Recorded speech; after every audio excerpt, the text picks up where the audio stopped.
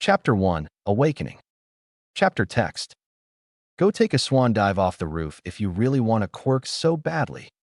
Something sparked within Izuku as Bakugo said those words.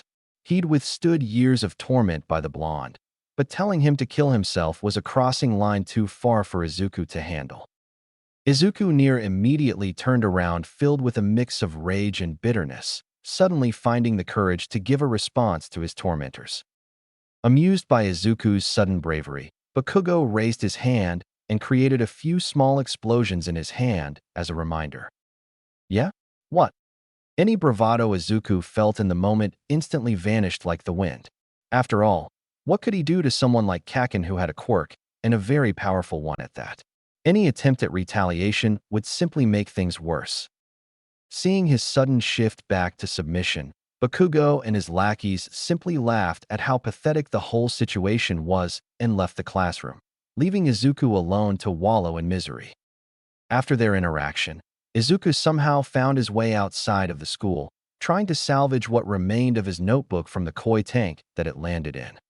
As he tried to stop the koi fish from consuming what remained of his notebook, his hopelessness began to truly fester.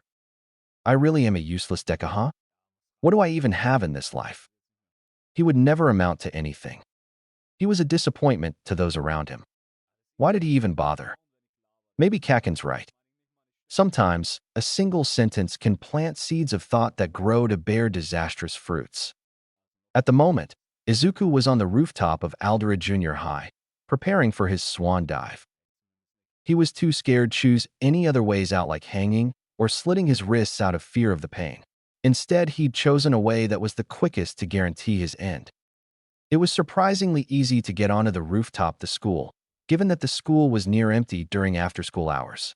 More surprising, however, was the fact that the door to the rooftop wasn't locked, easily giving any student direct access to the rooftop. Nonetheless, even if the door to the rooftop was locked, he wouldn't have been deterred. A random classroom on the third floor with a window view was also a possible place to carry out the deed. Izuku removed his shoes, placing them near the railing beside his backpack. He didn't want anyone to think that there was foul play involved. After all, he chose this. Inside his backpack was a note explaining his decision. In the note, he'd asked his mom not to blame herself since it wasn't her fault, that she was the best mom he could ever wish for. He expressed his self-loathing as a quirkless person, of how he was done, and of how he decided it would be better to move on to another life, where maybe he wouldn't be so different and where he wouldn't be useless to everyone around him. Despite Kakin's involvement leading up to his choice, Izuku chose not to mention him in his note, as he didn't want to implicate Kakin as a factor in his seemingly negative choice and ruin Kakin's future prospects and dream of being the best hero in the world. A Deku like him didn't deserve to stain someone else's future. He stared forward into the view of the city, trying to enjoy the view and to prevent himself from looking down and feeling afraid for what he was about to do. It felt calming, at the very least. Izuku took a deep breath, readying himself for his final deed in life. Mustering the will to move his useless body, he shut his eyes as tightly as he could and leaned forward over the railing, letting gravity finish the job. As he fell feeling the wind, he only had one thought. I'm sorry, everyone. In less than a second, Izuku's body impacted into the ground, creating a loud, smacking thud. The force of the fall had fractured multiple parts of his body, including his skull, spine, and limbs, all shattering into several pieces. Blood began to rapidly flow out the wounds he received, staining his green hair along with parts of his uniform red. The ground around his dying and mangled body was stained a deep red. The damage he suffered quickly sent his body into shock, rapidly rendering him unconscious. Any passerby who stumbled upon the sight wouldn't be wrong to assume that he was dead. On that day, Izuku Midoriya should have died a gruesome death. Instead, he was blessed by the heavens and survived. But he would not survive unchanged, for his soul had been transformed, having warped into something that was not of his world. In the another world. What's your name? Megumi's eyes widened in bewilderment. What the hell? Why would he ask a question now? And why ask my name of all questions? The man standing before Megumi, who wielded a sharpened edge of playful clouds, stared intently, halting his attempts of ending Megumi's life to await a response.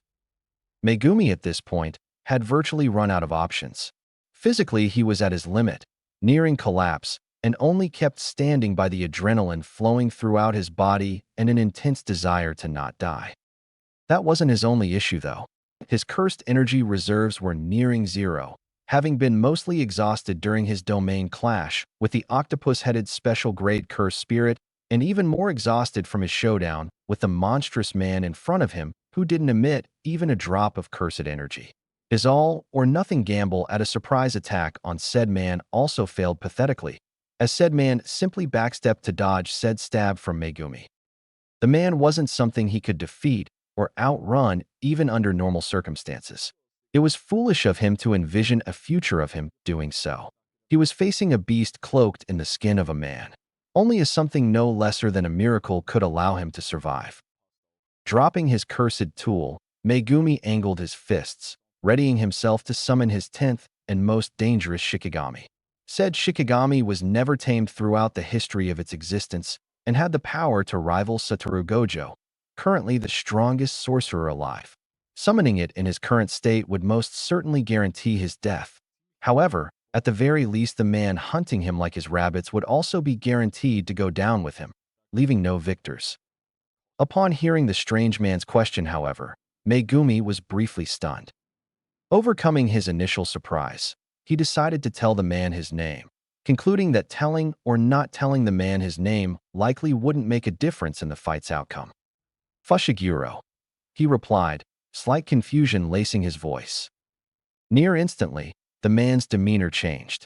The neutral and blank expression on his face changed, his mouth beginning to warp into a somber smile. The void-like darkness of his scara began to fade, returning to the whites of normal eyes. A sense of clarity and awareness also appeared to wash over the man, as if waking up from a long dream. And that was exactly what Toji Fushiguro felt in the moment.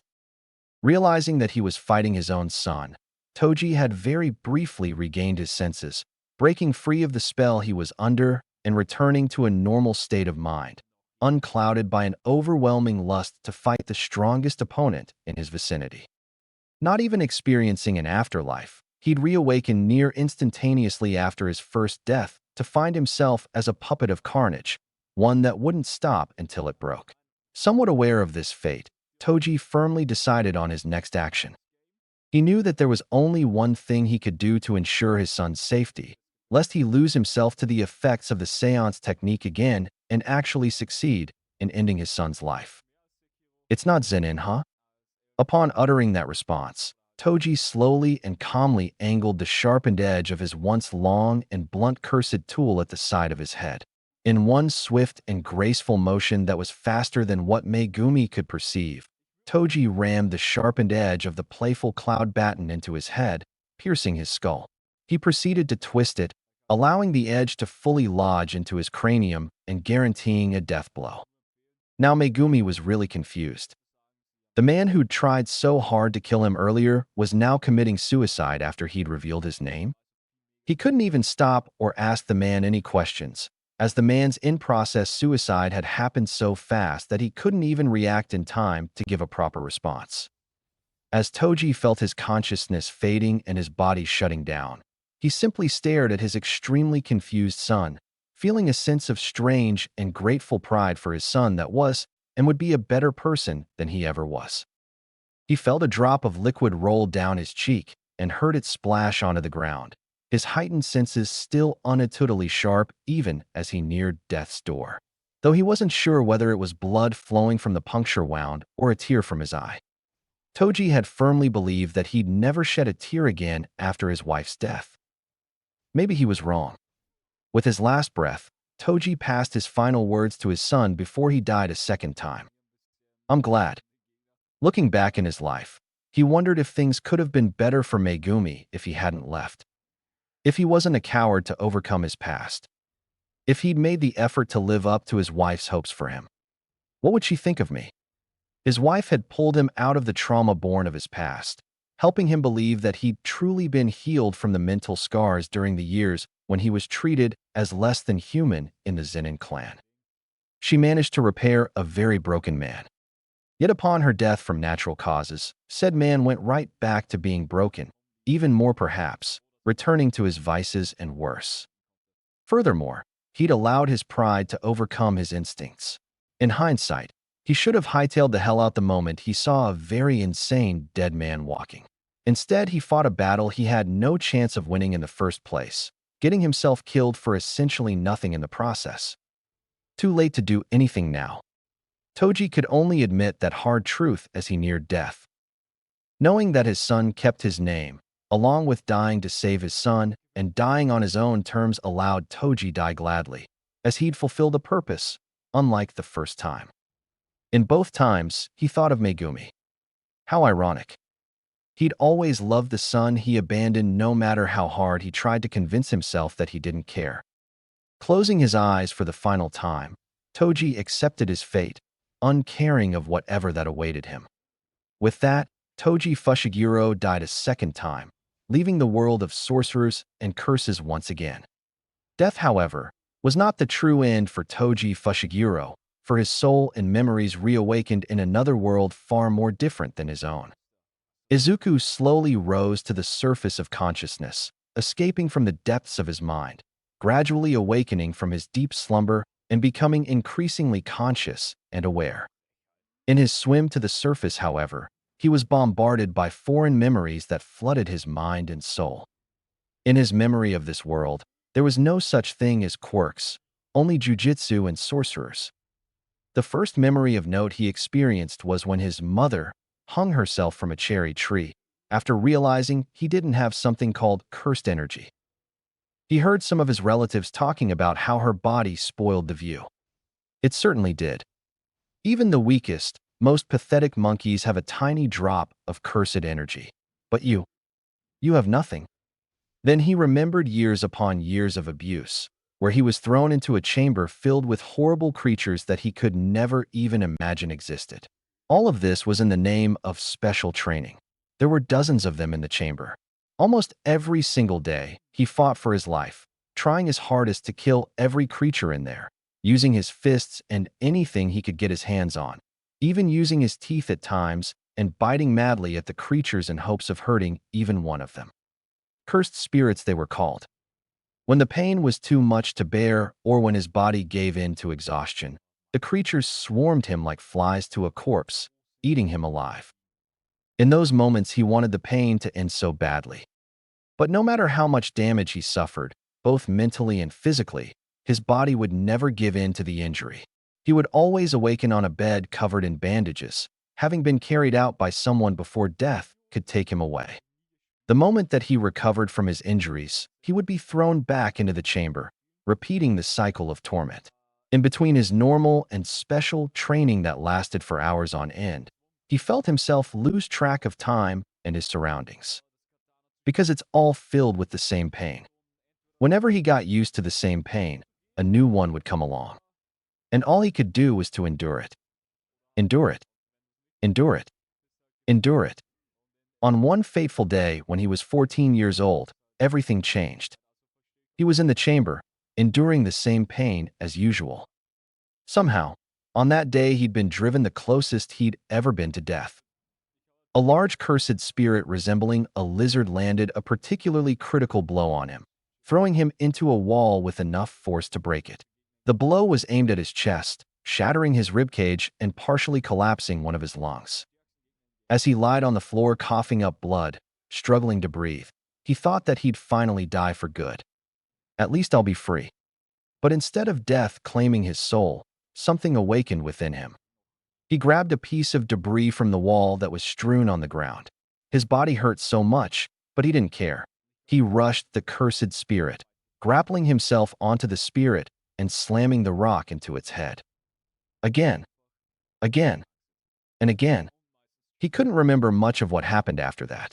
He only recalled being covered in blood and being baked in the stench of cursed spirits when they came to bring him out of the chamber. He once overheard a few of the clan members talking about how many cursed spirits there were in the chamber. Apparently, there were about 50, mostly ranging from grade 3 and grade 2, with a few grade 1s in the mix. He fucking killed all of them. From that day onwards, whenever they threw him into the chamber again, he would emerge unscathed and smiling. They could no longer torment him, not when he enjoyed it.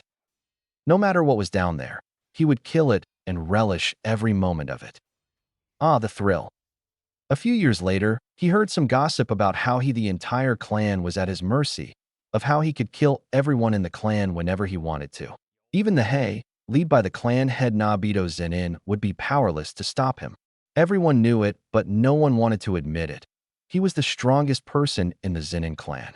Once they realized it, everyone in the clan began to fear him, even Nobito.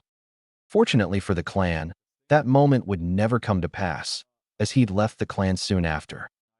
After leaving the clan, he worked as an assassin, becoming the infamous sorcerer killer in the jujitsu world, successfully completing over 200 contracts and bounties.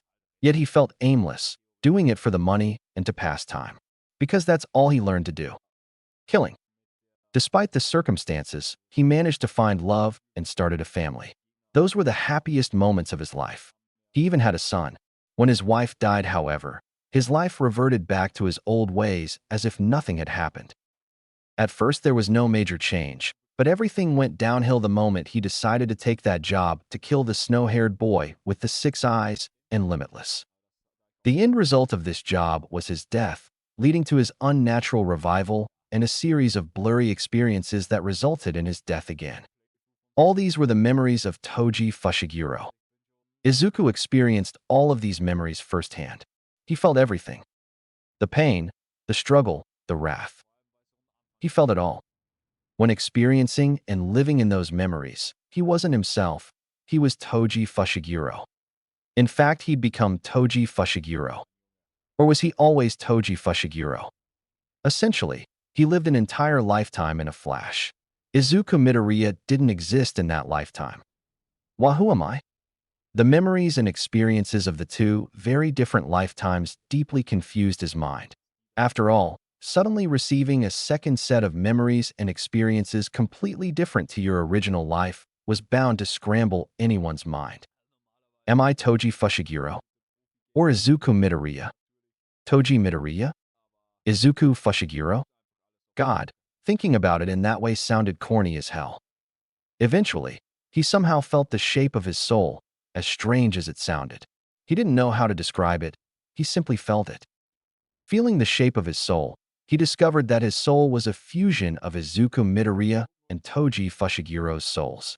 However, Izuku Midoriya was still the base of the soul despite fusing with Toji's soul. That means I'm still Izuku. As he arrived at this conclusion, Izuku neared the surface of consciousness, ready to face whatever that came next. Izuku's eyelids began to flutter open, slowly but gradually opening. He could tell that he was lying down, feeling himself laying on a soft mattress with a pillow under his head, covered by a comfortable blanket. His face was turned upwards to the ceiling with lights blinding him, causing him to wince. Once his eyes had gotten used the light, he tried to rise up to a sitting position despite his body aching with pain. As he slowly sat up, he felt someone rushing over and hugging him. It was his mom. She was bawling her eyes out, the tears flowing out without reservation, mixed with fragments of sentences and broken words that escaped her quivering lips in a desperate attempt to articulate the concern and shock she felt. Awkwardly, Izuku could only hug back as he let his mom cry a river for about a minute or so before she calmed herself down enough to say something that sounded coherent and understandable. However, in the midst of hugging her, he noticed something strange. There was light surrounding her in the shape of her body, almost like an aura that was radiated by her body. He couldn't find words to describe the color of the light, as its color was beyond what the human mind could conventionally perceive. Upon laying his eyes on this phenomena, Izuku immediately knew what it was. The shape of the soul. The shape of the soul appeared as a strange light that encompassed the body. The body is the soul, and the soul. Izuku understood this very clearly. In spite of this, the shape of the soul was not completely static. It undulated and shifted in response to the individual's thoughts, memories, and emotions. However, Izuku could never fully understand how it shifted, he could only perceive it. So this is what Toji sees, guess I'll have to get used to it. Izuku, you're finally awake. Heave please, Please don't you ever dare doing anything like that again. I'm so sorry, Dash. Mom, it's not your fault. Izuku interjected. He recalled his life as Toji, where he'd never felt love or compassion from anyone except his wife. Shit, that felt weird, think about. Tears also began to well up in his eyes, streaming down slowly. I should be the sorry one here. What I did hurt you the most. He continued on, not wanting to see his mom to blame herself for his stupid, horrible mistake of trying to take his own life. Having Toji's memories and experiences allowed him to truly appreciate his life as Izuku. Even as a quirkless person, he'd never suffered as much and as severely as Toji did. More importantly, the experience had allowed him to value his family even more than ever, especially his mom. Eventually, once both of them calmed down enough from their sobbing session, Izuku began to ask questions about what had happened. So, what happened after I fell? He queried sheepishly, cringing mentally at his decision. Some passerbys found you and called for an ambulance. According to them, they thought you were dead, but one of them mustered the courage to check your pulse and found that you were still alive. Inko's face shifted into a slightly grim look, painting to continue her account. The doctors said that you'd fractured your skull and spine, along with a few limbs. Several of your internal organs were badly bruised. A few of your muscles also tore. The worst injury was the brain hemorrhage. Initially, they said that even if you woke up, you'd likely be a vegetable. I was so scared. You underwent so many surgeries, she recalled. Suddenly, her tone shifted slightly into that of disbelief, as if she was thinking of something she couldn't understand. But then a few days after all the surgeries were done, the doctors told me your body was recovering at an unbelievable rate. They said that in your condition, it would have taken a minimum of 1 year for your body to fully recover. But somehow your body had already been healed from up to 75% of the injuries. A slight smile crept onto Inko's face. They even asked me if I was lying when I told them that you didn't have a quirk. How long was I out for? Izuku questioned after hearing his mom's explanation of events. If we count today, then you've been comatose for 6 days, she replied. Are there any lasting effects from the injuries? He continued. I'm not so sure, alright. I'm supposed to get the doctors here once you woke up. They can explain it better than I can. Just give me a moment while I get the doctors, okay, Izuku? Sure, Mom, he approved. Temporarily ending their conversation, Inko smiled and left the room to get the doctors, leaving Izuku alone in the room. Taking a look around the room, he found nothing special. The room resembled the hospital rooms you'd see in movies and shows. Clean, white, filled with medical equipment. The usual. There was an armchair in the corner, likely where his mom sat while she waited for him to awake from his coma. Finishing his survey of his surroundings, he began to inspect his body, finding himself clothed in a hospital gown. His body ached slightly when he moved, but it wasn't too bad. Compared to what he experienced as Toji, this was nothing.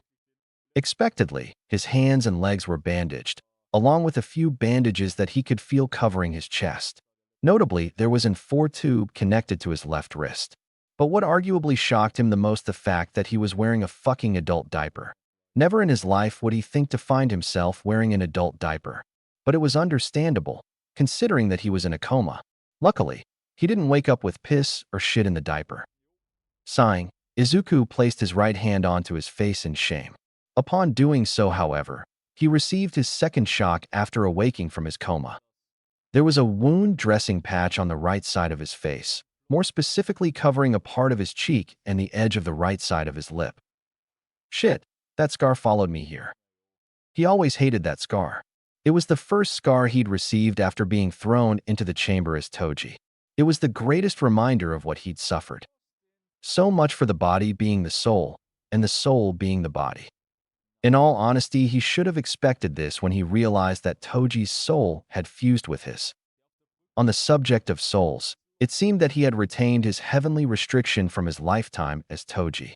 Given his ability to perceive the shape of souls and healing factor, this fact was undeniably confirmed. Whether he would or should pass it off as a quirk was a different matter he'd worry about later. Removing his hand from his face and glancing at said hand, Izuku merely smiled. He wondered how a heavenly restricted person would interact with this world of quirks. But one thing was for certain. It was going to be interesting. Chapter 2. Aberration of Nature. Notes. See the end of the chapter for notes. Chapter text. A pleasure to meet you, Mr. Midoriya. I'm glad to see that you're awake.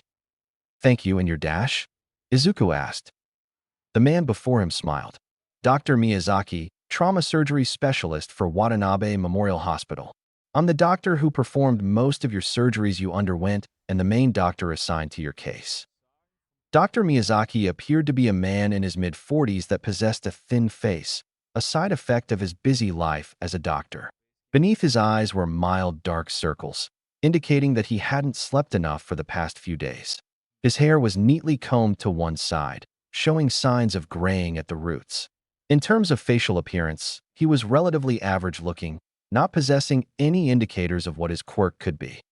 His figure was tall and slender, briefly reminding Izuku of a stick bug.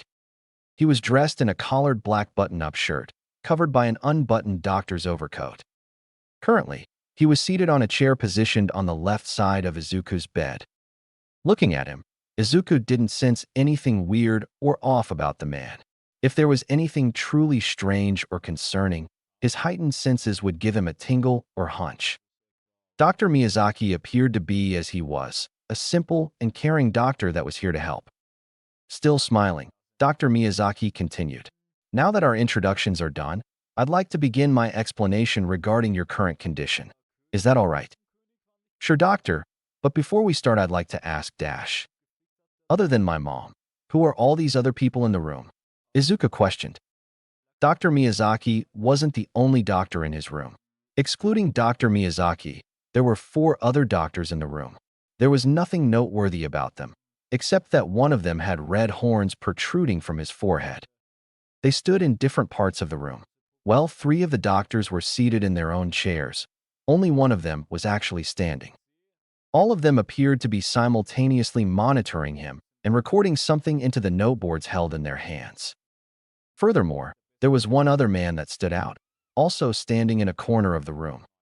The man was dressed differently compared to the doctors, wearing a dress shirt and tie complemented by a beige trench coat that was buttoned. He appeared to be in his early 30s, clean-shaven and sporting a mop of black hair. He was also tall, but his physique was far bulkier than Dr. Miyazaki's physique. His face appeared to be in a calm and interested expression. If the man was dressed in a white coat, Izuku would have assumed that he was another doctor. These are my colleagues. Pay them no mind. They're only here to have a look as your case is most certainly bizarre, to say the least, Dr. Miyazaki explained, casually dismissing the presence of his colleagues. Makes sense. Directing his hand at the man in the beige trench coat, Dr. Miyazaki further clarified. This fine gentleman here is Detective Naomasa Tsukachi. He has some questions for you later once I've finished my explanation on your current condition. Detective Tsukachi extended his hand. Pleased to meet you, Mr. Midoriya. Izuku accepted his hand and shook it. Same to you. Anyhow, let's begin, Dr. Miyazaki reminded. With that being said, Dr. Miyazaki began a roughly 15-minute in-depth explanation of the injuries Izuku sustained after his fall. The whole explanation was, in Izuku's opinion, pretty boring, filled with medical terminology and riffraff that Izuku couldn't be bothered to fully understand save for a few words. The explanation that his mom had given him was more than enough. If he was still just Izuku, he probably would have paid full attention to what Dr. Miyazaki said. Alas, things have changed. Completing his detailed summary on Izuku's injuries, Dr. Miyazaki continued on to the part that everyone wanted to hear about, regarding Izuku's miraculous recovery. I presume that your mother has already told you about this, so I'll just say it again. Your rate of recovery is astounding. To recover from such severe injuries in the span of a few days is impossible for a quirkless individual. Even if we had someone with a strong healing quirk like Recovery Girl to speed up the recovery process, we could at most speed up your recovery by a few months. At your current rate of recovery, we could possibly discharge you within the next 2 or 3 days. And for you to recover with seemingly no complications, it's quite unbelievable, he added, appearing to be in slight disbelief as he finished his sentence. Izuku was amused by his doctor's bewilderment. He had to bite his tongue to prevent himself from grinning at the doctor and chuckling, so that everyone else present wouldn't think that there was something wrong in his head. How is this happening? Surely there's an explanation. Izuku questioned his doctor, but was unable to completely hide his amusement. It slipped out in the tone of his voice. Hopefully no one noticed. And lucky for him, no one in the room noticed his slip in tone. Either that, or everyone was really good at hiding that they had noticed his slip. The former scenario was more likely. Dr. Miyazaki carried on. At the moment, we doctors are rather unsure ourselves. Ideally, one could argue that you experienced a quirk awakening through your near-death experience. However, the oldest recorded age for a quirk awakening in medical history is 8 years old. If that was the case, your awakening would be a first in history. Me and most of my colleagues proposed and agreed on this idea at first. However, there are several holes in this theory. The biggest being the fact that you have a double-jointed pinky toe, a guaranteed sign of quirklessness. Not a single person with a double-jointed pinky toe has ever awakened a quirk at any age. Dr. Miyazaki's explanation reminded Izuku of his own habit of talking to himself, further increasing his amusement. Grabbing a plastic water bottle from his coat, Dr. Miyazaki took a quick sip to quench the dryness of his mouth from talking so long before continuing. Of course, all of this is purely hypothetical. With enough time, we could potentially find a logical explanation for your recovery. Standing up from his seat, Dr. Miyazaki concluded his explanation. For now, that's all I can say regarding your current condition. I'll leave the rest to Detective Tsukachi. But before I leave, is there anything else you'd like to ask? I don't think so, Izuku replied. Completing their conversation, Dr. Miyazaki left the room, followed suit by his colleagues, leaving his mom and Detective Tsukachi as the only other people left in the room. Tsukachi plopped himself into Dr. Miyazaki's empty seat, but before he began to question Izuku, he turned to Inko first. I'm sorry, Mrs. Midoriya, but would you mind leaving the room while I question Mr. Midoriya? It's standard operating procedure for us detectives to only involve ourselves and the victim during the questioning process. For confidentiality purposes, he requested. Of course, Detective. Inko was slightly surprised by the detective's request, but complied with it. Seeing her slight surprise, Tsukachi smiled to ease any worries she might have had. You don't need to worry, Mrs. Midoriya. Assuming that everything goes smoothly, it won't take long for the questioning to be done. Inko smiled in response and stood up, preparing to leave the room. Before she left the room, she told Izuku one more thing. Izuku, be honest with him and don't hide anything. Inko proceeded to leave the room, allowing Tsukachi to proceed with his questioning. Detective Tsukachi pulled out a device that looked to be some kind of recorder and placed it on a table next to Izuku's bed. What's with the recorder? Izuku asked. It's for documentation and evidence safekeeping purposes. Don't worry about it, answered Tsukachi. Clarifying the presence of the recorder, Tsukachi pressed a red button on it, turning it on. Tsukachi began. Now, Mr. Midoriya, I'd like to ask some questions regarding your suicide attempt. Is that uncomfortable for you? Nope, Izuku blatantly replied. Firstly, would you tell me what you were able to remember in the moments before your suicide attempt? Izuku proceeded to give a simplified testimony of the events that occurred after he got onto the rooftop at Aldera, cutting out the more unbelievable parts, of course. As Izuku was retelling his experience, Tsukachi realized something very concerning. My quirk isn't working on him. Contrary to what the other officers and detectives believed, his quirk wasn't a simple yes and no lie detection quirk. He always found it funny about how people assumed that about his quirk. In truth, his quirk was far more complex than that. In simple terms, his quirk allowed him to sense the brain activity of a person near him. Through years of experience living with his quirk, he could roughly sense whether someone was hiding information or telling the truth based on the way their brain responded when he asked a question.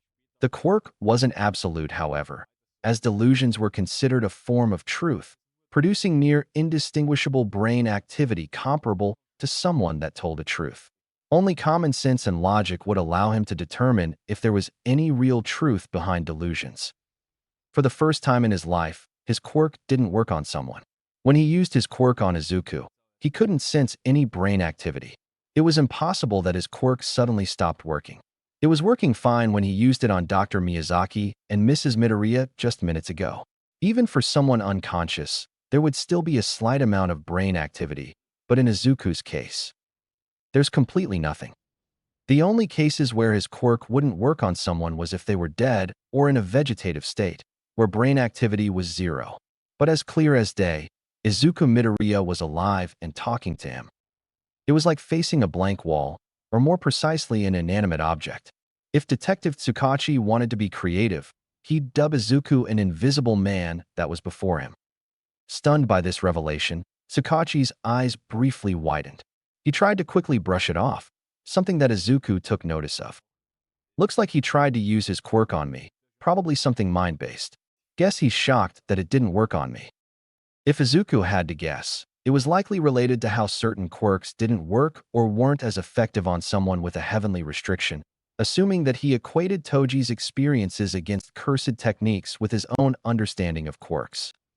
Is there something wrong, detective? Izuku subtly mocked, deciding to play around with the detective's shock a bit.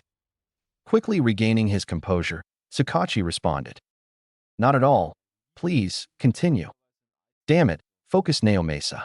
You can figure that out later. If his quirk wasn't going to work, he could at least rely on the basic skills of a detective such as observation and deduction to help him during his questioning of Izuku. After Izuku had finished his account, Detective Tsukachi moved on to his next question. Next, during your suicide attempt, what were your feelings and thoughts? The question sounded rather insensitive, but as a detective he needed all the information he could get. Rates of quirkless suicides were rising fast these days. Most of the time, these people were victims of bullying and abuse. He found it abhorrent that such incidents were so prevalent in their society. Whenever he heard of such cases, he tried his best to find those who were responsible and hold them accountable through the power of the law. He suspected that Mr. Midoriya was one of these individuals that fortunately survived. Izuku sighed. It was like my body was on autopilot. I felt hopeless. I wanted to get rid of my useless self. Even as I fell, I didn't have any regrets. It was only after I woke up and saw my mom that I realized how foolish I was. Tsukachi nodded in response. Matches up with what you wrote in that suicide note. Moving on, do you have any idea when these thoughts and feelings started? He followed up. Well, it's just that a lot of people around saw me as someone that was useless, someone who wouldn't amount to anything in his life. I guess their treatment got to me. I see. Were you bullied or abused by those around you, such as your friends in school?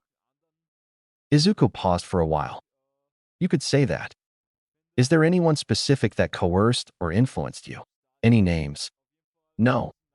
That was a fat lie on Izuku's end. Tsukachi was taken aback by Izuku's answer. Mr. Midoriya, I can only help you if you're honest with me. Are you? No, Izuku firmly repeated. Tsukachi stared at Izuku, face filled with concern. Look, I can promise that whoever that drove you to do this will be held accountable and be punished accordingly. You don't need to be scared, he pleaded. No, Izuku reaffirmed unflinchingly. Tsukachi scanned for any signs of fear or hesitation on Izuku's face, but instead found that his facial expression was deadpan. Tsukachi could have sworn that Izuku's face even looked mildly annoyed. In fact, there was something unsettling about the way Izuku looked at him. There was no concrete way to identify it. He was only able to recognize it through years of experience in interrogation and questioning villains. Izuku's face didn't show it, but his eyes appeared cold and calculating, as if he was analyzing something in disturbing curiosity, not too dissimilar to how a wolf would look at its prey. He's just a kid.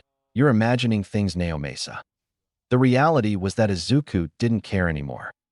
Spending a lifetime as Toji gave him a new perspective on people like Bakugo. Toji was taking a stroll around the Zenin estate when in the corner of his eye, he noticed a small black mass that moved towards him. His heightened perception allowed him to instantly know who it was the moment said person entered his field of view. With a simple glance that didn't even move his head, he could tell that the person approaching him was a little boy with black hair running towards him, his mouth in a wide smile and eyes filled with joy.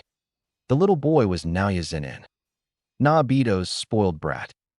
The boy was deemed a prodigy by almost every member of the Zenin clan, having inherited Nobito's projection sorcery technique. Everyone talked about how he was going to succeed Nobito as clan head. Naoya came to see him, likely after hearing about how he didn't have even a drop of cursed energy. The boy probably wanted to see how pitiful he was, to laugh and jeer at him. As Naoya approached Toji, however, the wide smile vanished from his face, the joy emptying from his eyes. A mix of terror and awe filled his face, leaving him physically shaken. Toji continued with his leisurely stroll as he passed Naoya, unbothered to spare even a second glance at the boy. Naoya, like the rest of the clan members, were nothing to him. At most, they were like rabbits. In the end, Bakugo and the schoolmates that bullied him were just like Naoya. Rabbits. Like rabbits, they weren't worthy of Izuku's attention. Worthless. He couldn't be bothered to deal with rabbits. Sure, if they attacked him he could humor them, maybe even play with them. But if he ultimately wanted to, he could crush them all with a single step. Though he wouldn't, because it'd be a waste of time and create extra work for him. For him to bother and do any extra work because of rabbits was unnecessary and idiotic. With Toji's experiences and memories accompanied by a heavenly restriction, this perception was no longer just a mere thought. It was a fact. He let himself be influenced by rabbits once before, believing that he was less than them. But he wasn't going to let it happen again. A wolf doesn't concern himself with the opinions of rabbits. Only a fool would be concerned over rabbits. Besides, it would be far more interesting to see if Bakugo's antics would lead him to more trouble in the future, where he would risk losing more as a hero in training. He'd be lying if he said that he didn't find Bakugo's future being ruined by his own actions satisfying. Wanting to ease Detective Tsukachi's concerns as his boredom was beginning to grow, Izuku began an emotionally driven rant on how he blamed himself for his decision, and about how others around him didn't deserve to have their lives ruined by a decision that was purely his choice. He thought that his rant sounded convincing, considering his years of dealing with many varieties of clients, as Toji boosted his conversational and persuasion skills by a great margin. Most of what he spouted out was mainly bullshit that he thought of on the spot. It would be laughably pathetic if he felt anything for those so beneath him. He just wanted the detective to move on to the next question. In his mind, Tsukachi felt defeated. If the victim wasn't willing to provide a name for investigation or press charges, there was nothing he could do to help. Unfortunately, due to his quirk not working on Izuku, he was unable to find any ways to nudge the conversation in a favorable direction. He also couldn't detect anything notable in body language and facial expression that signaled to him that Izuku was lying. I can't sense his brain activity, and he doesn't want to press charges against whoever that influenced his suicide attempt in the first place. But he also seems to not care that much about what happened, wanting to get over it as soon as possible. And his eyes. Something's up, but what exactly? Despite this unresolved mystery, Tsukachi decided to end his questioning session with Izuku. He felt dour on the inside, but appeared fine on the outside. Stopping the recorder, then shoving it into his trench coat, Tsukachi rose from his seat, thanking Izuku for his time. "Thank you for your time, Mr. Midoriya. If you have anything that you'd like to ask, or if you change your mind about pressing charges, you can contact me." As he said that, he handed Izuku his business card. The white card was engraved with Detective Tsukachi's full name and contact details in black lettering. "Nice card." Izuku placed the card on his bedside table. "Get well soon," Tsukachi wished to Izuku, promptly leaving the room. Once Detective Tsukachi left, Inko returned into the room, sitting in the seat where Dr. Miyazaki and Detective Tsukachi had previously sat. "What did he question you about?" she curiously asked. Izuku recapped his entire session with Detective Tsukachi. He gave an honest account of the whole questioning session, but didn't divulge his inner thoughts for obvious reasons. Once he was finished, his mom expectedly processed his decision to not press any charges or provide any names to Detective Tsukachi. "Izuku, are you sure about not pressing charges? Your schoolmates were the ones who caused you to do this in the first place," she concernedly protested. "Yeah, I don't blame anyone else but myself. I stupidly made that choice," he admitted. "But Mom, trust me. It's fine, Izuku reassured, looking at her with a firm but kind gaze.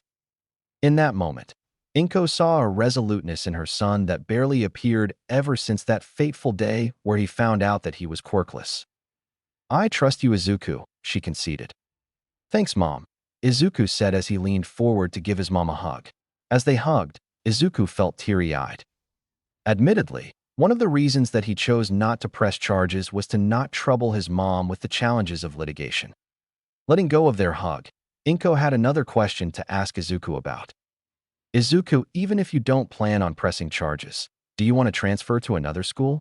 So that these people don't hurt you again. No need. There's only a few months left before the school year ends. Then I'll start high school. Besides, this whole experience gave me a new perspective on how to deal with them. I can handle it, Izuku reasoned, filled with an air of confidence and subtle arrogance. Inko felt mildly hesitant, but accepted his answer anyway. If you say so, honey. Also, can you ask Dr. Miyazaki to come over again? There's something I want to ask him, he added. Sure, Izuku, she replied, accepting his request. Within minutes, Dr. Miyazaki was back in Izuku's room. Once the doctor was seated, Izuku began his question. Doctor, is it fine if I share my theory on how my body is recovering so quickly? He asked. He formulated the theory in the midst of his boredom while Dr. Miyazaki was explaining about his injuries. Dr. Miyazaki politely accepted. Of course. There's no harm in sharing an opinion. In fact, sometimes even we medical professionals need an outsider's perspective to solve certain problems. Receiving Dr. Miyazaki's go-ahead, Izuku proceeded to explain his theory. I'm probably wrong, but my theory is related to the quirk factor. Everyone knows that all humans have the quirk factor. Even quirkless people do as long as they have an ancestor that had a quirk. And I'm not trying to brag, but what if my body was supposed to be born with a strong quirk, but it didn't manifest due to a mutation in my quirk factor? Maybe when I had my near-death experience, I was supposed to awaken a strong quirk to help me survive. But since the quirk factor in my body didn't recognize the presence of a quirk and couldn't awaken it, the quirk factor mutated again, somehow enhancing my body far beyond its normal limitations to help me survive. The entire theory was mostly hypothesized based on Toji's knowledge mixed with Izuku's current knowledge about quirks. That whole explanation was definitely more Izuku than Toji. Dr. Miyazaki processed the theory with great interest, in contrast to Inko, who appeared confused by what Izuku had said. It's a very interesting theory that you've proposed. The theory does break some conventional information about quirks. However, information on quirk genetics is never static, evolving every year as a result of more and more previously thought impossible quirks appearing. Simply put, your theory might be feasible, commented Dr. Miyazaki. I'm afraid I can't comment much about the validity of your theory, though, as I'm not that knowledgeable when it comes to the field of quirk genetics. I'll refer your theory to a few of my colleagues who are genetic specialists to determine whether it could be possible, Dr. Miyazaki added. I am curious, though, if your theory was accepted or deemed possible, what name would you give it? He queried. Izuku smirked. Let's call it a heavenly restriction. Notes. Wow, I did not expect my second FIC to get this much attention, so thanks a lot. Sorry if this chapter is kind of boring. Next chapter will have Izuku meeting an old friend, or at least the MHA version of him, and finally some action. Also, I need some thoughts regarding whether I should introduce similar versions of Toji's cursed tools, e.g. Playful Cloud or ISOH that happens to cancel emitter quirks, into the world of MHA, or should create some new weapons for Izuku, or do both at the same time. Also, FIC is on hiatus until March due to some IRL stuff. Chapter 3. Discovering Oneself. Notes. See the end of the chapter for notes. Chapter text. Please don't be there. Izuku looked in the mirror as he removed the white wound dressing patch that covered the right corner of his mouth, carefully peeling the patch away in anticipation. He hoped that the wound had healed up completely, or at least healed in a way that didn't resemble Toji's scar. To no one's surprise, the moment the patch came off, he could see the same vertical scar that Toji had. The same cut, the same size, in nearly the same position on his face too. The scar hadn't fully healed, still slightly reddish in color. Once it was fully healed, only then would it truly be identical to Toji's scar. Focusing on the scar, he sighed. So that scar really followed me here? Damn. Izuku brushed over the scar with his right hand, feeling its rough texture. He brushed over the scar a few more times before deciding to stop.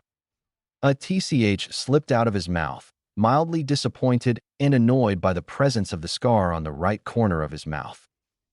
Despite having the scar as Toji for so long, he still disliked the scar as it reminded him of the Zenin clan's cruelty towards him.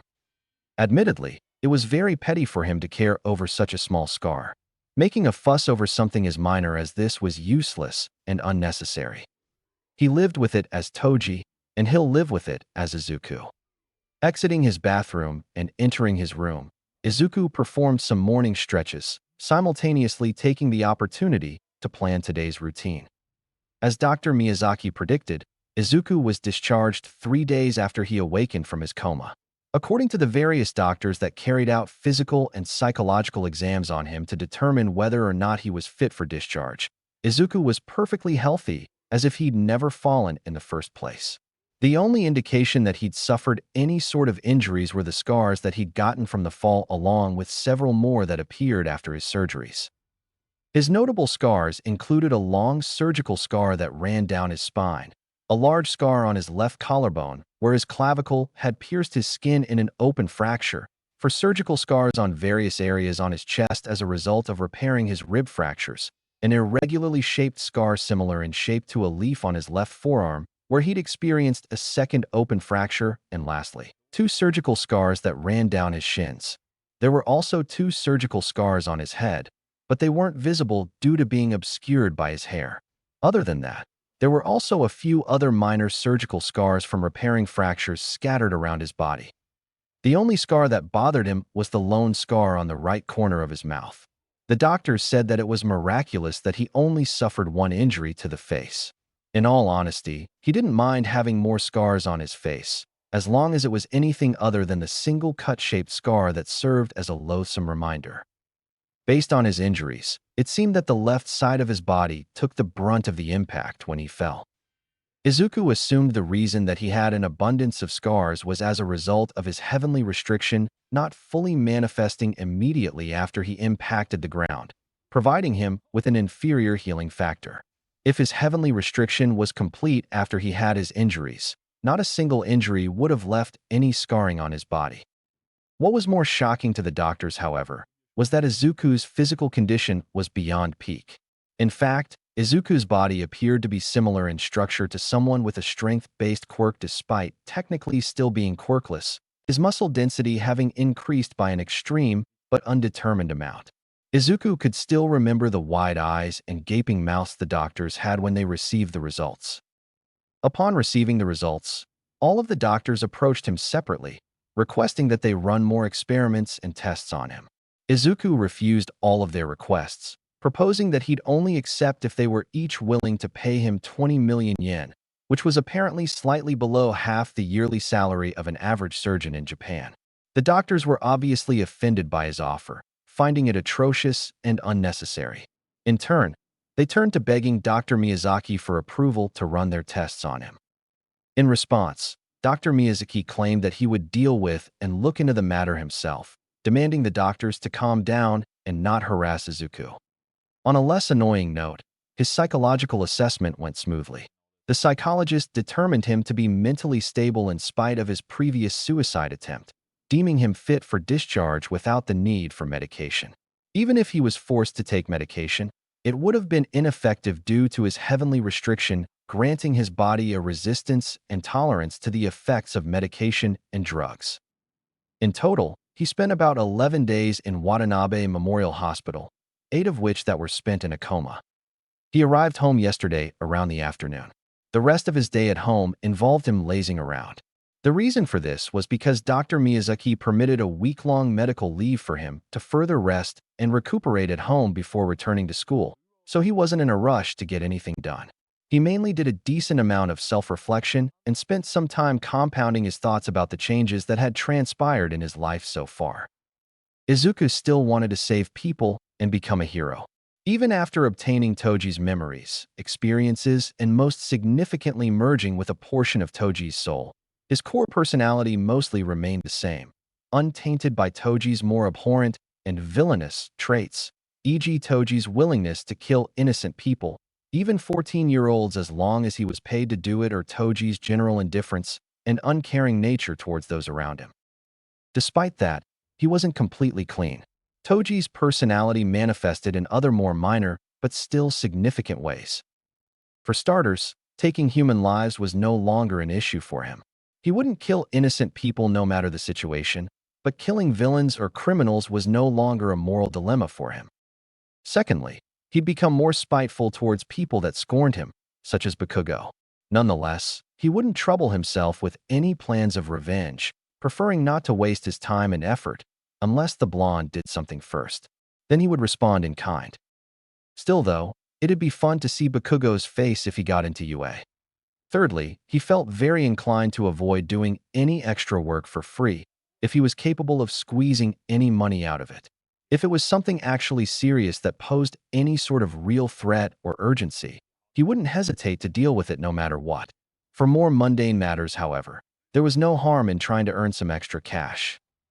All three of the previous traits paled in comparison to the next one. The most damning personality trait of Toji that manifested in Izuku was a desire for the thrill of battle and the hunt. This bloodlust that Izuku subtly craved was undoubtedly why Toji chose a life of violence and crime instead of picking easier jobs like working in construction or being an athlete where he was guaranteed to dominate. Given that the majority of people in the world of jujitsu and curses had no special abilities. What started as a job that Toji happened to be good at turned into a form of satisfaction and a pseudo-thrill, where the fun came with the challenge of ending a target's life. Toji's bloodlust was only tempered after he met his wife. Still, embers of this lust burned within Toji, remaining even after meeting his wife. Izuku didn't know what to make of this certainly malicious desire. He'd have to figure it out later. Completing his morning stretches, Izuku turned to his closet and slid the closet door open, picking his clothes for the day. Carefully going through his clothes, he settled on a white sweatshirt and a pair of black tapered pants. Normally, he would have chosen a t-shirt and a pair of shorts as casual wear, but the sweatshirt and tapered pants felt weirdly attractive. Did Toji's sense of fashion rub off on me? As he changed from his sleeping clothes, Izuku also took some time to analyze his scrawny figure. Comparing his figure to Toji's was like comparing a twig to a brick, but it was nothing some training couldn't fix. After all, the UA entrance exams were about 9 to 10 months away. He still had time to improve his figure before the exam. Once he was done changing, Izuku ambled to the kitchen, where he opened the refrigerator and grabbed the breakfast his mom had prepared before leaving for work. His breakfast was some egg rice and miso soup. After heating his breakfast in a microwave, he absent-mindedly enjoyed the meal on the dining table, slowly consuming it without hurry. The breakfast was simple, but tasted good. Toji's experiences taught him to appreciate even the simplest meals.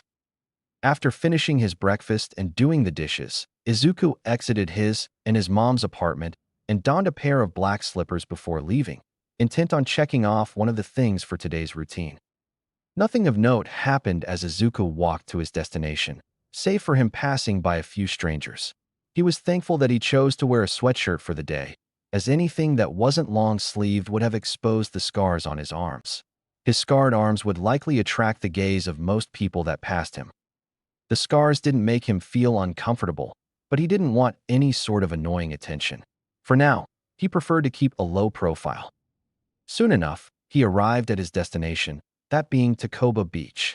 The place was an absolute dump, a literal dump ever since someone left their junk on the beach a few years ago, causing other like-minded individuals to follow suit. From the road adjacent to the beach, Izuku could see that the beach was filled to the brim with waste. Piles upon piles of it covered the coastline in several patches, cramming the whole area.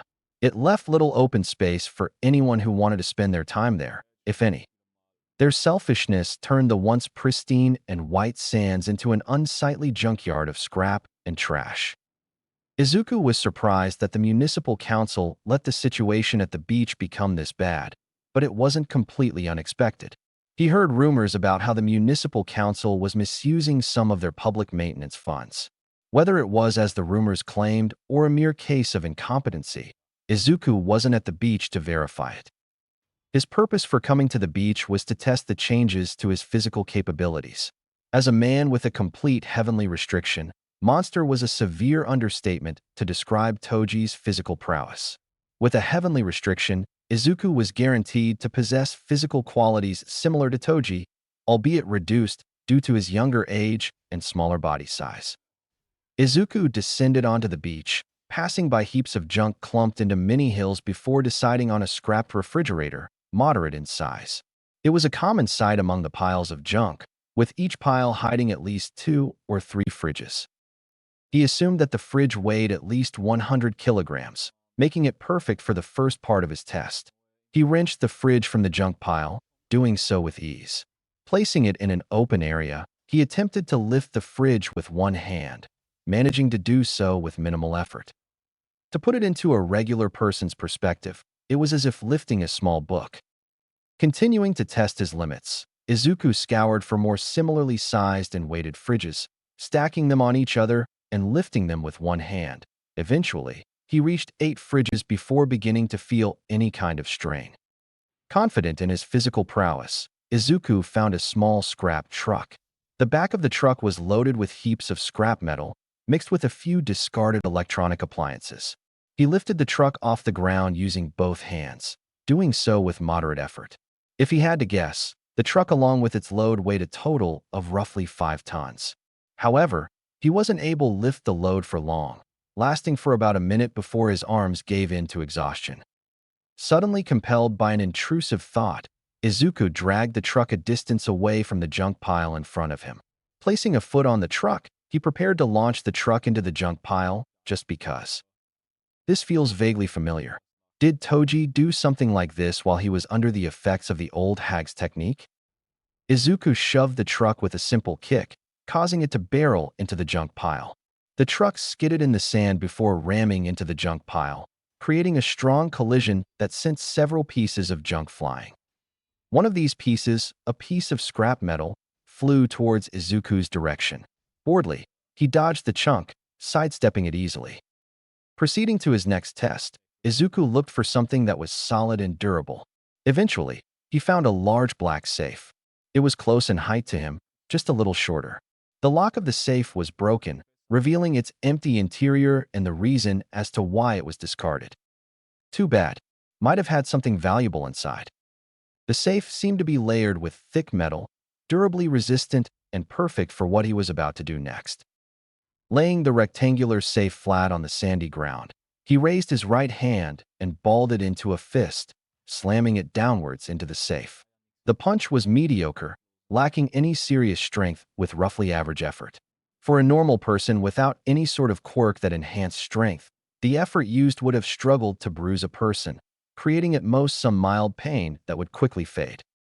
In Izuku's case, such an action punched through the safe like a pile driver, shattering it into metal chunks. The safe was destroyed in a near instant, producing a loud boom followed by a dust cloud. In addition to destroying the safe, he'd also created a small crater about 1 meter in radius and 1/4 of a meter in depth. Waving the dust cloud away, Izuku processed the results. Satisfied with his strength test, Izuku decided to move on to the next main test, that being a speed test. Finding a large gap between 2 piles of junk, Izuku crouched slightly, leaning forward and readying himself for a straight dash from the coastline to the edge of the beach facing the road. Putting in some actual effort, he rushed towards the edge with a high-speed dash. During his dash, he appeared as a brief blur. If someone saw him as he dashed, they'd struggle greatly to track his movement. Some would even be completely unable to process the blinding speed that he moved at. In between 1 to 2 seconds, he'd reached the edge of the beach, covering considerable distance. The speed of his dash was very close to Toji's speed, just slightly slower. Despite this, Izuku was faster than a good number of the current pro heroes, barring the top-ranked heroes. Deciding to test his limits even further, Izuku returned to the coastline, removing his sandals, placing them aside and rolling his pants up to his knees. he was going to try running on water. He vaguely remembered Toji running on water near effortlessly while fighting a humanoid octopus-looking cursed spirit. If Toji was fast enough to run on water, then he could probably do so too. At the edge of the water, Izuku took a deep breath, getting ready to replicate Toji's feat. Honestly speaking, he felt nervous, hoping that his legs wouldn't give in mid-run, causing him to fall into the sea and drenching his clothes in the process. It'd be a hassle to walk back to his house, soaking wet. Ankle deep in the water, Izuku began to run in the direction of the sea, gradually accelerating as he felt more and more weight in his steps.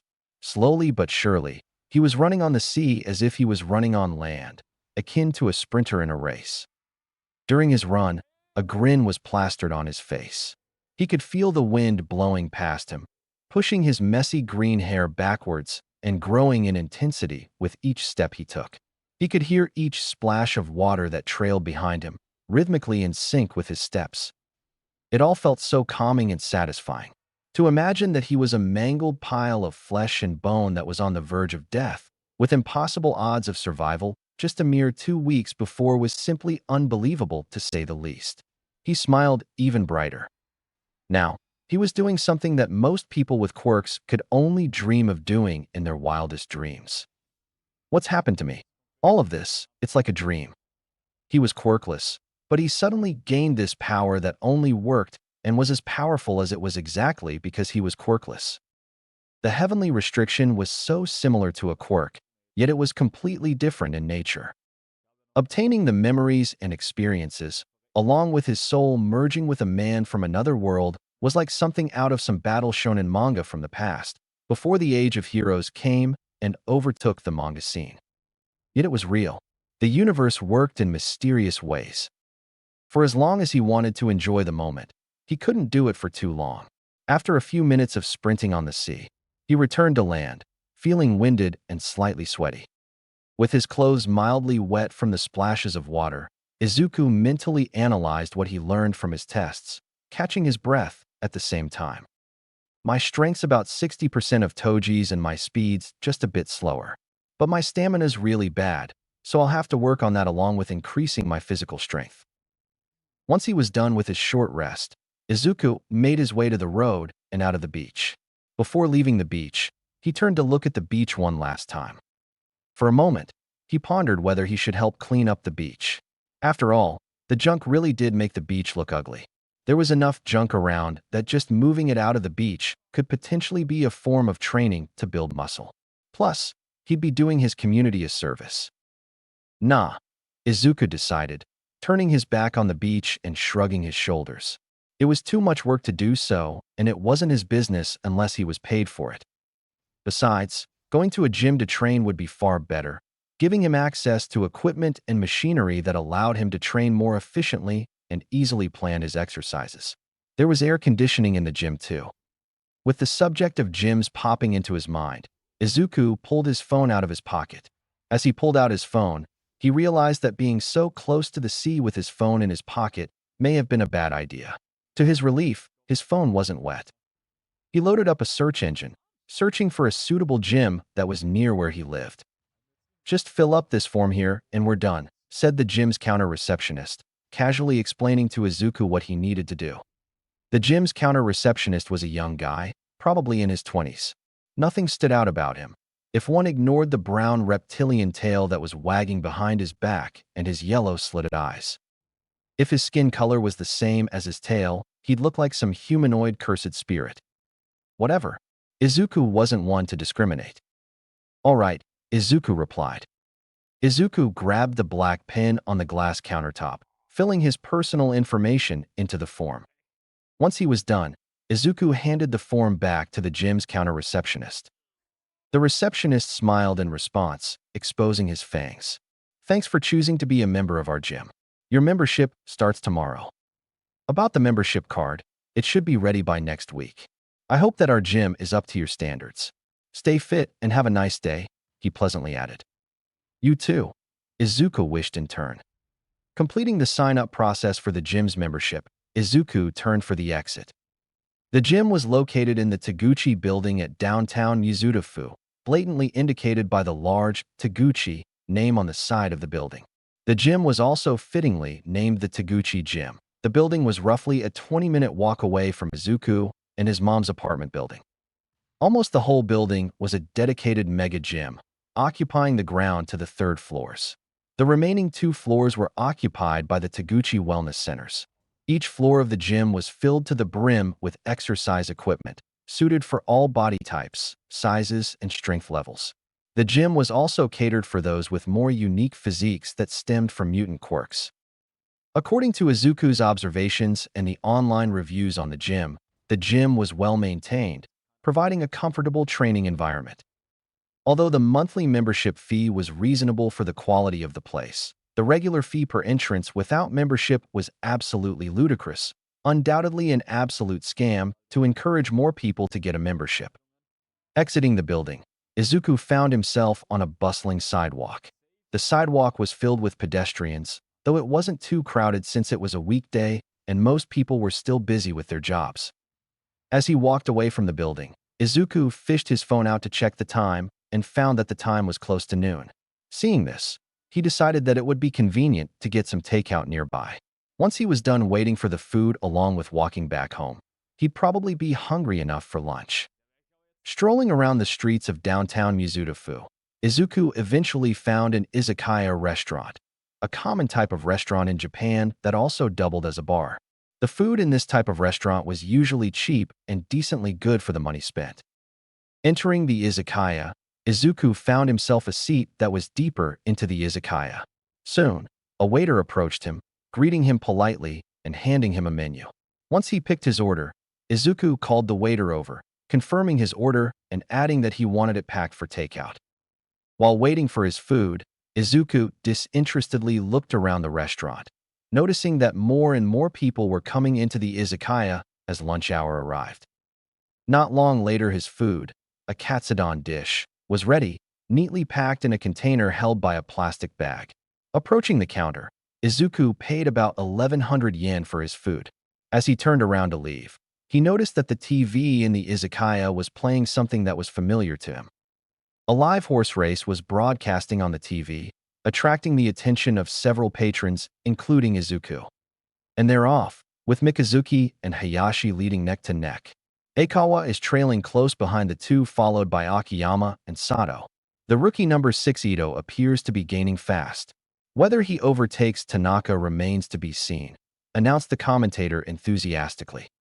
Izuku watched the race with interest as he walked through the restaurant towards the exit, head pointed in the direction of the TV. Might be fun to gamble again, but I don't have much to gamble, so it might be. Unexpectedly, Izuku felt himself bump into something.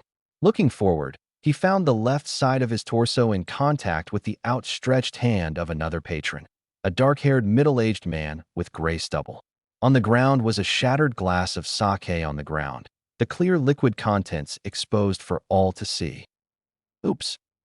Apparently, the man was regaling a grand story for his 3 other also middle-aged friends to hear.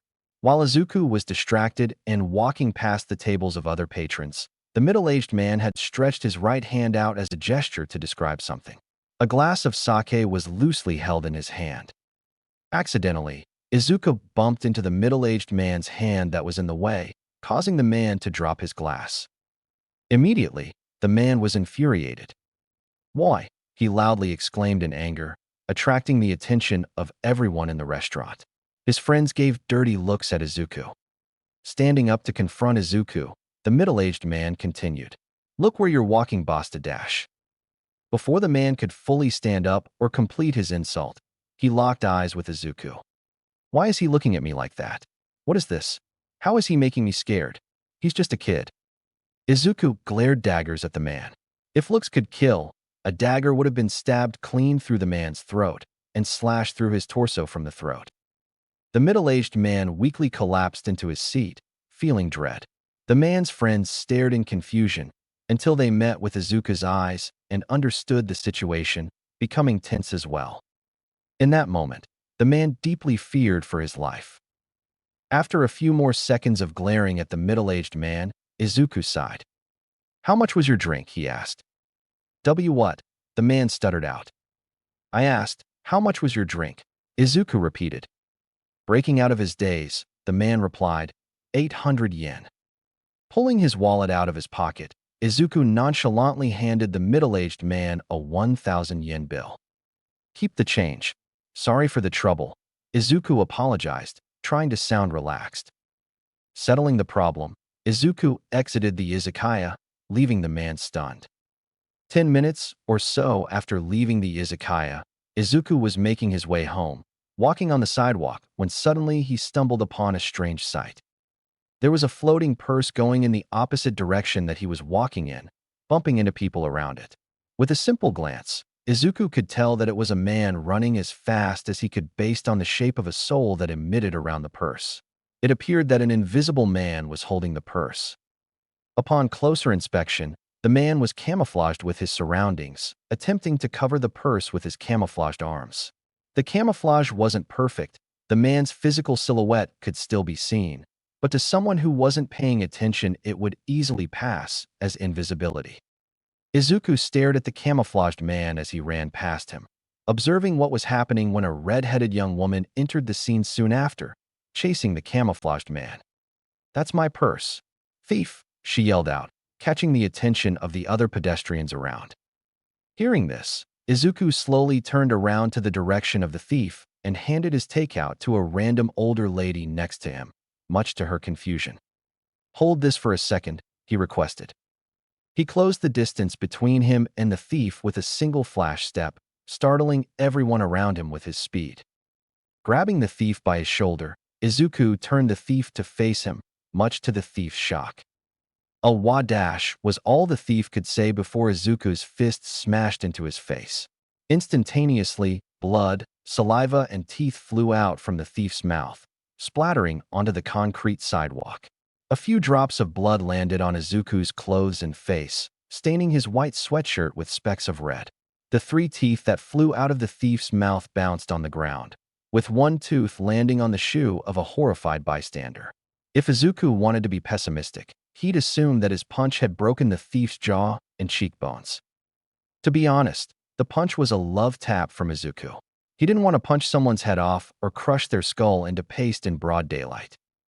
Losing his focus, the thief disabled his camouflage as Izuku punched him, revealing his physical appearance. Before the thief flew from the force of Izuku's punch, Izuku grabbed the thief by his collar, pulling him closer. Reeling from the extreme pain and shock, the thief couldn't find the strength or focus to defend himself from Izuku, letting Izuku hold him limply. Rearing his fist, Izuku prepared to deliver a second blow to the man's face before stopping, realizing that beating an already defeated thief to a pulp wouldn't look good in the eyes of the public, considering that some of the bystanders had started to pull their phones out to record the beatdown. Izuku let go and dropped the man, who fell onto the ground like a sack of potatoes. The man was still conscious, but was too overwhelmed by the pain to move properly, breathing hard with terror and grasping his mouth that was still flowing with blood, wetting the ground with crimson spots. Knowing that staying too long would lead to him getting questioned by a pro-hero or the police, Izuku quickly turned away, wiping the specks of blood off his face and speed walking away from the crowd that had formed around the thief laying on the sidewalk. Luckily, the older lady that he entrusted his takeout with hadn't run away with the food, staring in awe and fear as Izuku approached her. Izuku thanked and took the plastic bag from her, wanting to leave the area as soon as possible. Before he could leave the area, however, the red-headed young woman trailed behind him and called out to him. "I can't thank you enough stopping that thief, mister," she thanked, profusely bowing in respect. "How can I repay you for helping me?" she added, intent on showing her gratitude. Izuku thought about it for a while, before deciding that getting some cash to cover for what he spent today would be nice. Izuku replied, "I just want 8,000 yen in return to cover for some things that I bought today." The price for that gym membership and card was reasonable, but not cheap. Hopefully his request wasn't too much for the red-headed woman to fulfill. Gladly, the woman opened her purse, handing Izuku a 5,000 yen note and 3 1,000 yen notes before thanking Izuku once again and leaving. Izuku shoved the notes into his pocket and continued on his way home. On his way home, Izuku was swiftly struck by an epiphany. I should be a bounty hunter. That way I can get that thrill and satisfy my urges while also earning some extra cash on the side, perfectly killing two birds with one stone. It was a great idea that made him feel stupid for not thinking about it earlier. He wouldn't hunt innocents and civilians as bounties, of course, but villains and criminals were fair game. Essentially, he would do some contracted vigilantism. Izuku grinned in anticipation for what he would soon do. Notes. Surprise. I said I was on hiatus, but I managed to pump out a chapter earlier than expected during the spare time I had. Izuku meeting an old friend was supposed to be in this chapter, but this chapter was longer than I expected at 5K plus words. So I can promise you all that this old friend will appear in the next chapter. After this chapter, hiatus is still on until March, since I don't think I have time to write another chapter after this week. Also, Happy Chinese New Year for my fellow Chinese readers. Chapter 4, Relapse, Part 1. Notes. See the end of the chapter for notes. Chapter text. After his epiphany on the way home, Izuku spent more time refining his thoughts. It wasn't befitting of someone who wanted to be a hero, but he believed it to be the most morally sound and optimal to get what he desired. To be fair, he also considered becoming a vigilante. The fact that he was quirkless might have been a loophole to bypass vigilantism laws. However, he preferred not to work for free. Options that allowed for extra benefits like monetary gain were more welcome in his eyes. In light of his morally reprehensible plan, becoming a pro-hero was still something that Izuku wanted. He did genuinely desire to help and save innocent people, and being a pro-hero would be the best way to do so. But being bound to act morally in the eyes of the public felt unsatisfying, for the lack of a better word, and left something more to be desired. Reflecting on the incident with the thief, Izuku supposed that he could have acted with less violence at the time. If all was as it seemed, the thief just had a camouflage quirk that wasn't dangerous and a nuisance at most. In hindsight, he should have just grabbed the thief by the shirt and held him in place until a pro-hero or police arrived for the arrest. Instead, he instinctively slammed his fist into the thief when it wasn't necessary in the first place. He held back, but he was already readying his arm for a second blow and likely a few more before reason kicked in. When his fist slammed into the thief's face, he appeared stoic in the eyes of the bystanders for stopping a criminal, even though the way he acted was questionably excessive. He did it to help, but there was a less noble side to it. Truth is, he enjoyed the moment. The moment his fist impacted into the thief's face. The enjoyment didn't come from dominating those lesser than him like some villains would feel. No, it came from how alive he felt. He relished the heat of the moment. As the sorcerer killer, he killed with efficiency, preferring to not drag his task out for too long. After all, he was still doing a job with money on the line. That didn't mean that he didn't enjoy his job. Sure, part of the enjoyment came from hunting sorcerers and curse users alike as a man without cursed energy to prove that even a monkey could utterly destroy them. Yet there was always this lingering thrill and satisfaction that came from eliminating his targets and the fight that ensued. It made him feel more alive than anything else in his life, at least until he met his wife. It seemed that this feeling had become ingrained within Izuku. But a hero should never be like that. A hero wasn't a demon that lusted for battle and blood. A hero had to be someone who was focused on neutralizing a threat, restraining themselves to minimize harm for the sake of others around, cultivating a positive image for others to look up to. Thus, replicating that indescribable feeling that made him feel so alive was nigh unfeasible as a hero. He could never feel it by just being a hero. So what better way to feel alive than by hunting down the scum of society in the streets of Japan? It was fair game. The risk of being killed applied to everyone who chose to involve themselves in a life of crime and villainy. If a villain or criminal had done enough to warrant a large bounty or hit on their head, they likely deserved it. Toji was someone that hunted anyone as long as he was paid, even if they were completely. Izuku would be better than that, going after people that deserved it. The old Izuku who was nothing would call him a monster. But he didn't care. No longer was he this naive kid who completely believed in morality when dealing with villains and criminals. Living Toji's life exposed him to the worst of people. He gained an understanding that mercy wasn't a right, but a privilege. Ultimately, his perspective on a great deal of things changed for better or worse. Society believed that it would be selfish to do so, even if they deserved it. So what? Compared to what he was doing, there were far worse people and things to be concerned about. He would even be doing society a favor. Once he'd cleared his mind of his initial uncertainties and doubts, Izuku gave more thought to the plan itself. Getting involved in underground businesses, especially bounty hunting or contract killing, was difficult. Most of the time, a person had to be already neck-deep in a life of crime or have existing connections to involve themselves in such businesses without issue. For now, Izuku had none of that luxury. His best bet was to use the internet, more specifically the dark web. He'd come upon a handful of videos online before about the hidden side of the internet that harbored all varieties of illegal activities. Among said illegal activities were claims of websites, forums, and message boards that catered to bounty hunting or contract killing services. To do so, Izuku ended up spending roughly a day watching tutorials online on how to access the dark web. As Toji, he frequented anonymous websites for curse users to find jobs that were open. He used to do so personally, until he met his old business partner Shu Kong. Knowing Kong saved him the hassle of finding jobs or contracts by himself. Although he had experience surfing the dark web during his lifetime as Toji, Izuku expected to face some trouble. The era difference of about 200 years between his and Toji's world led to a more complex online environment that was completely different compared to Toji's time. Surprisingly, it wasn't as complicated as he expected to access the dark web in the first place. He easily set up a few safeguards such as a virtual machine and a VPN, virtual private network, on his computer to ensure his anonymity. Along with that, he tested several browsers that didn't block access to the dark web, eventually finding a suitable browser named Tor.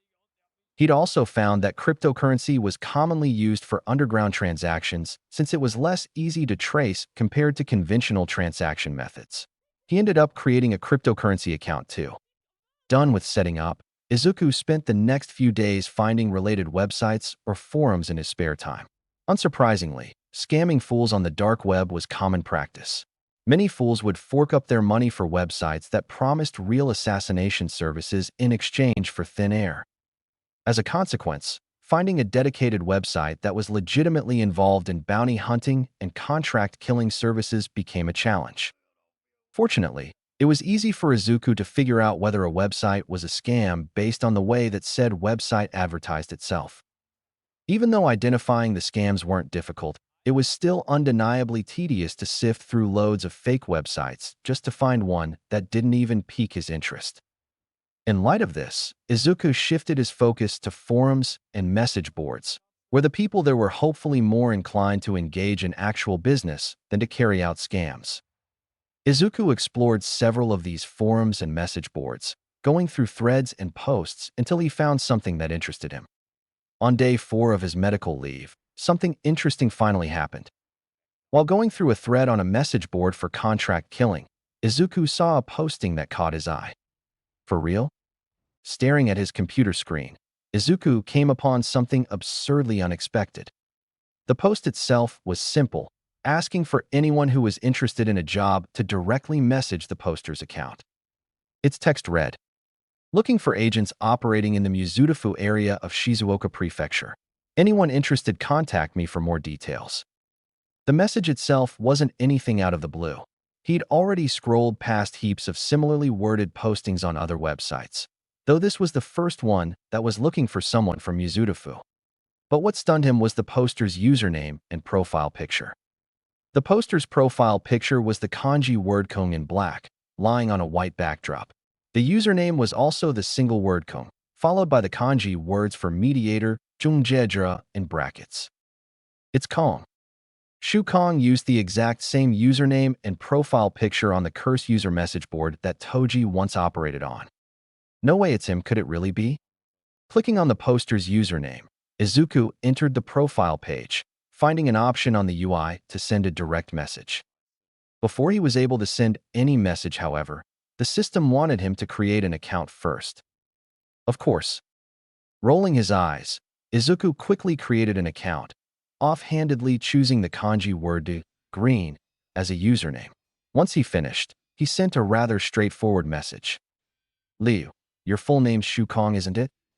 Within half an hour or so of sending his message, the account's owner responded to Izuku's strange and sudden message. Kong, Zhongjiajira. How the hell do you know that? Let me guess, someone placed a hit on me? Liu, do you know a guy named Toji? Asking if this mysterious mediator knew who Toji was would hopefully tell Izuku whether Kong from Toji's world had somehow ended up in this world of quirks too. Kong, Zhongjiajira. Never heard of the guy. Is it him that wants me dead? Maybe it's a different version of Kong in this world? No, it is a different version. Too big of a coincidence that I stumbled upon someone else named Shu Kong who happens to work as a mediator and handler for assassins. Meeting and seeing what this person had to offer was the best way to confirm Izuku's assumption. Liu, relax. I'm not carrying out a hit on you. Only a fool would contact their target before killing them. Liu, someone I know told me about you before. I'm interested in your job opening in Mizuta-fu. Kong, Zhongjiajira. Good to know that you're not an idiot. If you really are interested in doing business, meet me at the Lamerichasi restaurant near Tatooine Station. 1 p.m. tomorrow. Tell the server that you're looking for Kong. I'd advise against trying anything funny. Smart move. Heroes patrol that part of the city really often. If I didn't want to kill him there, I'd be caught the moment I stepped foot out of the restaurant. Ending their conversation, Izuku felt mildly excited and intrigued for tomorrow. Izuku glanced at his phone, making sure not to bump into anyone as he followed the GPS's instructions. Soon after leaving the station, Izuku casually made his way to the restaurant, wearing in a dark aquamarine hoodie with its hood up. Hopefully the hoodie would help in hiding his identity if anyone who passed by him recognized him or if he got into any sort of trouble. That restaurant should be just around here. 2 more turns and a few dozen more meters of walking later, Izuku arrived at the restaurant. A large black sign with the white words Lamerichasi in fine cursive and smaller words that read restaurant in Japanese above the frontage indicated that he was in the right place.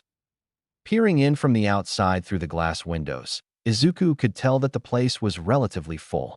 He couldn't make out much detail about the interior, since the windows were darkly tinted from the outside, allowing him to only make out the silhouettes of people and the warm glow of lights. Grabbing onto the steel handle, Izuku gently pushed the glass door open. Upon opening the door, Izuku's ears were pleasantly greeted by the sound of classical music playing. The music playing in the restaurant is the elegant time track from JJK-S2's OST. Izuku wasn't disappointed by the sight. Fancy place, he let out subconsciously as he laid his eyes on the place. The restaurant's design appeared to be a mix of a minimalistic and Western style, with a hint of French decor. The floor was covered by black and white tiles in a mosaic pattern, while the walls and pillars were coated in a mix of dark wood panels and mirrors. As for the ceiling, it was beige in color, supporting a few chandelier-like lamps that emitted a warm yellow light. Further adding to the luxurious aesthetic were the presence of tall leafed plants in white pots. As Izuku was taking in the restaurant's design, a server of the restaurant, a young man attired in a white dress shirt with a black tie and black vest came to greet him, welcoming him and asking whether he had a reservation or wanted a table on the spot. I'm looking for someone named Kong, Izuku clarified. The server politely nodded. Follow me. The server motioned kindly, walking deeper into the restaurant. Izuku followed the server, walking past the restaurant's main area until he reached the entrance to a hallway that had 5 dark wooden doors on both sides. Each door was labeled with Roman numerals ranging from 1 to 10. The server pointed his hand at a door labeled 4, informing Izuku that Kong was in one of their private rooms. Izuku thanked the server, who bowed in response before returning to the reception area, leaving Izuku in front of a door labeled 4 in gold lettering. Twisting the brass doorknob, Izuku readied himself to meet Kong again, except this time he was a scrawny 15-year-old teenager that was shorter than average instead of a monstrously bulky 20-something-year-old man who towered over most people. What he saw as he opened the door, however, briefly sent his mind haywire, leaving him wide-eyed. Even in a million years, Izuku could never expect what he saw after opening that door. Instead of being greeted by the sight of the mediator that he was so familiar with, Izuku was greeted by the sight of a lady. No way. No fucking way. The lady was in her mid to late 30s, dressed in an unbuttoned dark gray suit with a black tie and also dark gray pants. Underneath the suit was a very light gray button-up shirt. Her figure was hourglass in shape, being decently attractive for Izuku's, Toji's, standards. But that wasn't the point. The fucking point was that she looked like the Shu Kong that Toji knew, except more feminine and pretty. Her face wasn't directly copied and pasted from Kong's face, but it resembled Kong's face enough that Izuku wouldn't hesitate to call her Kong's twin. Her hair was in the same shade of black as Kong's hair, but it flowed to her shoulders and was wavy in stark contrast. Without beating around the bush, she was virtually a female version of the Kong that Toji knew. At the moment, she was seated at a cloth-draped round table, pulling out a lone cigarette from a pack and lighting it as Izuku entered the room. "Didn't expect my new agent to be a kid," she plainly remarked, placing the orange tip of the cigarette into her mouth. "For real?" Izuku muttered, taken aback by the surprise. The lady pulled the cigarette from her mouth, exhaling the pungent smoke. "What do you mean by for real?" she questioned, slightly annoyed by Izuku's odd response. Recovering from his initial shock, Izuku managed to stutter out a reply. "Why, you're Shu Kong," he exclaimed, still in disbelief. "I thought that you knew who I was already, yet you're surprised?" But you're a woman. Shu is a guy's name," Izuku claimed, attempting to defend his reaction. Raising an eyebrow, she explained, "Siwoo, or Shu in Japanese, is a unisex Korean name. It's mostly a name for men, but women can have it too, you know. Now are you here to gawk over the fact that I'm a woman, or are you here for a job?" she added before taking another puff of her cigarette in exasperation. Still bewildered but regaining his composure, Izuku took a seat opposite to Kong, lowering his hood and more clearly revealing his younger appearance. He could still hear the classical music faintly playing through the wall. "You really are a kid. How old are you? 12? 13? She teased, smoke trailing from her mouth.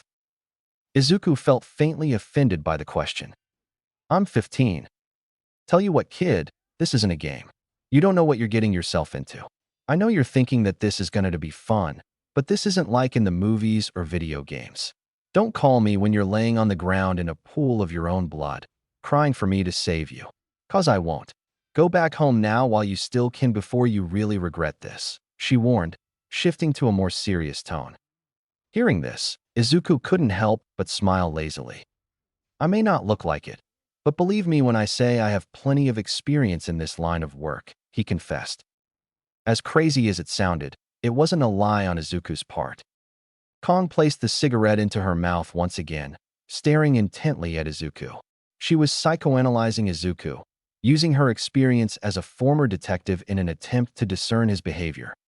This kid's insane. She expected to find an overconfident kid who was lying on the spot, perhaps someone who showed signs of delusion. Instead, she was met with something more intriguing. Upon focusing on him, she realized that the kid's emerald eyes had a cold-blooded glow. His face was certainly that of a baby-faced teenager, but his eyes told a different story, as if they'd seen far too much violence and death than possible in his lifetime. He oozed an aura that most killers possessed, a smell familiar to Kong. But she wasn't intimidated. She'd met people who exuded a similar aura like the kid at least 100 times throughout her career. She was more interested by the fact that he was the youngest person she'd ever met involved in her line of work. Remaining skeptical, she let out a puff of smoke and questioned Izuku further. "How do I know that you're not lying? A kid like you can't possibly have that much experience in assassinations." Izuku subtly bragged. "Give me whatever job you have, then you'll have your proof." "If you say so, but I warned you. Don't expect me to save you if things go to hell," she conceded. If the kid had a death wish, she wasn't exactly obliged to stop it. Done with that conversation, Kong decided to start on a different subject. "Anyways, tell me your name, so I can call you that instead of kid," she began. Izuku contemplated for a few seconds on whether to reveal his real name, ultimately deciding not to, as revealing his real name could cause issues down the line. "Call me Fushiguro," he lied. Is it really lying to use your own name from a different lifetime? Is that your real name or an alias?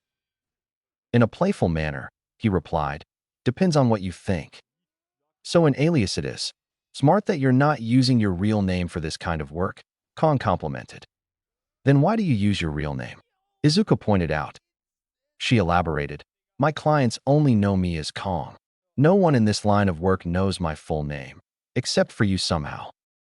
Pausing for a while, Kong pressed the cigarette but into an ashtray, extinguishing it. Enough chit-chat. The job's dash. Wait. I don't take jobs targeting innocents, only criminals and villains, Izuku mentioned, making his stance clear. A contract killer with morals, huh? You don't see that often. Izuku couldn't tell whether that was meant as a compliment or an insult. Kong proceeded. Well, you're in luck, Fushiguro. Tell me, have you heard of the Kyokushinjutsu, Rising Sun Alliance? Notes. Depending on how you view it, Izuku is being a hypocrite and telling himself half-truths to justify what the Toji side of himself wants to do. Whether he confronts this part of himself in the future remains to be seen. The starting part of the chapter serves as a dive into Izuku's mindset, since I felt that I rushed through it quite a bit in the previous chapters. This Kong, in the terms of the Genshin or Honkai fandom, is an XP of the Shu Kong from the original JJK world. I initially intended to change her name, but to my surprise Shu, Siwoo, is legitimately a unisex Korean name. There's a Korean actress named that. Despite how much I suck at learning Chinese, I am pretty grateful that I know it given that it helps me understand some words in kanji with how similar the words are. Also, Relapse was intended as single chapter, but I split it in half so it doesn't feel as long to read. I'll upload part 2 tomorrow. Chapter 5, Relapse, Part 2. Notes. See the end of the chapter for notes. Chapter text. What's that? He asked. It's an umbrella group uniting over 100 smaller Yakuza groups in Japan.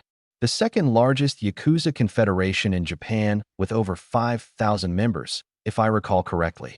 As expected from the name, the alliance idealizes imperial Japanese beliefs and values to combat the modern ills of Japan, mixed in with some quirk supremacy. In essence, they're right-wing extremists. They aren't particularly favored by many due to their values, but they held a lot of power in the underworld. Wouldn't such a group already be dealt with by heroes? From what I know, the Yakuza are on their last legs, Izuku queried, curious on how such a large criminal organization could still exist in an era where heroes like All Might were so prevalent. Letting out a chuckle, Kong debunked the claim, as if she read his thoughts. All Might is good, but he can't be everywhere in Japan at once. You'd be surprised at how well the Yakuza hides itself these days. They're ghosts compared to their glory days, but they're nowhere as extinct as what the media wants you to believe. Recently, the entire alliance crumbled, likely due to some infighting between their higher-ups if the rumors are true. All the gangs that were a part of it splintered off. As a result, people from both the Kyokushinjutsu alliance itself and other alliances are taking the opportunity to deal with people they want dead. That's not all. For some reason, a fair number of said gangs have flocked to Mizutofu, even though that's where the top 2 heroes in the nation live, she added. Why so? Hell if I know. That's none of my business. My job is to be a mediator and smoothen things out, she admitted. How much is the pay for this job that you're offering me? 1 million yen. Izuku almost opened his mouth to protest. The amount was chump change compared to what Toji normally earned per job. But considering that he was just starting out in this business, he couldn't be too picky about the jobs he received. We'll start with something small. If you're as good as you claim to be, I'll give you some better paying jobs to do. She clarified. That is if you decide to continue working with me, of course. Fine, he accepted. Perfect. Now to finally talk about the job.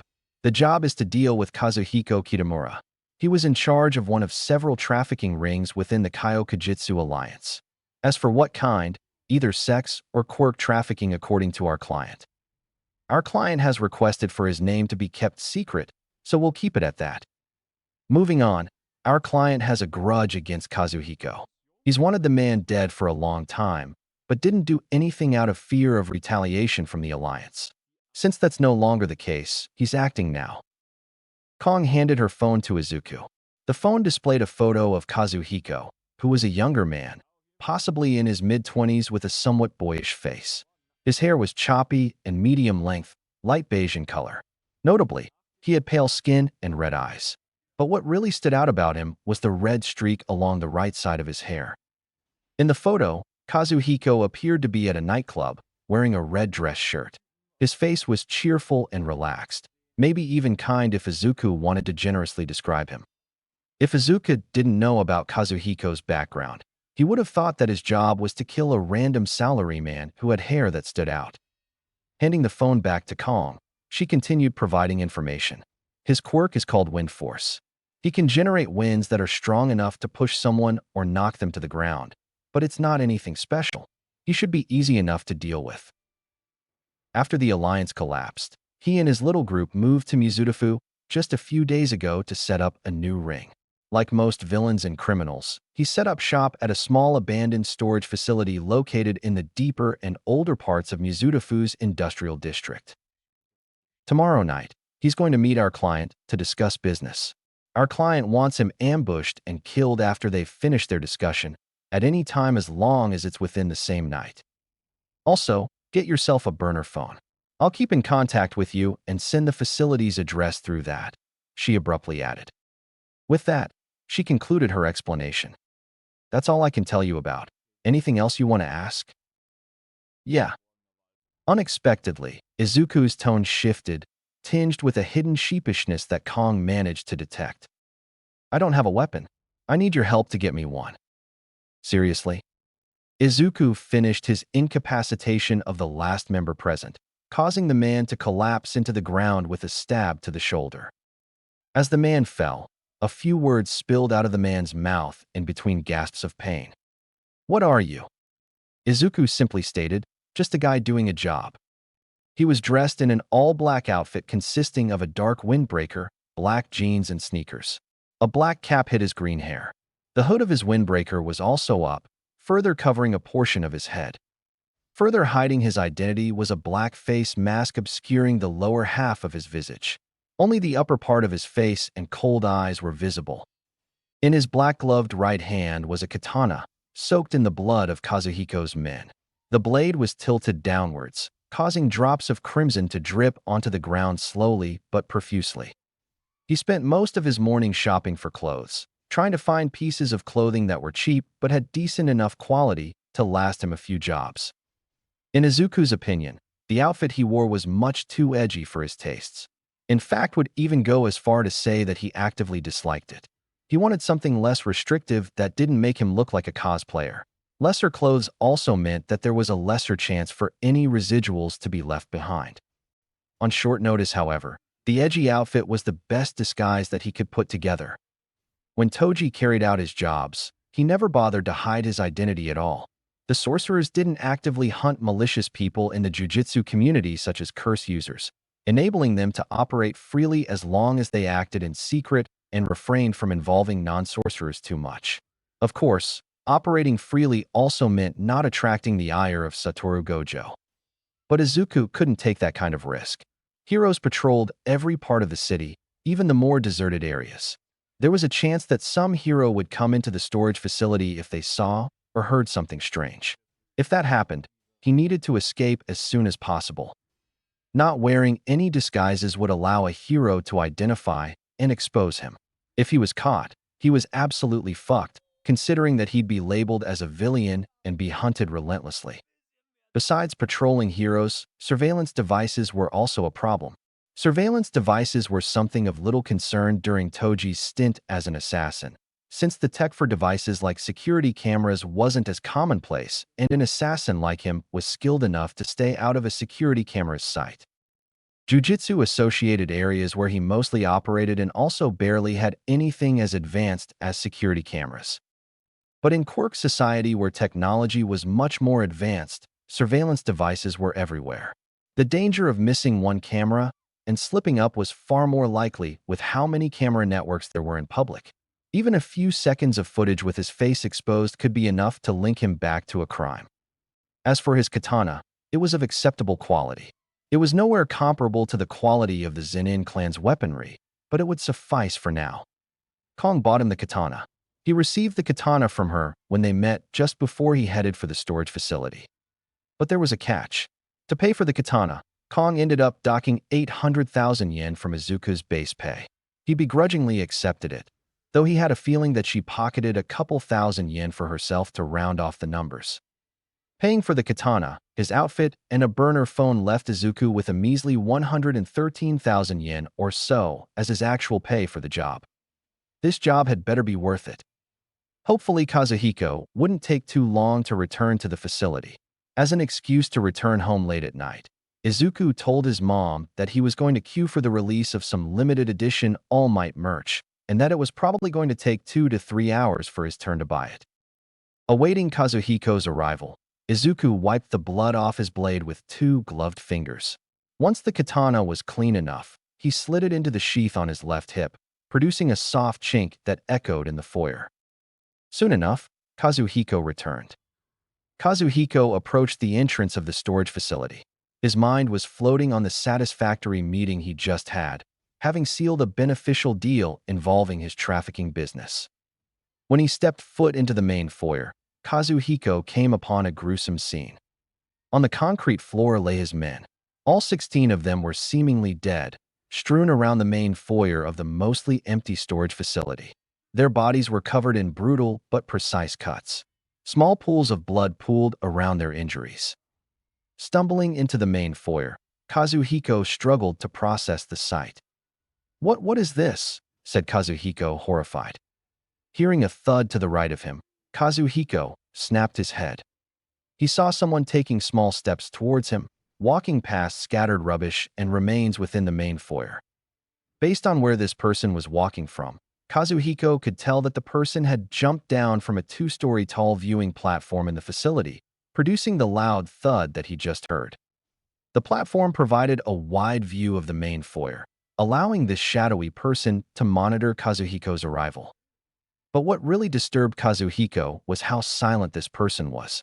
There was no noise with each step they took, as if there was no one present in the first place.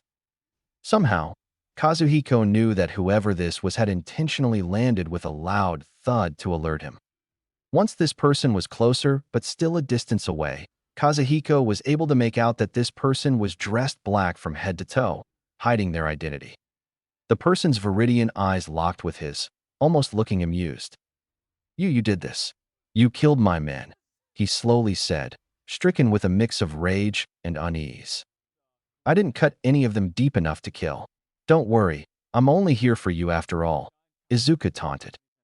"Who sent you? Hayato? Tsubasa? All I know is that I'm here to deal with you. I could have hid and killed you from the back, but I'll give you a chance to put up a fight." Kazuhiko cursed at Izuku. "Damn you." Stepping back, a syringe filled with red liquid appeared in Kazuhiko's hand. He jabbed the needle into his neck, causing him to yell out in pain. "Grapha." Dropping the syringe, Kazuhiko seized on the spot for a few seconds before he recovered. "You're dead," he called out, sounding more agitated and guttural than before. Lashing his arm out in Izuku's direction, Kazuhiko sent a blast of wind in Izuku's direction. The wind was extremely violent and intense in nature, having been amplified by the drug that Kazuhiko had injected himself with. Izuku sensed the changes in air pressure, easily dodging it with a rapid leap into the air before the blast of wind could hit him. He landed on a pile of crates that were some space behind Kazuhiko with a loud thud. Both his legs were bent and an arm were placed on the wooden surface, allowing him to balance his landing. Rising up, he questioned, "That's Trigger, isn't it?" impressed by Kazuhiko's power. "Now this is getting fun." "You talk too much," growled Kazuhiko, madly sending another burst of wind towards Izuku's direction. Based on the changes in air pressure, Izuku noticed that the attack was different than the previous one, as the wind wasn't spread out in a large area like a blast, but was instead concentrated into a slash. With a sharp dodge, Izuku shifted his body to the left, causing the large slash of wind to miss his body by centimeters. The slash of wind hit the wall behind him, producing a loud boom as it impacted. Izuku looked behind, where a large slanted cut scarred the wall, spanning a few meters. It caught Izuku's attention for a brief moment. Kazuhiko was flabbergasted. You dodged it. How? Steadily unsheathing his katana, Izuku redirected his attention to Kazuhiko, jumping down the crates and rushing towards him with katana in hand. Seeing the beast dressed in black charging towards him, Kazuhiko sent a flurry of wind slashes at Izuku's direction in hopes of landing one that would be fatal. Izuku weaved through each slash maniacally with precision, lost in the thrill of the moment. He finally felt alive like Toji did. Underneath the mask, his expression was crazed. As Izuku neared, Kazuhiko prepared to send a blast of wind to create some distance between the two of them in favor of himself. Anticipating that Kazuhiko would try some sort of trick, Izuku rushed past Kazuhiko, circling to his back instead. Gripping his katana with both hands, Izuku angled his katana to strike Kazuhiko's back, attempting a heavy horizontal slash that would have bisected or cleaved clean through Kazuhiko's torso if it landed. In a stroke of luck, Kazuhiko managed to react in time before the blade came into contact with his flesh. He swatted his hand behind and unleashed a blast of wind. Unfortunately, the blast of wind was aimed straight at where Izuku's face was, forcing him to directly tank the brunt of the blast. The wind blast sent Izuku flying into the air. He smashed into a concrete pillar, shattering it before tumbling onto the ground. Recovering from the ground, Izuku quickly felt for any injuries and expectedly found none. His wind's powerful, but it's a disappointment compared to the strength of the limitless technique's reversal red, less than nothing even. It's only that strong because he took a dose of trigger too. I can wait for the trigger to wear off and attack him then. But where's the fun in that? He also noticed that his face mask and cap had been blown away, revealing his teenage face and mop of green hair. In the heat of the moment, however, he wasn't concerned with that. Either way, Kazuhiko wasn't going to leave this place alive tonight. With a single dash, he returned back to face Kazuhiko. He expected Kazuhiko to mention something about his appearance, but it seemed that Kazuhiko was too enraged and high off trigger to comment on anything. With an arrogant smile, Izuku cautioned, "I'm going to speed things up, try to keep up," giving Kazuhiko a heads up. As Izuku finished that sentence, he disappeared from Kazuhiko's line of sight, moving with immense speed. Trying to see where Izuku had disappeared to, Kazuhiko found that Izuku was speeding around the foyer like a bullet. The sound of Izuku's leaps repeated like gunshots, followed by whizzing noises from Izuku's speed that reverberated throughout the foyer, as if bullets from a machine gun were whizzing from all directions. Overwhelmed, he quickly looked around in all directions, trying to track Izuku's movements to no avail. Whenever he tried to see where Izuku was already gone, having already moved to one or two new positions. Shit. He's too fast. I can't follow him. I need to. KRSSHD. Before Kazuhiko could finish that line of thought, he heard the sound of a blade going through flesh and the splattering of liquid onto the ground. Looking down, he saw a long blade protruding from the right side of his chest, covered in blood with the sharp edge facing upwards. Huge AJKS2 OST track, Toji Fushiguro. Izuku impaled Kazuhiko from the back, his right hand gripping the katana's handle while his left palm was on the pommel. The katana had pierced Kazuhiko's right lung, causing him to cough up blood in horror. His mouth quickly filled with a coppery taste. Izuku repositioned both his hands to hold onto the katana's handle. Seething with frenzy, he pushed the katana upwards in a single motion, causing blood to spill into the air.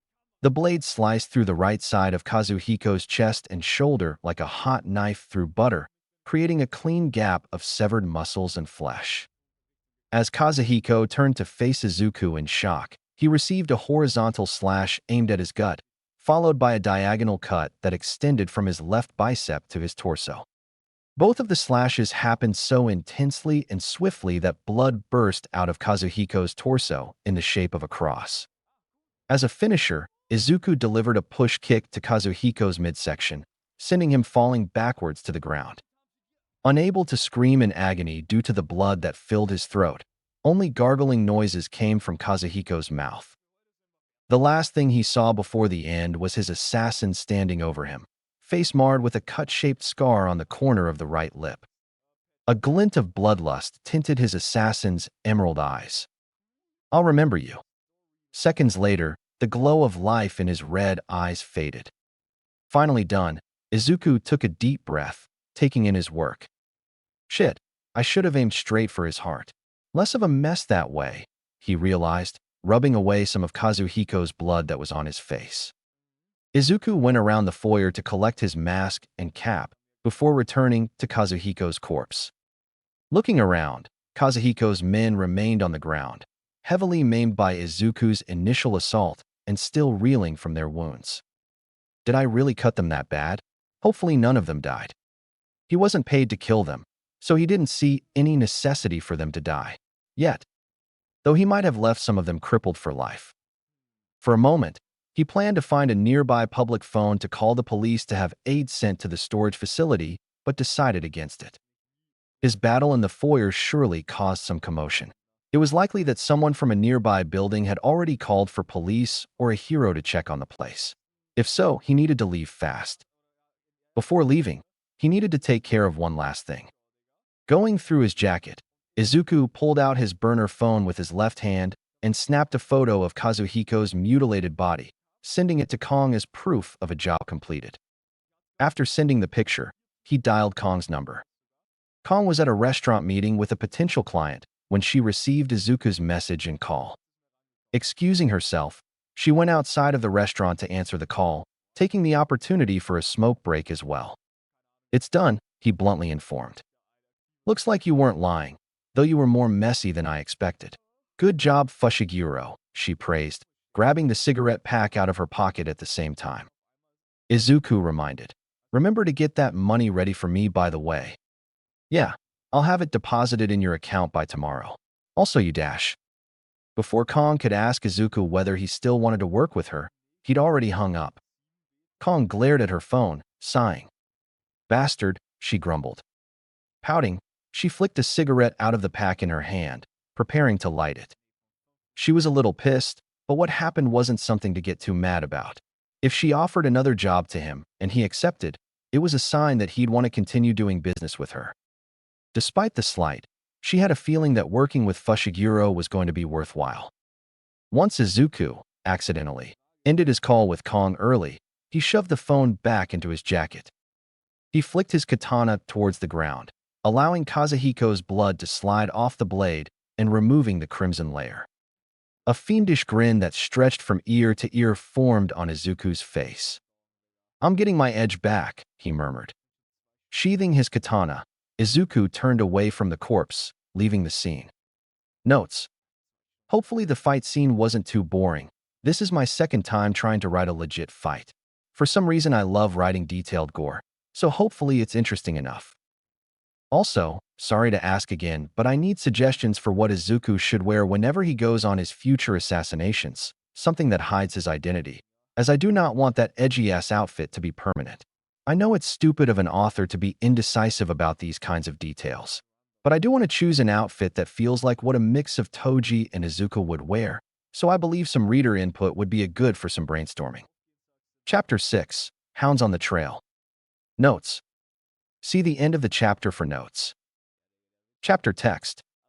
Nearing the uniformed police officers, Nagai flashed his gold badge, granting him permission to step over the yellow police tape.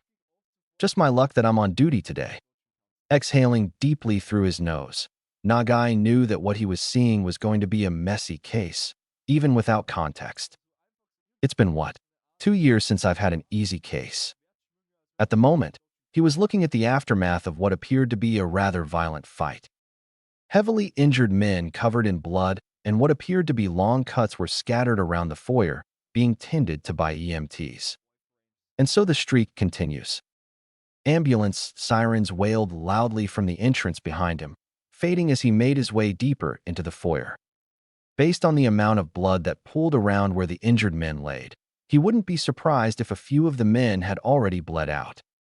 Miraculously, it seemed that all 16 men that he counted lying in the foyer had a minimum of 1 EMT around them, indicating that they were all still alive. except for one person. He wasn't close enough to determine what kind of injuries the person had sustained. But considering that none of the white-helmeted EMTs bothered checking on them, Nagai felt that it was safe to say that whoever laid there painted in crimson was very much dead. Based on his initial observations, he quickly assumed that what he was seeing was potentially the outcome of some gang violence. A quick glimpse of his surroundings indicated that some kind of fight had occurred. There was noticeable damage to the area, such as a long and deep cut on the wall that was likely made by someone with a powerful cutting quirk. The men who were found also didn't really dress or look like civilians, yet they didn't dress with the flair most independent villains did. Adding on the fact that there was uniformity among their outfits, it was plausible that they were part of some group, likely a gang. That's unexpected. Last I knew of, almost all of the local gangs were stamped out by heroes not long ago. Of course, he would need to get more information for a clearer image before he could come to any real conclusions. Incidents like these were always never that simple. And once it becomes clear that things aren't so simple, they'll set up a task force, and I'll be asked to head it by virtue of my achievements. It was a pattern ever since he was promoted. God, I need a break. Other than the EMTs, roughly a dozen police officers were present on the scene. Some of the officers were securing the scene, cordoning off key areas with yellow tape. Others were photographing anything of note in the vicinity. No doubt that there were also more officers going through the rest of the storage facility. Passing by each officer, Nagai inspected their insignias before finding the field sergeant who was responsible for managing the officers present. The sergeant was in his 40s, probably around 10 years younger than Nagai himself. Nagai could tell that the sergeant was a by-the-rule-book type of guy, possessing a broad and stern face with neatly combed brown hair. From Nagai's experience, people like that were either pleasantly blunt or had a stick up their ass. Straightening his ink-colored necktie, Nagai approached the sergeant, who was currently relaying orders to a lower-ranking police officer. Taking notice of Nagai's approach, the sergeant quickly wrapped up the conversation with his subordinate before turning to face the detective. You are Dash. Detective Inspector Nagai, Mizudafu Central Police Department. I'm from the Violent Crimes Unit, assigned to this case, Nagai introduced, flashing the detective tag that hung around his neck in a lanyard while simultaneously pulling out his police badge. And your Sergeant Dash? Sergeant Nakamura, Kaihoko Precinct. Thankfully, it appeared that Nakamura was the former. Give me a rundown, Sergeant, Nagai requested, shoving his badge back into his jacket. Taking a deep breath, Nakamura began a lengthy explanation. We received a noise complaint from someone who lives nearby from the storage facility. Two of the officers under my unit who were patrolling together were dispatched to investigate. When they arrived and saw the scene, they radioed in for backup and EMTs, reporting a potential mass homicide or mass attack incident caused by villains. I had the rest of my unit sent here along with some help from other nearby stations. The EMTs arrived at the same time as we did, which was roughly 20 minutes ago. As you can tell, we're still focused on securing the area. After a preliminary search, we found 17 people, 16 injured, and 1 deceased. All found in this foyer. More than half of them are in critical condition. The remaining ones are stable, but they're not in good shape either. We tried asking anyone conscious about what happened, but no one was able to give a coherent response. From the looks of it, some kind of fight broke out, based on the noise complaint claiming to hear violent winds within the building and this bloodbath around us. As for who these people are, evidence points to them being part of a quirk trafficking ring. We've discovered notes discussing their operations, mainly plans on who to kidnap, potential targets, daily schedules of targets, and trafficking routes. He listed, face scrunching in disgust. We also found some equipment for restraining people. Things like quirk-suppressing cuffs, cages, and sedatives. Hell, we even found shock collars. Fortunately, we didn't find any victims. Seems like they were still in the middle of setting up their operations, Nakamura hastily added. Underneath his professional exterior, Nagai grit his teeth. Bastards like these were absolute scum, kidnapping kids and grooming them to be exploited and sold, along with capturing women to be used like breeding stock. Throughout his 37 years of service in the police force, Nagai could count the trafficking cases he'd investigated on one hand. Even so, the cases made him feel tremendously infuriated with how horrific they were. Having met with victims of quirk trafficking before, he knew firsthand about the effects of this heinous practice. Many victims were left mentally broken, suffering from all kinds of mental trauma that would never heal, seemingly damaging the soul itself. Is there any indication on how long they've been here? Nagai asked, concerned about how long these monsters were left unchecked. Based on some documents we found, it seems like they moved from Shinjuku about a week ago. That's concerning. Could all of this be connected to some larger operation? Nagai frowned. Any mention of why they decided to move? Unfortunately, no. Anything else of note? For now, that's all I know. Chances are, there's still more info and evidence to be found. My men aren't finished combing through the entire facility yet, Nakamura explained. Has the forensics team arrived? They're en route, said Nakamura, eyes quickly pointing at the black-strapped analog watch on his wrist. Probably arriving in a few minutes. Subconsciously brushing his gray hair, Nagai thanked Nakamura. Thank you for the rundown, Sergeant Nakamura.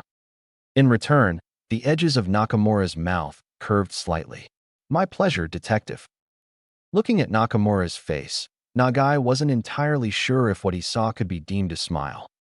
Rundown completed, Nakamura turned away from Nagai, calling over another officer for a situation report. Nagai turned away in tandem, making his way towards the lone corpse in the facility and further analyzing his surroundings in the process. He found an officer, a youthful woman with dark hair and a ponytail, taking photos of the body, trying to get every minute detail on camera. Police officers were specifically not allowed to touch corpses out of fear of tampering with evidence. Only the forensics team and veteran detectives with the right credentials, such as Nagai, could. As such, their current priorities were to ensure that whatever evidence found was properly recorded. Tapping the officer on the shoulder, Nagai politely ordered her to pause her little photography session so that he could inspect the body. Upon laying eyes on his tag, she stepped aside, allowing him to crouch down for a closer look of the corpse. The body was definitely an outlier in terms of gore he'd seen on corpses. The amount of blood that was splattered around the corpse was almost comical, like something out of a horror film with too much budget for its own good. Brutal as it was, he was mostly desensitized to the sight before him. Most police officers were, but some of the rookies might have felt nauseous or even thrown up if it was their first time laying eyes upon such a sight. This would make good material if the higher-ups decided to update that video we use for desensitization training. Ignoring the almost dried blood that overflowed from the dead man's mouth, whoever responsible for what happened had left the face mostly intact, much to Nagai's luck. At least it'll be easier to identify who this was. The dull red pupils of the victim were dilated, obviously in well-deserved fear and pain from whatever that happened before death, assuming that the dead man was also a trafficker. Nagai shifted his focus to the rest of the body, trying to identify the injuries masked by the mess of red. 3 deep slashes, including one that split open the space between his neck and shoulder, likely made by some sort of edged weapon.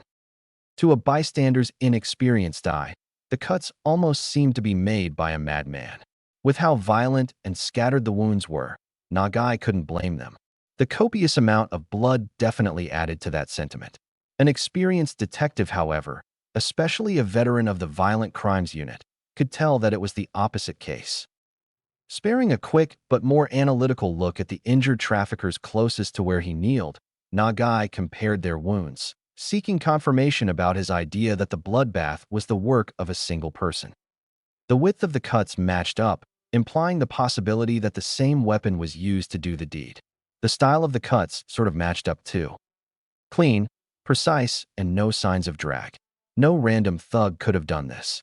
The killer's well-trained, possibly with years of experience. Whoever that dealt with the traffickers was no different than a 5-star chef gutting a chunk of raw salmon. The only sure difference was that unlike the shallower but still brutal cuts on the rest of the traffickers, the cuts on the beige-haired man were clearly aimed to kill. An assassination. That makes sense. Whoever that was in the way got cut down, but wasn't finished off. In his mind, Nagai quickly cycled through a list of known villains that had the quirks or skills to pull off such a feat of butchery. It was more likely that a villain was responsible than a vigilante. Most vigilantes, while operating outside the law, weren't this violent. He narrowed down a few suspects, but the fact that the perpetrator spared all the traffickers except for one threw a wrench into Nagai's guesswork. Almost anyone he could think of with the right skill set or quirk was locked in Tartarus already. The crime also didn't fit the modus operandi of the remaining villains he had in mind. Any of them who could brutalize the traffickers in such a fashion likely wouldn't have bothered with sparing the remainder. Only one villain stood out, but even then the idea was standing on half a leg at best. Could it be Stain? The injuries inflicted on the traffickers resembled Stain's handiwork, based on the photos of Stain's victims that Nagai had seen. A villain like Stain was also deadly enough to triumph against 17 average men in a fight. Unlikely. The crime doesn't fit Stain's modus operandi at all. Heroes have always been his target. Plus, he has never attacked a group of people like this before. Even if he did, it's more than likely for him to kill all of them instead of sparing anyone. Possibly, it was someone new, someone unseen before. Even more concerning. Finished with cycling through his suspects, Nagai ordered the young officer to retrieve a few evidence bags as he slipped on a pair of black latex gloves, deciding to conduct a more physical inspection of the corpse.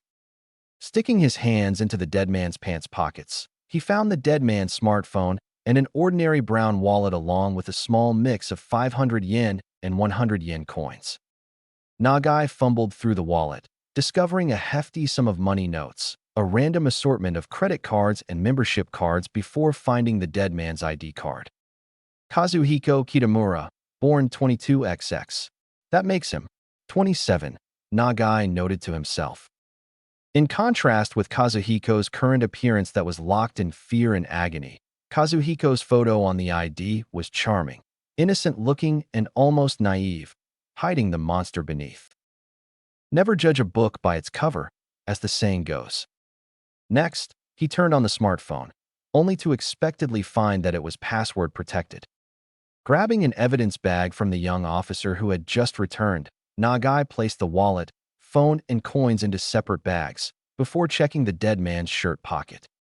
Upon reaching into the shirt pocket, he found a neatly folded piece of paper.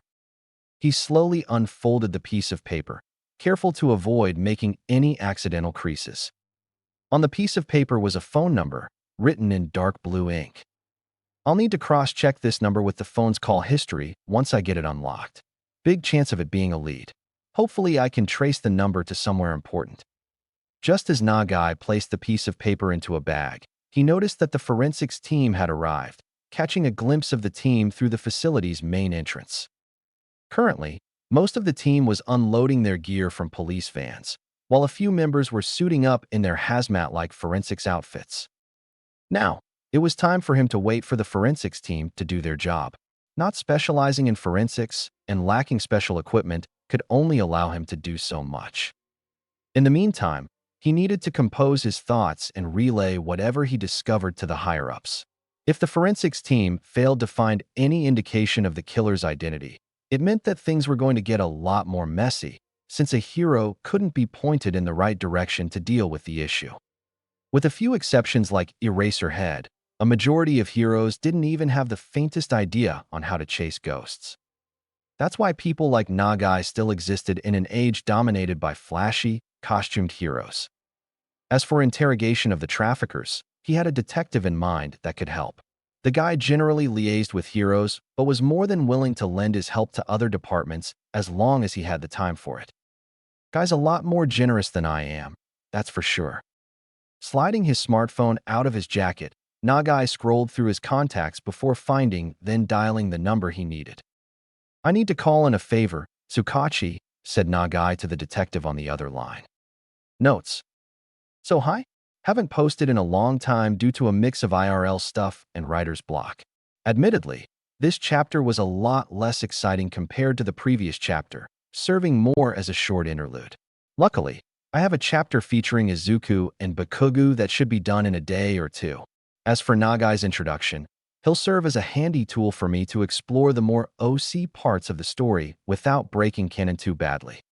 Chapter 7. What's done is done. Notes. See the end of the chapter for notes. Chapter text.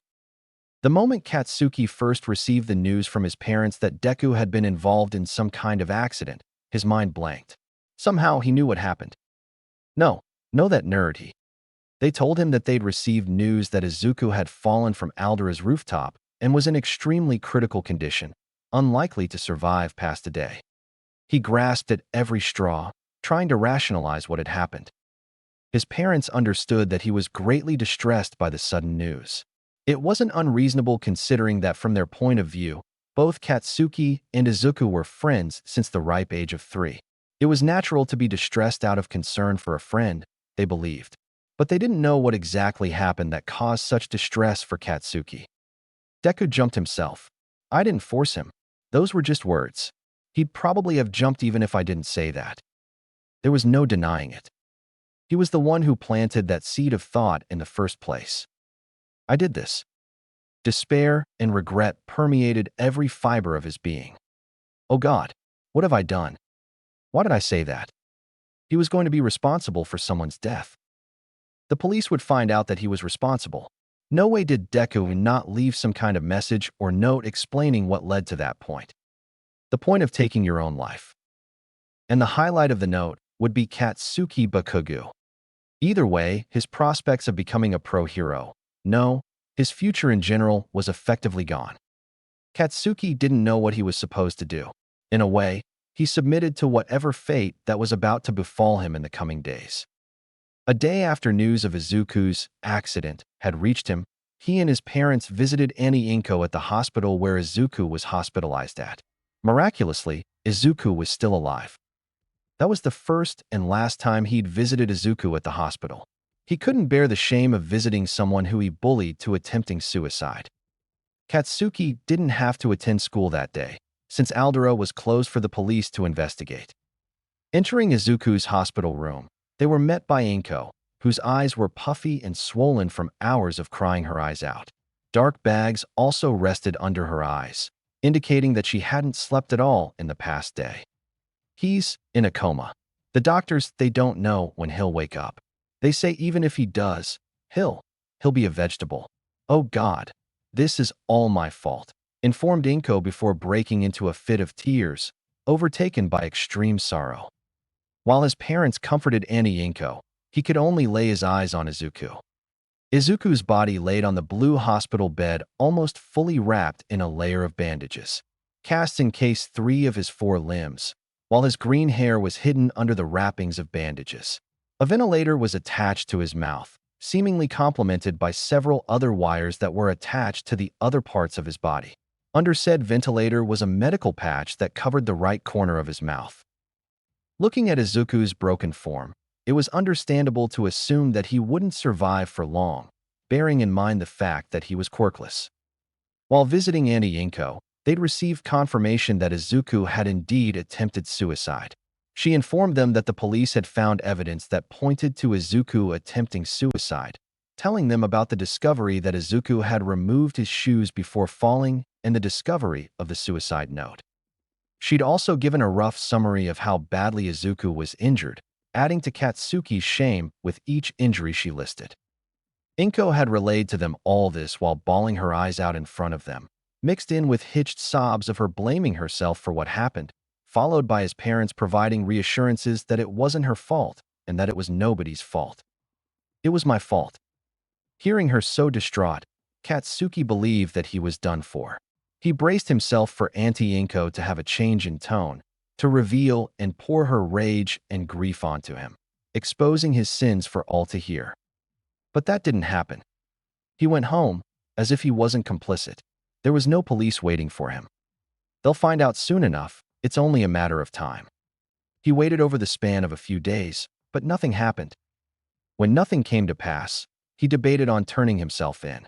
At the end of it, he didn't do it, guilty as he was. Whether it was out of fear, shame, some twisted sense of pride, or because he really didn't care enough. He didn't know. Returning to school after the police investigation was over, Katsuki discovered that Aldera's reputation and status was unexpectedly none the worse for wear. Since there was no concrete proof of what led Izuku's suicide attempt, Aldera managed to hush up the entire incident. Apparently, Izuku's suicide note was worded vaguely enough to not implicate anyone's involvement, instead containing more about his hopelessness and self-loathing. As a result, it was easy enough for Aldera to claim in an official statement that Izuku was suffering from a pre-existing mental condition that had led to his attempt, and that Aldera bore no responsibility in the first place since no one could have predicted whatever that happened. Some parents questioned why it was possible for a student to access the school's roof, particularly after schooling hours. The school's board responded by shifting blame onto the school's janitor for carelessly leaving the door unlocked, causing the poor man to be swiftly fired. Katsuki didn't care or know whether that was true.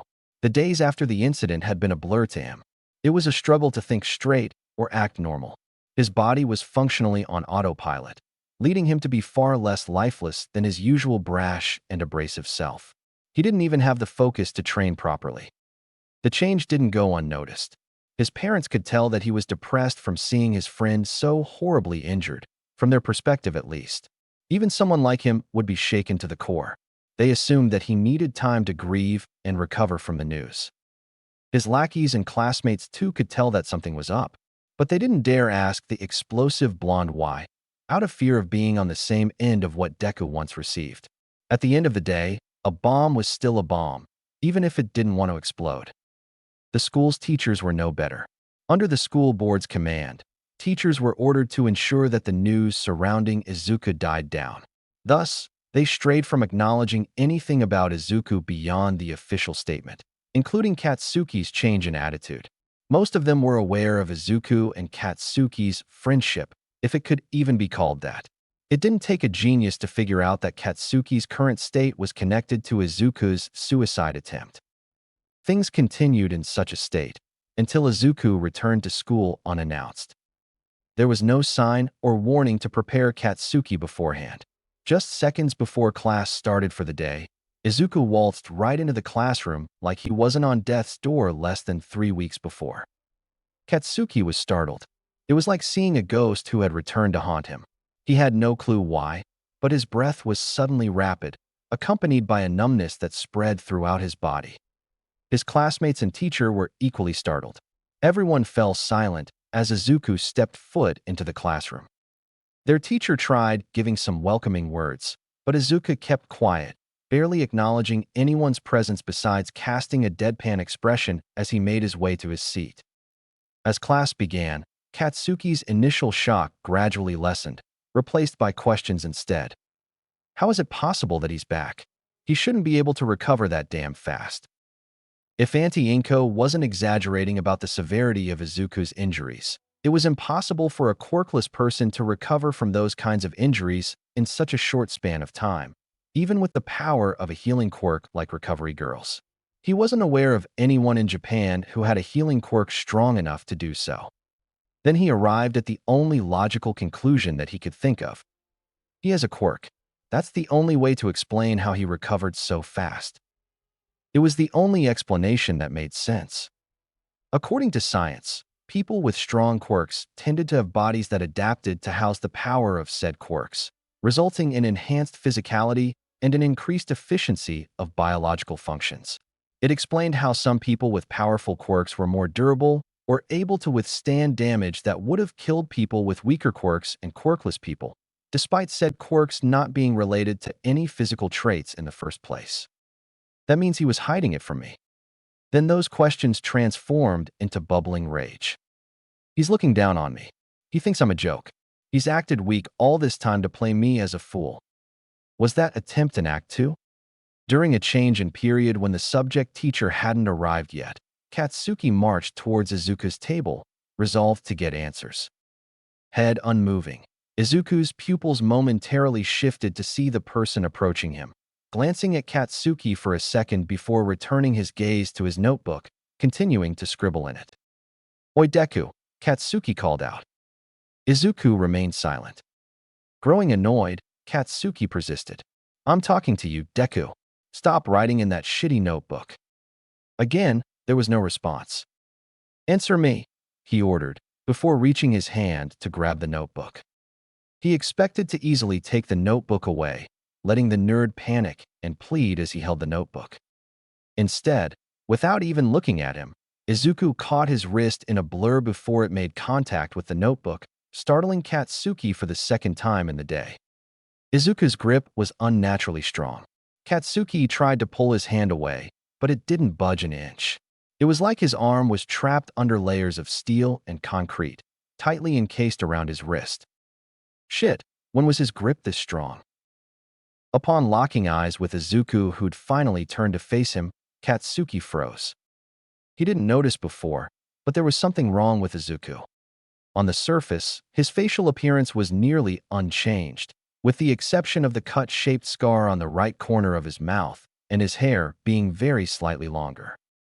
However, the way he carried himself changed. There wasn't a hint of the timid and meek Deku that Katsuki knew for more than 10 years. It was replaced by an air of confidence and boldness.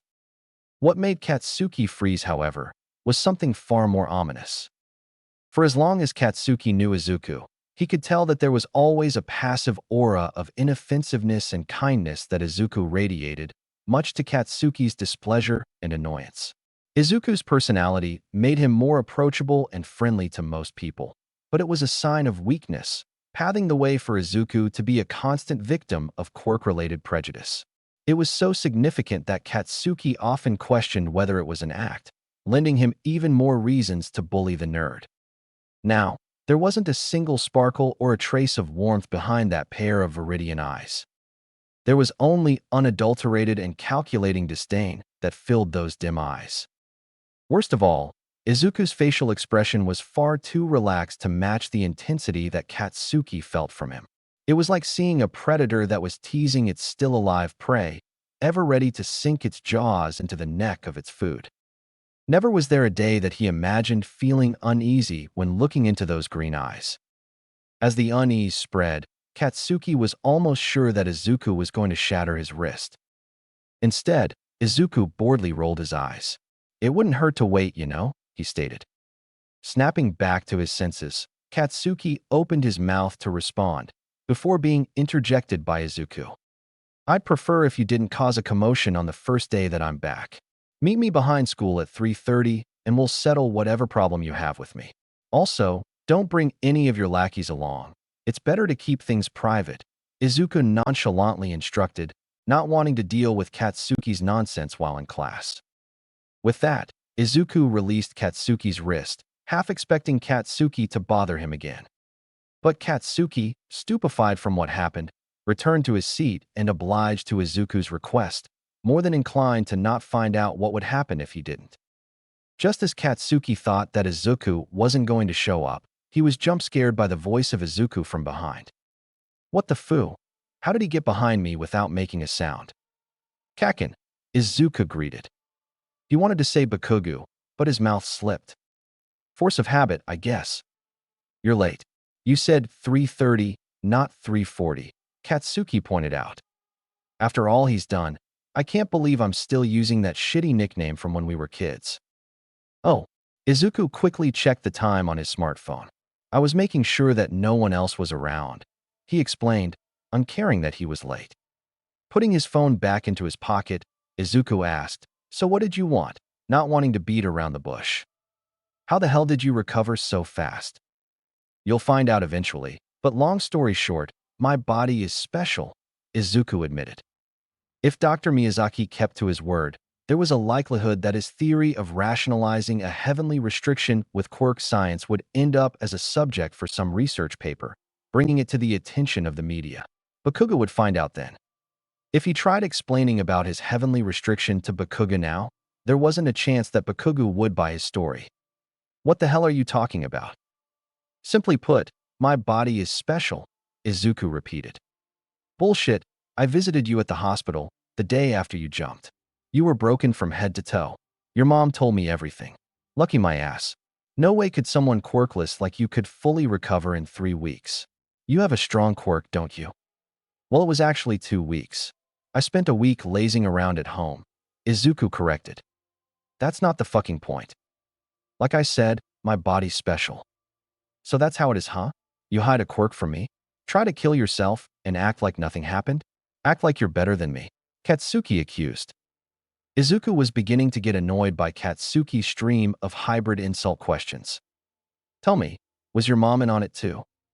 Now Izuku was really pissed. But he wasn't willing to draw first blood. He couldn't be too quick to temper. If someone happened to be watching their little back and forth, he could claim self-defense if things escalated. What the hell are you going on about? Izuku retorted, raising his voice in irritation. Don't lie to me, damn it. Katsuki cursed, completely over his boiling point. If you want to hide it so badly, I'll make you show it. Katsuki furiously exclaimed, before throwing his right hand in a punch, prepared to launch an explosion at Izuku. He made the unfortunate mistake of acting before thinking. In his mind, he simply wanted to make Izuku stop pretending. A right hook. How predictable.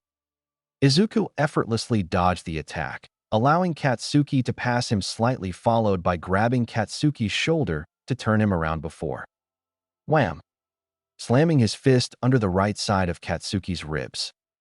At first, Katsuki was taken aback by the blow. Shit. He dodged and landed a punch before I could react. After a second that felt longer than it should have, pain flooded through Katsuki's body without a hint of resistance. Izuku let go of Katsuki's shoulder, resulting in Katsuki instantaneously crumpling to the ground, clutching the right side of his abdomen in excruciating pain, followed by his body curling on its own. He tried getting back on his feet, but his knees buckled under the effects of shock. It was absolute agony, unlike any kind of pain he'd suffered before. Adding on to the agony, it felt like the air was sucked out of his lungs. Asterisk gasp asterisk ack. Nga, gasp grhhhh. He painfully groaned, briefly losing the ability of proper speech.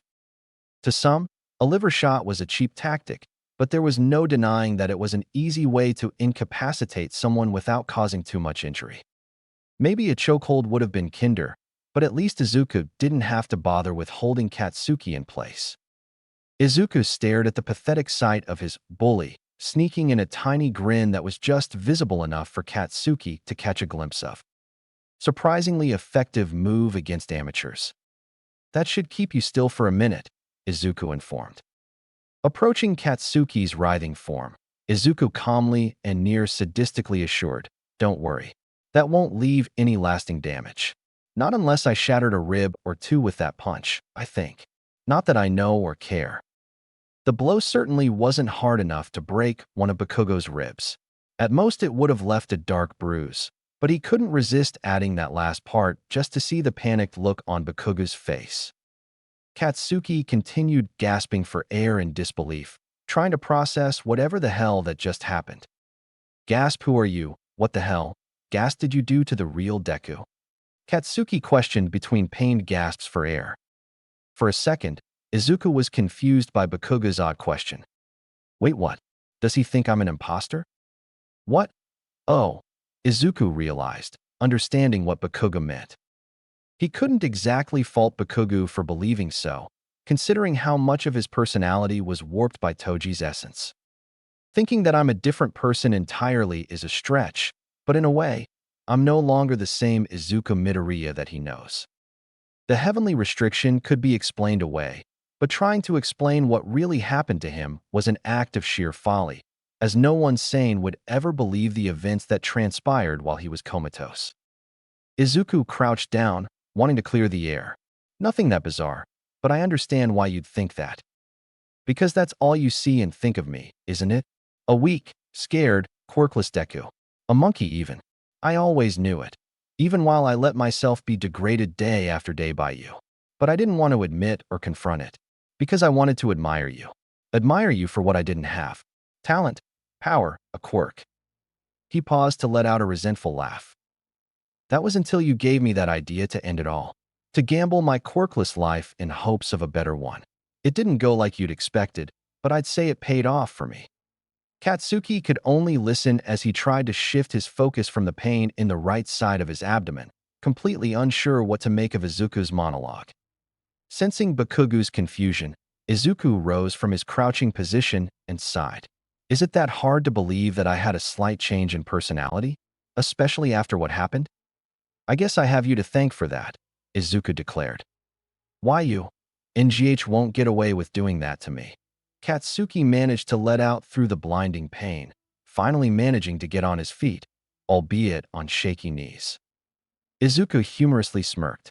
You tell the heroes that I hurt you? Surely they'll believe how someone with a quirk as strong and great as yours was assaulted by a useless monkey like me. With a sudden burst of speed, he pulled Bakugo closer by the collar, further alarming the blonde. And besides, I think this is hardly anything compared to what you've done to me over the years. The words hit Katsuki like a tidal wave, drowning him in suffocating guilt. Deka's right. Releasing his grip, he sent the taller boy stumbling, despite the height difference. We're done. I don't care what you do next, but if you try anything with me again, I won't be as kind as today, Izuku warned before turning away, deciding that he'd wasted enough time. Wait, Katsuki pleaded. I'm sorry. Turning around, Izuku bitterly chuckled at Katsuki's attempt at an apology. I'm sorry. I'm sorry. I'm sorry. How dare you say that to me? Is that all you have to say to me? After what you've done to me throughout all these years, I should gut you open alive like I did to Satoru Gojo for even daring to say that to my face. He's sorry. That doesn't change anything, not at this point. Fuck it. He wasn't in the mood to deal with the blonde. A little too late for that, don't you think? He replied cynically before finally walking away from the scene. He expected Bakugo to hurl more expletives at him, to demand him to come back, or to even chase after him. But he only received silence. As soon as he'd left the school's compound, Izuku noticed something rather surprising, something that he never thought could happen after he merged with Toji's soul. Huh. He actually made me, he muttered to himself, nearly bursting into a mirthless laugh. His eyes were wet. He'd actually teared up at some point during his whole exchange with Bakugo. Fuck. He'd let his resentment of that Pomeranian overtake him for a moment.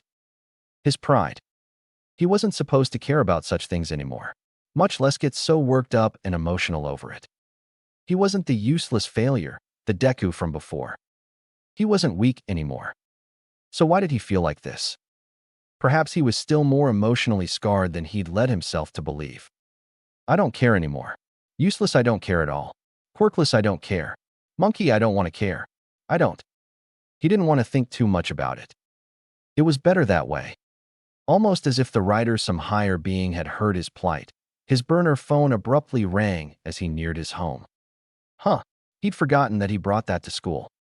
Opening the phone's cover, he could see that the caller was Kong. Raising the phone to his ear, he was assailed by the voice of Kong chewing him out.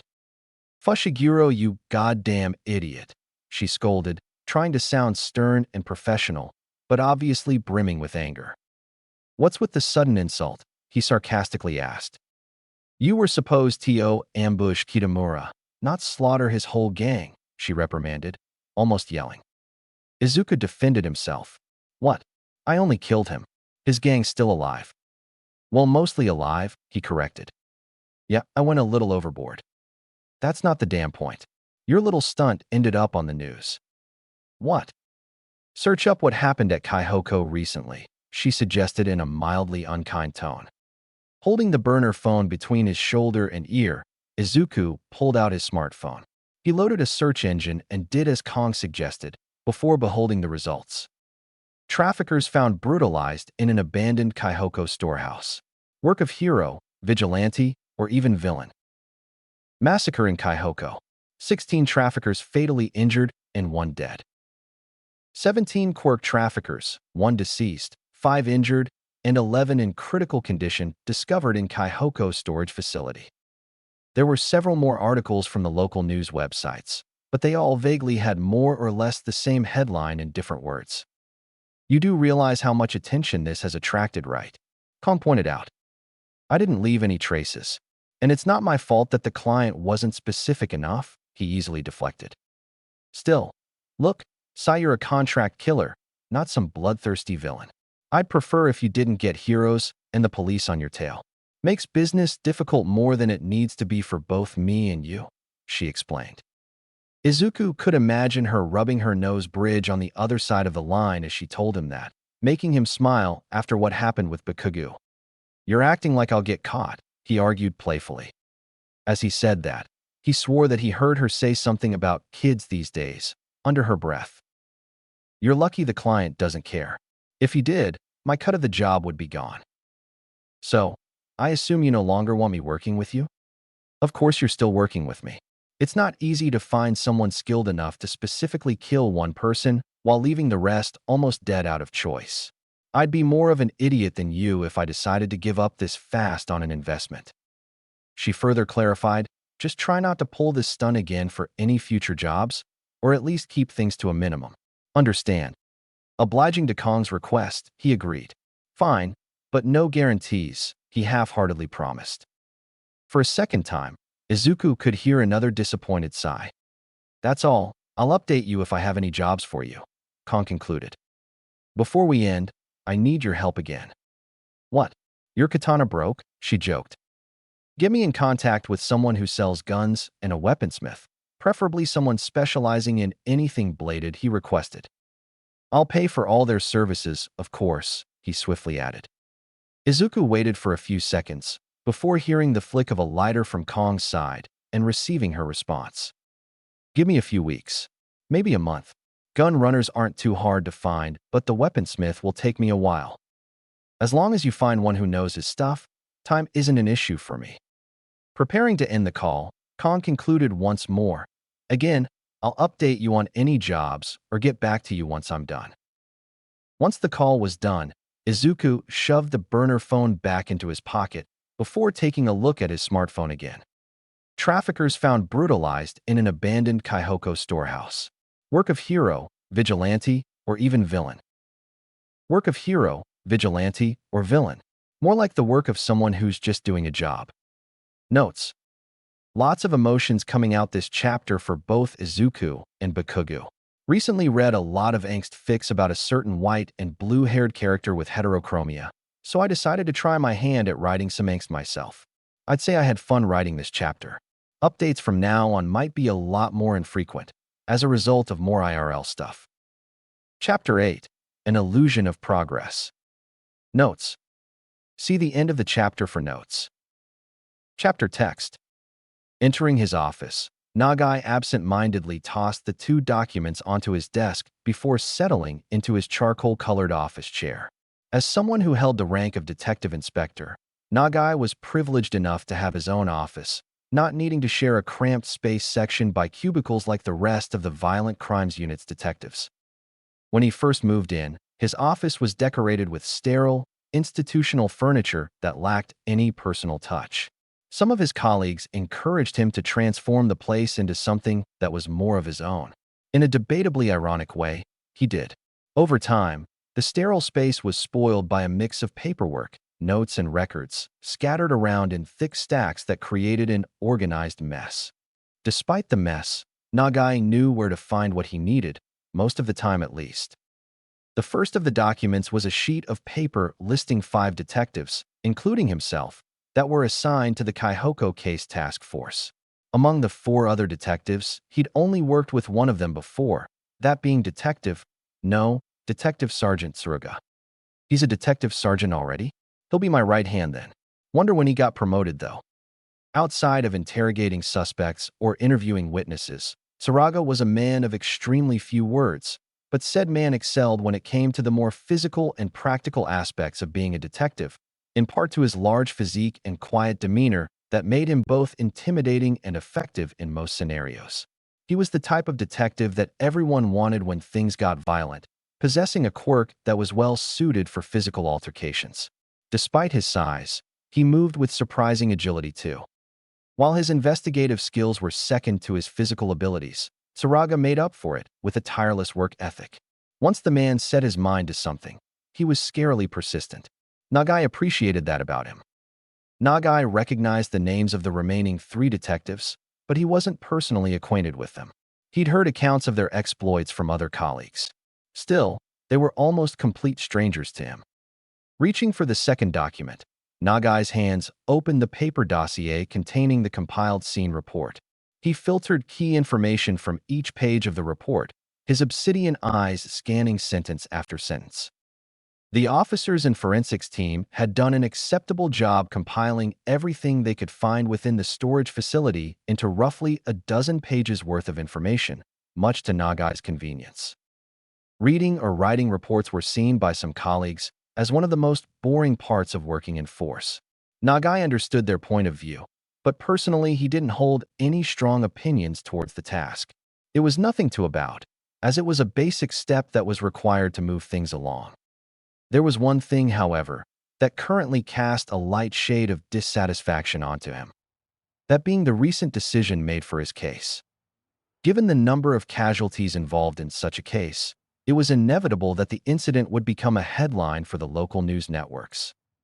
In Nagai's humble but apathetic, so his colleagues claimed, opinion, it was preferable to keep the entire incident hidden from the public or media, or at the very least have it kept under an embargo. Letting news of the incident spread would tell whatever person responsible that their deed was under the police's radar, acting as a sign for said person to operate less brazenly or even go into hiding. Being less brazen potentially meant less evidence, and less evidence meant a tougher case to solve. A tougher case also meant more time he'd need to solve it. Just great.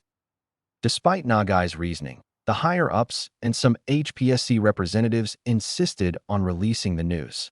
The public had to be aware for safety purposes, they said, lest this unknown new villain cause another incident in a more public area. He wasn't entirely against the decision, but the problem was that no one even knew who or what they needed to watch out for, authorities included. Based on the reports, there wasn't much to go off from the initial on-scene investigation. Almost everything regarding the incident still remained shadowed by unknowns. Just as he dreaded, even the forensics team hit a wall. Any blood, fingerprints, or hair they found and tested all belonged to the traffickers. The team did discover things that the police officers weren't able to, but there was nothing crucial enough to make a breakthrough in the case. Shit, they found nothing foreign. No residuals that could have come from the perpetrator. As for Kitamura himself, a background check revealed that he was the heir to what was once one of the richest construction companies in Shinjuku. By the time Kitamura was born, however, the company had crumbled from years of scandals and mismanagement, leaving Kitamura to grow up with virtually nothing but rags. As an adult, he mostly wandered around Shinjuku working all kinds of odd jobs. Consequently, he barely had any connections on record. It made tracing his prior activity next to impossible. Kitamura's phone wasn't much help either. Going through the phone, it was revealed from text messages discussing their trafficking operation that Kitamura was the ringleader, and that his men were composed of local thugs he'd recently hired, rather than the entire group originating from Shinjuku. Unfortunately, the phone was very new, containing very little data, having likely been bought just a week prior. Other than the context from the messages, the phone didn't contain any significant information such as Kitamura's other associates, enemies, the specifics about his plans, or anything of the like to build off on. Adding insult to injury, the number that Nagai found also led to a dead end. The phone was inactive, its last known active location being some train station in Jaka City. Local police were sent to investigate, but nothing turned up. Then there was the matter of the perpetrator's motivation. It would have been easy enough to point fingers had everyone in that facility died. There were a few villains with cutting or slashing-based quirks and the mindset to cause the carnage at the storage facility. The fact that only one person died, however, created more issues than Nagai would have liked. None of Nagai's suspects were the type to spare anyone. Kitamura's death was unlikely to be a coincidence, considering that the lighter cuts on the rest of the traffickers in contrast to the death blows received by Kitamura indicated a certain level of restraint. It did lend some credence to his assassin hypothesis, even if there wasn't much to support it in the first place. What was the purpose behind only killing Kitamura, though? Could we expect to see such an incident again, and how soon? If he wanted to solve the case fast, he needed answers to those questions. Killing one person, but to brutally maim the rest? Why? The entire case didn't fit into the typical outline for gang hits. Call it intuition or a gut feeling. But Nagai somehow knew that the perpetrator possessed an oddly twisted moral compass. Mercy? He would never admit it to anyone, but he'd probably do something similar to the traffickers if he had the chance. Nothing as brutal as the actual thing, of course. As villainous as that sounded, he was still a morally sound person that believed in doing things the right way. It was just that some people deserved more than what the law was allowed to deliver. Nagai leaned back in his chair, letting the details from the report settle into his head. He rubbed his temples as frustration brewed within him. Interrogation of those traffickers better provide some answers. Even better, a face for me to find. Mulling over the reports for a few more minutes, Nagai came up with several explanations that were shakily feasible. To send a message. What kind of message? For what? From who and to who? A personal grudge. No doubt someone like him would be hated by many. If so, why weren't the others killed along with him? A vigilante. Could be that some vigilante just stumbled into their base and got into a fight with them. Then again, if this vigilante had no issue killing one person, why not kill the rest? As he pondered, there were a few soft knocks to the door of his office before it was gently swung open. Detective Nagai, a younger, more modest voice called out, followed by the sound of the door closing and light footsteps on the linoleum floor. Eyes still fixated on the report, Nagai acknowledged the visitor in his office. Yes, he replied in a dry tone. The autopsy is done. You can go talk to the pathologist now, the visitor informed. Raising his head, his eyes made contact with the visitor. The visitor was a young man with a lean build, probably in his early 20s. He was rather handsome, with sharp features akin to a model. Further enhancing his appearance was his messy but silky white hair, along with shining lemon eyes that contained slit-shaped pupils. His garb was composed of a black turtleneck and similarly colored slacks, overlaid with a light gray jacket. Looking past his facial appearance and clothing, what really stood out was the presence of fox ears that sat on top of his head. The ears were mostly white, tipped by a fading orange tone.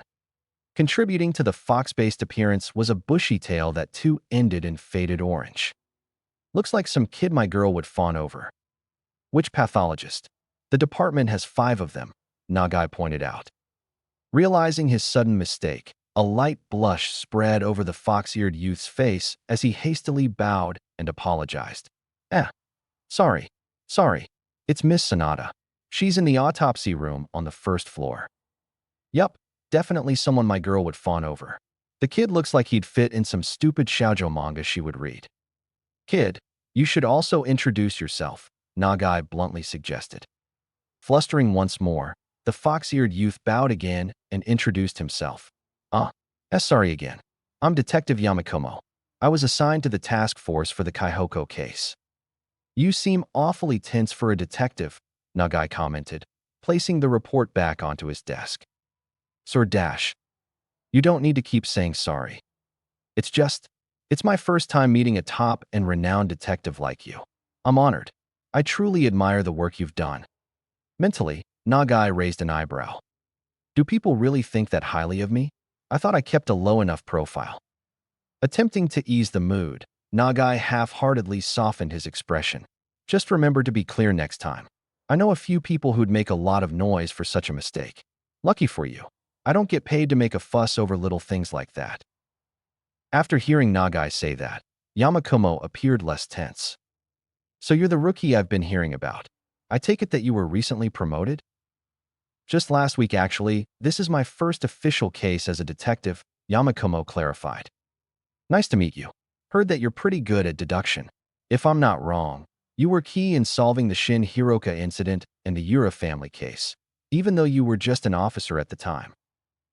Yamakumo rubbed the back of his neck, flattered by the praise. It's nothing to brag about, really. I just did what I could to help. It is impressive that you figured out that Yura lady's motive with what little info we had at the time, Nagai complimented, mildly informed about Yamakumo's achievements from overhearing his colleagues' discussions.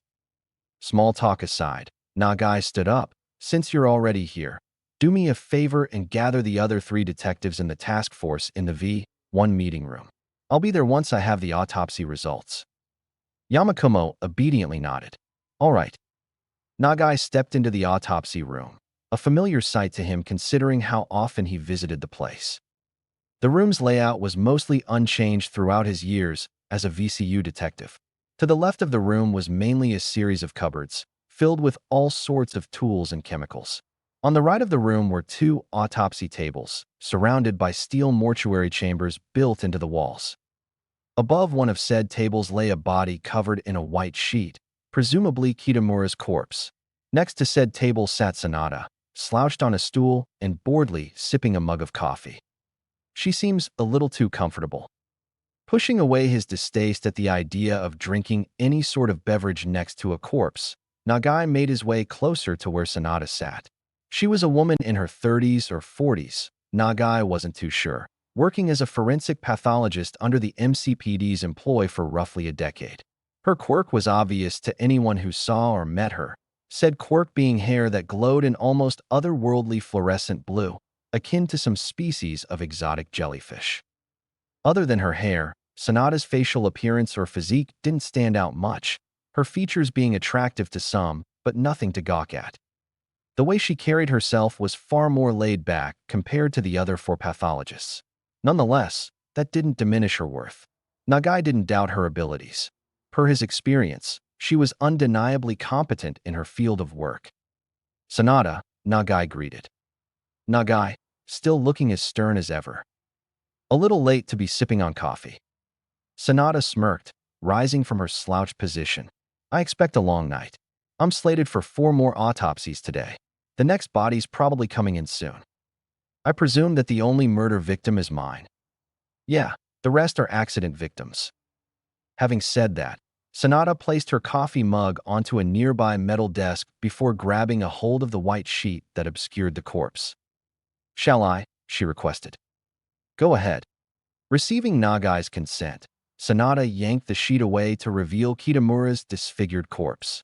The corpse was completely naked and cleaned of all the dried blood, allowing Nagai to more clearly see the darkened, dried mutilations that marred Kitamura's figure.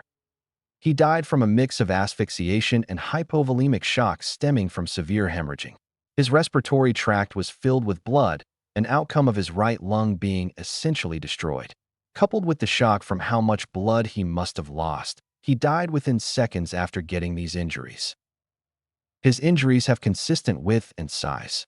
Most people who have quirks that can cut or slash aren't skilled enough to create such clean cuts, so it's probable that the killer used some kind of weapon.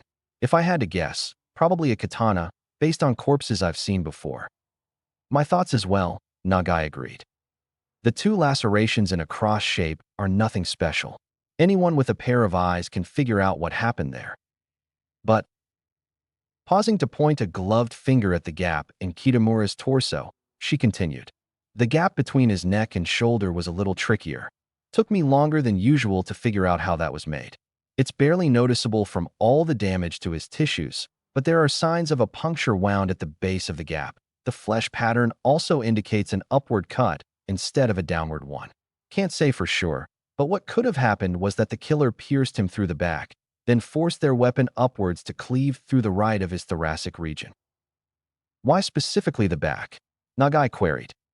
His muscle tissue surrounding whatever that remained of the initial puncture wound pushes outwards towards the front of his body. It's a sign that the weapon was forced in from behind. So he was impaled in the back and slashed at the front? Pretty much. Whoever this perpetrator was, they had their fun. His injuries aren't the only thing to take note of. A blood test found traces of trigger in his bloodstream.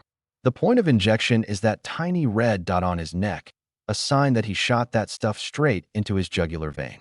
It's also why his pupils are more dilated like crazy, 37% more than a usual corpse. Interesting. That explains those strange glass and metal fragments the forensics team found. The syringe must have been crushed during the fight. Just as luck would have it, his phone rang. Answering the call, Nagai listened briefly to the caller before giving his reply. Got it, on my way. Call Detective Tsukachi. Tell him that I need him to be at the hospital for the interrogation. Ending the call, Nagai turned to Sanada. I need to go. One of the traffickers is stable enough for interrogation.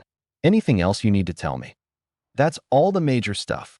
The finer details are in the papers, Sanada clarified as she handed the file containing the autopsy report to Nagai. before discarding her old pair of latex gloves and slipping on a fresh pair to prepare for her next autopsy session. Happy hunting, Nagai. Thanking Sanada and exiting the autopsy room, Nagai made one last call before making his way to the hospital. Saruga. Yes. A flat voice answered back. Tell everyone in the room that we're heading to the Mizudafu General Hospital. I'll give further instruction on what we need to do once everyone's there.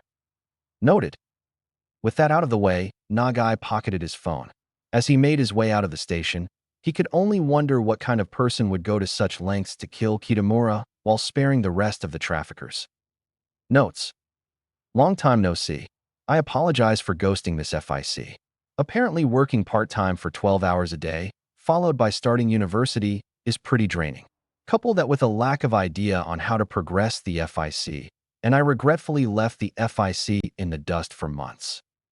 Fortunately, I've managed to figure out a general outline for the FIC, or at least a plan for me to connect the scenes or plot points that I want to write together. Bit by bit I've been writing whenever something pops into my head. Just know that the FIC isn't dead yet, just growing slowly. Talking about the chapter itself, I know that some people will be disappointed that the chapter, after so long, is OC-centric instead of focusing on Izuku's perspective. Just a heads up, the next chapter is OC-centric too. I apologize for that, but I can promise that some of these OCs are key and play a big role to the overall story that I intend to tell in this FIC. As for the OCs themselves, there's more than meets the eye for one of the OCs introduced in Nagai's scenes, so feel free to guess. Chapter 9, Stratagems Revealed. Notes. See the end of the chapter for notes. Chapter text. Passing by the packed waiting room, Nagai could hear the nightly news report that emanated from a wall-mounted TV. The male newscaster's voice gradually softened as he and Tsukachi, along with Yamakumo tailing close behind, neared their interrogee's room further down the hallway. A gruesome sight was discovered last night in a storage facility located at the north of the Kaihoko district. A gang of 16 quirk traffickers were found severely injured with one deceased. Heroes and police are currently still investigating what exactly took place. The rate of hero patrols in the area and its surrounding regions has been reportedly tripled, as a precaution should a similar incident take place. In the Mianti Dash. I didn't expect that you'd have Yamakumo around for the interrogation. I assumed that you'd want him to interview the hospital's staff about the status of the other traffickers, like the rest of your team, Tsukachi abruptly remarked, interrupting the newscaster. I just figured that young blood like him could benefit from the experience. Tsukachi was pleasantly surprised. Never thought of you as the mentor type. Arriving at the room's door, the three detectives flashed their police badges and detective tags before the officer who stood guard allowed them passage. Inside the room, their interrogee was a skinny, auburn-haired man lying upright in a hospital bed. The man's face was badly bruised in purple and red tones, more noticeably around his nose and temple. Standard procedure would require at least one of the man's arms to be cuffed to the bed for security purposes. That wasn't necessary, however, as the man's arms appeared to be severely injured, held in place by medical braces that inserted metal pins into his already bandaged arms. The man turned his head to face his visitors, wondering who they were. Attempting to maintain a guise of neutrality, Nagai introduced himself and his company. Detective Inspector Nagai from the MCPD's Violent Crimes Unit. Next to me is Detective Yamakumo from the VCU-2 and Detective Inspector Tsukachi of the Hero Affairs Unit. Why is someone responsible for Hero Affairs here? Detective Tsukachi is here to determine the level of hero involvement required for this case. He cleared up. On paper, that was the reason for why Nagai had Tsukachi come along. In actuality, he just wanted Tsukachi around to solidify the interrogation results. And you, Nagai said as he wagged a patronizing finger. You're Akio Akiyama, quirk, Resin Blast. Age 32. Your official residence is registered at an apartment in Nakano City. You've been arrested before on 2 counts of assault, for counts of possession of illicit substances, and so far, 1 count of dash. Quirk trafficking. Did I get that all right? Yes, Akiyama reluctantly replied. Nagai sneered. Though I'm sure you've done more, especially someone like you. The records are always cleaner than reality. If we weren't in a hospital, you'd have to worry about me adding another bruise to that ugly face of yours. I was desperate, all right. I needed the money. It was too good to refuse. I didn't want this. I didn't know that it would lead to this shit happening to me. Akiyama cried out, glaring at his arms in distress. Scum like you deserve every bit of what happened and more. It's a shame that your arms weren't amputated, Nagai taunted, shedding his professional demeanor. Tsukachi quickly intervened. Introductions and unnecessary threats aside, we're here to interrogate you regarding what happened in that storage facility at Kaihoko last night. 16 people, including you, survived, albeit with varying levels of injury. The only death was your boss, Kitamura. Upon hearing the news, Akiyama didn't seem taken aback by the news of his boss's passing, his expression unchanged. Then Akiyama snarled, "Why the hell should I bother telling you anything? I have every damn right to remain silent, especially talking to cops like you all. I get nothing out of it. In fact, I'd be digging my own grave." Before Tsukachi could open his mouth to answer, Nagai responded instead. "You have a few reasons I can list. Other than the fact that at least one of you will tell what happened either way. I'm sure that under normal circumstances, you'd want to find the person that butchered you and your friends like pigs. However, based on your text history with Kitamura, I presume that you've barely known them for more than a week. So I think it's more accurate to say that you alone want to find whoever that did this dash." Nagai lazily gestured at Akiyama's broken form with one hand. "To you. Whoever that reduced you to this sorry state. You'd be lucky if you can even bend your fingers. If you didn't have shame working as a quirk trafficker before, now I'm sure you'll have shame living as a useless, pathetic cripple who won't even be able to care for himself for the rest of his life. I'm also sure that you're aware of how many years the crime of quirk trafficking carries. Combine that with our nation's conviction rate that exceeds 99%, and you have more than enough reason." Nagai briefly paused to let Akiyama's gears turn, while he grabbed a chair for a seat. "Since you're the first person we talked to, we can be more lenient, cooperate, and we may be able to entertain the possibility of shaving a few years off your sentence. Naturally, that depends on what you say." "The choice is yours," Nagai informed with a callous smile. As Nagai finished his sentence, he could see a gleam of submission within Akiyama's eyes. "There we go. Say the right truths, plant the right thoughts, and they'll crack one way or another." "Fine, I'll tell." Simultaneously, he could sense Tsukachi gazing at him with a hint of disapproval, bothered by his method of persuasion.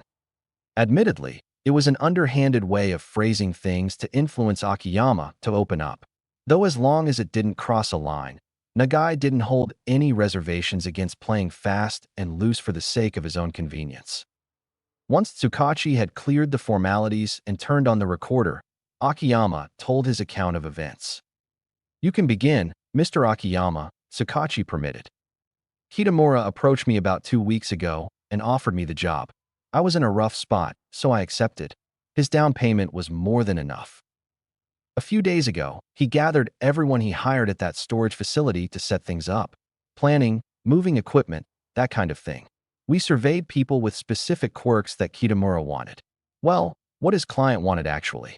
Our ideal targets were mostly street whores, the homeless and runaway teenagers, people that wouldn't garner too much attention if they went missing." "Sick fucks," Nagai muttered under his breath. Yesterday evening, Kitamura said that he needed to meet a potential partner. So he went out alone, while he ordered us to continue on with preparations. Nagai fiercely demanded to know their identities. "Who is this client and partner?" "No clue. He never told us who he was working with or for. Didn't trust us enough. He just told us to follow his orders, or we wouldn't get paid in full." Then, an hour after Kitamura left, we were attacked. "By who?" Akiyama took several deep breaths to calm his nerves, preparing to narrate the traumatizing series of events he experienced. "We didn't know someone broke in until we heard screaming. It all happened so fast. Everyone rushed into the foyer to see what was going on. It came from one of the guys. He was screaming on the ground with huge gashes all over his body. Once everyone was there, we heard a second scream from a guy I was more familiar with called Higashi. This time, everyone saw who did it. It was someone dressed in all black, holding a katana. They wore a black jacket with the hood up, black cap, black mask, and black gloves. Black everything. The only part one could see was the upper area of the face. Nagai scowled. Well, there goes having a face to look for. So you could see their eyes? Their eyes were green. Dark green. Describe the attacker's physical appearance. Nagai requested. Lean, shorter than average, I think. Looked like a guy. Yeah, it was a guy, unless it was a flat-chested girl or some shit like that. Go on. I can't tell if it was a quirk or just skill, but while everyone was looking around trying to figure out what happened to the first guy, he snuck behind Higashi and stabbed him back in the back. The first guy was a trap to lure us there, to get everyone in one place. As both of them were screaming their lungs out, the katana guy stared at us while we stared back. Beneath that mask, I swear he was grinning like crazy. Some of the guys with mutant quirks or a weapon tried rushing him, while the rest of us prepared to use our quirks on him. Then all hell broke loose, Akiyama grimly stated. One by one, he cut down each of us. His quirk made him move faster than we could see. Even though we had the whole foyer lit up with lights and lamps, we couldn't track where he went. We'd only see a black blur, followed by someone bleeding out. The worst part was that he didn't make any noise. After he was done with one or two people, he'd disappear into the mess of junk and crates in the foyer. A few seconds later, he'd reappear at a completely different end of the foyer, spilling someone else's blood. We couldn't hear any footsteps, any creaking, or any thuds that could have told us where he was coming from. The only thing we could hear were our yells and screams, Akiyama described, visibly disturbed. Nagai's thin brows furrowed.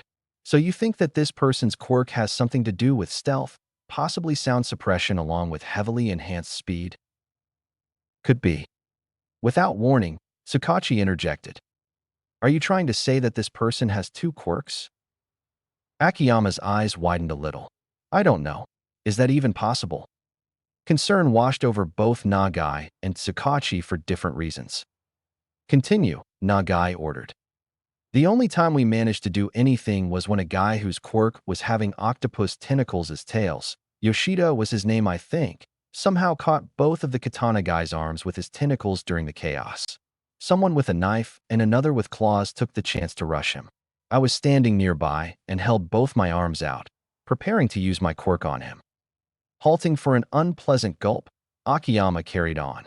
Before I could even see it, he sliced all 8 of Yoshida's tails into chunks of meat. Yoshida and the other 2 guys' bodies were covered in cuts. All 3 of them collapsed instantly. That's when I realized that all of this was entertainment to this monster. He slowed down to let himself get caught by Yoshida for fun.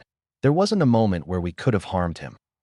I wanted to run, but before I could even put my arms down and before I even felt it, he sliced both my arms open, along with my left leg. Then he hit my face with a left hook, sending me flying into a wall. The pain was too much for me to get up from. I saw him take his time with anyone left, before everyone was on the ground covered in blood. Then what happened? Akiyama laid on the concrete wall, pain overflowing from his arms and left leg. Sparing a quick glimpse at the limp arms on his sides led to his head recoiling in horror.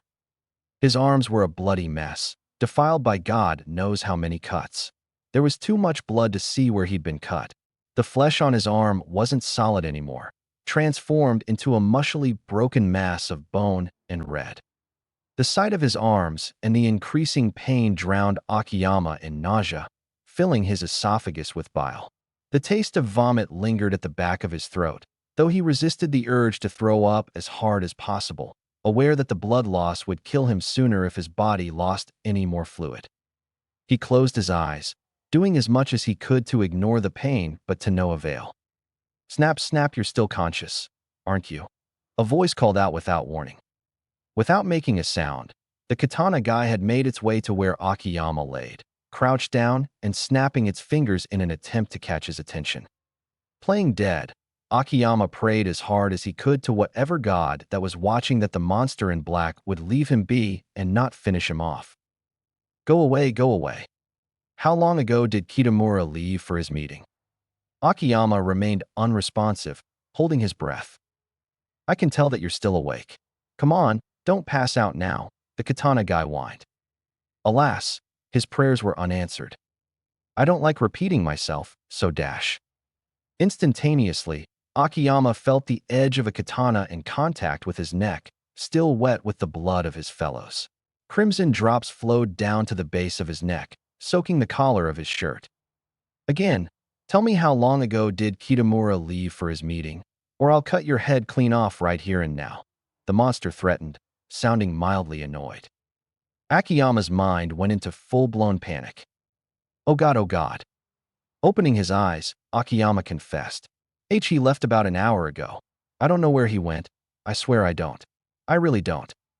How long until he comes back? I don't know. He didn't tell us anything. Are you lying to me? I'm not.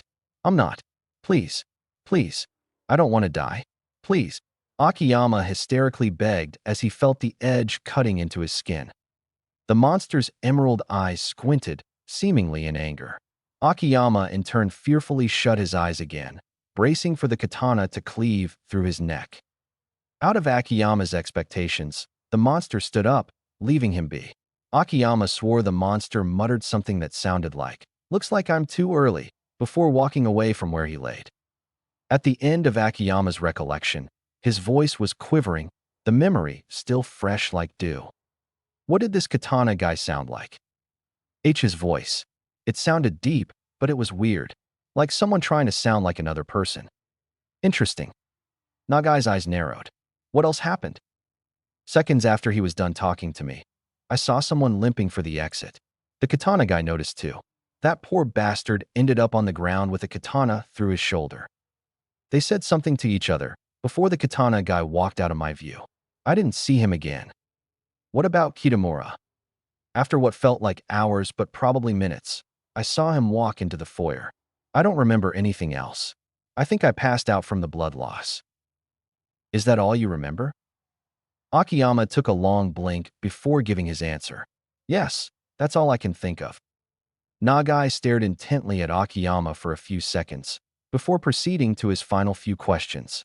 Tell me, other than that partner and client, did Kitamura mention anyone that stood out? Any superiors, associates, friends, rivals, enemies, or anything of the like? Kitamura grimaced before responding. No, like I said, he kept everything to himself. Nagai was unsatisfied with that answer. Think hard and tell me again. Akiyama thought hard for a few minutes, before responding once more. Well, now that I think about it, a couple days ago, I overheard Kitamura having a conversation with someone. I'm not sure who it was since it was over the phone, but Kitamura mentioned something about how this better be worth it, and he'd make sure that things were ready. It was none of my business, so I didn't bother staying to listen. Nagai leaned back in his chair, digesting the new information. Could it be that number from Jaku? Anything else? Their conversation paused again for a minute or so of silence, before Akiyama uttered his final answer. That's really all I can remember. We're done. Get well soon. Nagai stonily concluded without an ounce of emotion. Once Tsukachi had turned off the recorder, Nagai rose from his seat and left the room without sparing any more attention to Akiyama, followed closely by Tsukachi and Yamakumo behind. Closing the door, Tsukachi gave Nagai a stern look. That was rather out of line. Tell me, did you mean every word you said just now? A near imperceptible frown formed on Nagai's lips. That's irrelevant to our investigation. I do what I need to do for results. For a moment, a layer of unease permeated the air between the two. Shrugging his shoulders, Nagai pushed Tsukachi's grievances aside. Back to the reason why I brought you here. Was he lying about anything? No, everything he said was true, or at least he believes it is.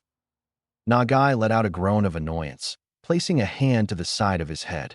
Akiyama didn't reveal enough. But we need to work with what we have. You haven't interrogated the other traffickers yet, Tsukachi reminded.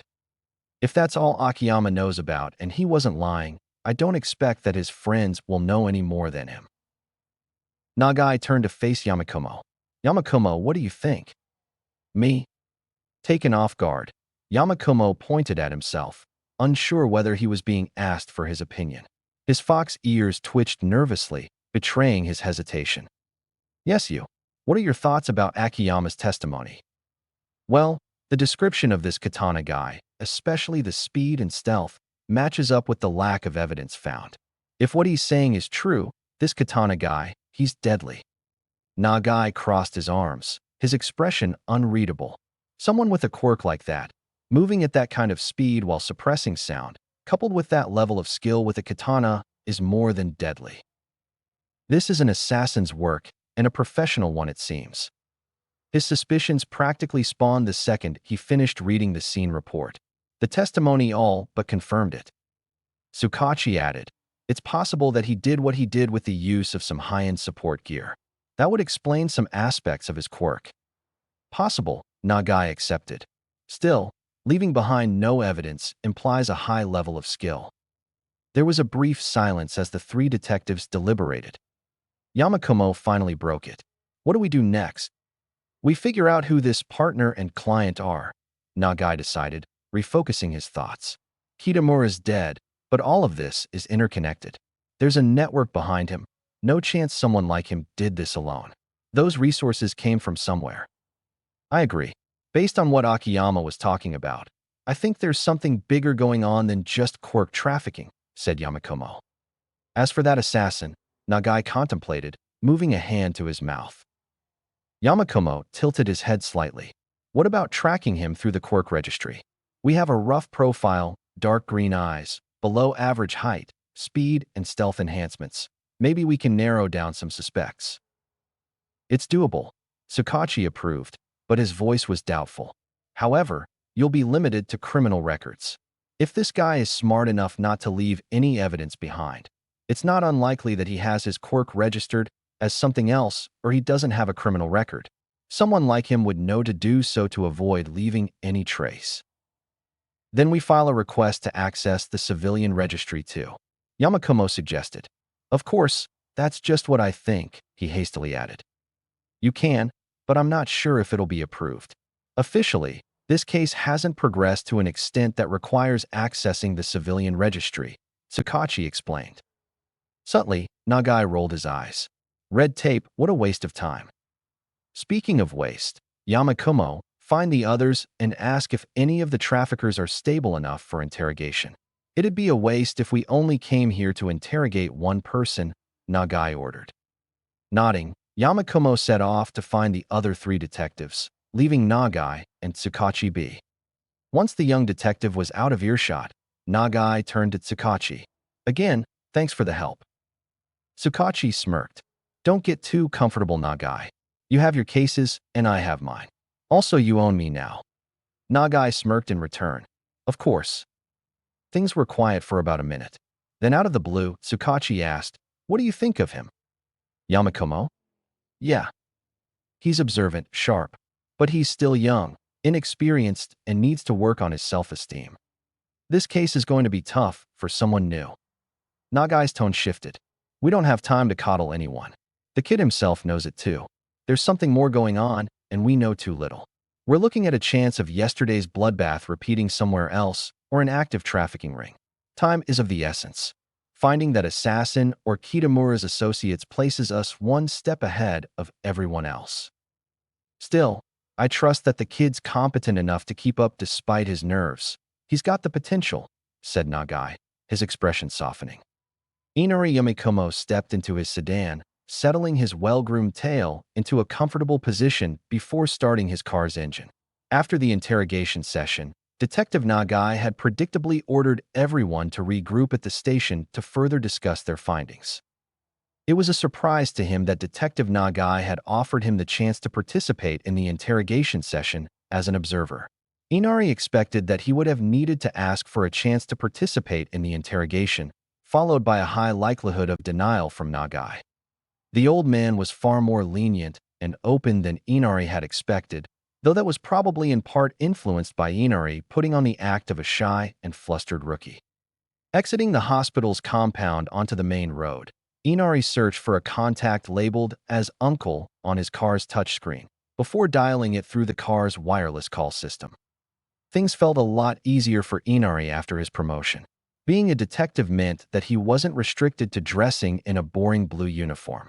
More importantly, It meant that he was rid of that damn body camera, no longer needing to wear it on his person. It was tedious, since with that body cam around, he could only call his uncle once he was off duty. Inari waited for a bit before his call was picked up. Inari answered a masculine voice on the other end of the line. The voice was gruff and aged, belonging to someone who was at least 20 years Inari's senior. So far, the police are in the dark. Seems like Kitamura didn't tell his gang anything about what happened recently. Humph. If he told them the truth, I imagine that they'd flee away with their tails between their legs, leaving him to thrash out in the open. But I did find something of note.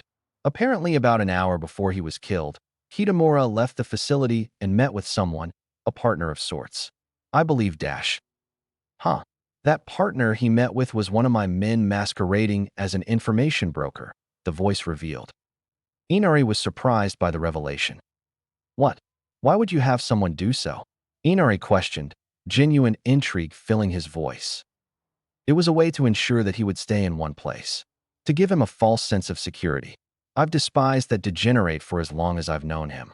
Such a chance to deal with him cannot be wasted. If you hated him so much, why kill him now? Him being part of that lot of traitors presented a suitable opportunity to ensure his death. If I'd ended him while everyone was still united, I'd face all kinds of repercussions, the voice calmly justified. Only Kitamura's death ended up on the news. I heard that even that staff-wielding twink with an electricity quirk we hired managed to keep his mess under wraps, even though he massacred an entire apartment's worth of people, Inari mentioned in slight disbelief. Heck, I also heard that the blind man thought of hiring a cleanup crew. Whoever that killed Kitamura sure did a sloppy job. The voice groaned. Such is the price of hiring independents. Their quality varies significantly. Despite that, most of them are worth their value. Even that sloppy one appears to possess a powerful quirk. Then I suppose you know who was hired to kill Kitamura? Inari asked, interested about the identity of the individual that put an end to Kitamura's detestable existence. That independent was hired through a mediator. As much as I wanted Kitamura dead, he didn't warrant too much of my attention. It wasn't necessary to personally hire any specific independent for the task. I have more important matters to spend my time on. Inari wanted to point out that his uncle cared enough to get someone to pose as an ally for Kitamura, but he decided against it. On a positive note, with how many channels and proxies we use to hire independents, it's impossible that anything gets traced back to us at all, Inari noted, lightly chuckling in the process. Still though, I'm shocked that you don't sound too unhappy. I presumed that you'd refuse to pay for such subpar work like that. At first I too, like the rest, were in more crass terms, pissed as fuck. The plan was to discreetly deal with Kitamura, then send some men to either eliminate or assimilate whatever that was left of his group. Kitamura's original group was executed when he fled from Shinjuku, so it should have been simple enough to coerce the insignificance that he had hired into working under us. The voice let out a deep exhale. Truthfully, having the police and heroes involved this early poses a great risk. Despite that, Naoto sees the value in this turn of events. He believes that we may be able to use their involvement to our advantage. How so? We use the police and heroes to create another form of pressure for the traitors. Another thorn by their side, if you will. How exactly? Time will tell. We need to see how this whole debacle plays out before we decide on the next step. Concern filled Inari. Is that a risk we're willing to take?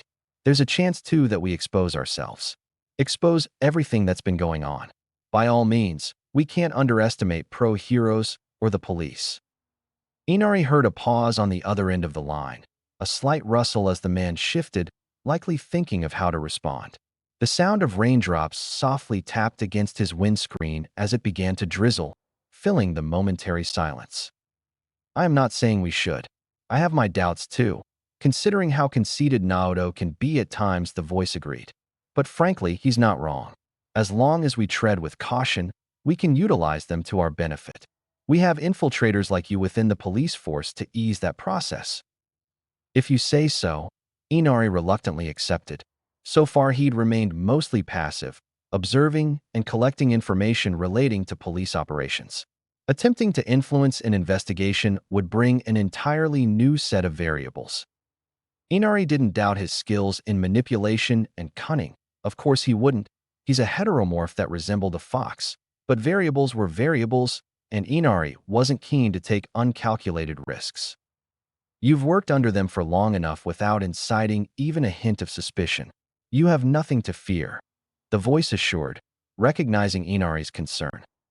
But the voice quickly shifted into a tone of reserved concern far deeper than that of Inari's. Will Nagai be a hindrance? The drizzle transformed into a downpour, drumming against his car's windows. True to his reputation, Nagai's willing to use less savory methods to get what he needs. To what degree, I have no clue. Not to worry, though, risky as it is, I should be able to influence the flow of the investigation. And if Nagai gets too close, well, as much as I hate to say it, I'll take care of him. Inari could imagine his uncle clasping his hands together in satisfaction, followed with a smirk. Excellent, his uncle praised. Besides Naoto's perspective regarding the matter, he also says that we've sent a message to the traitors. A message?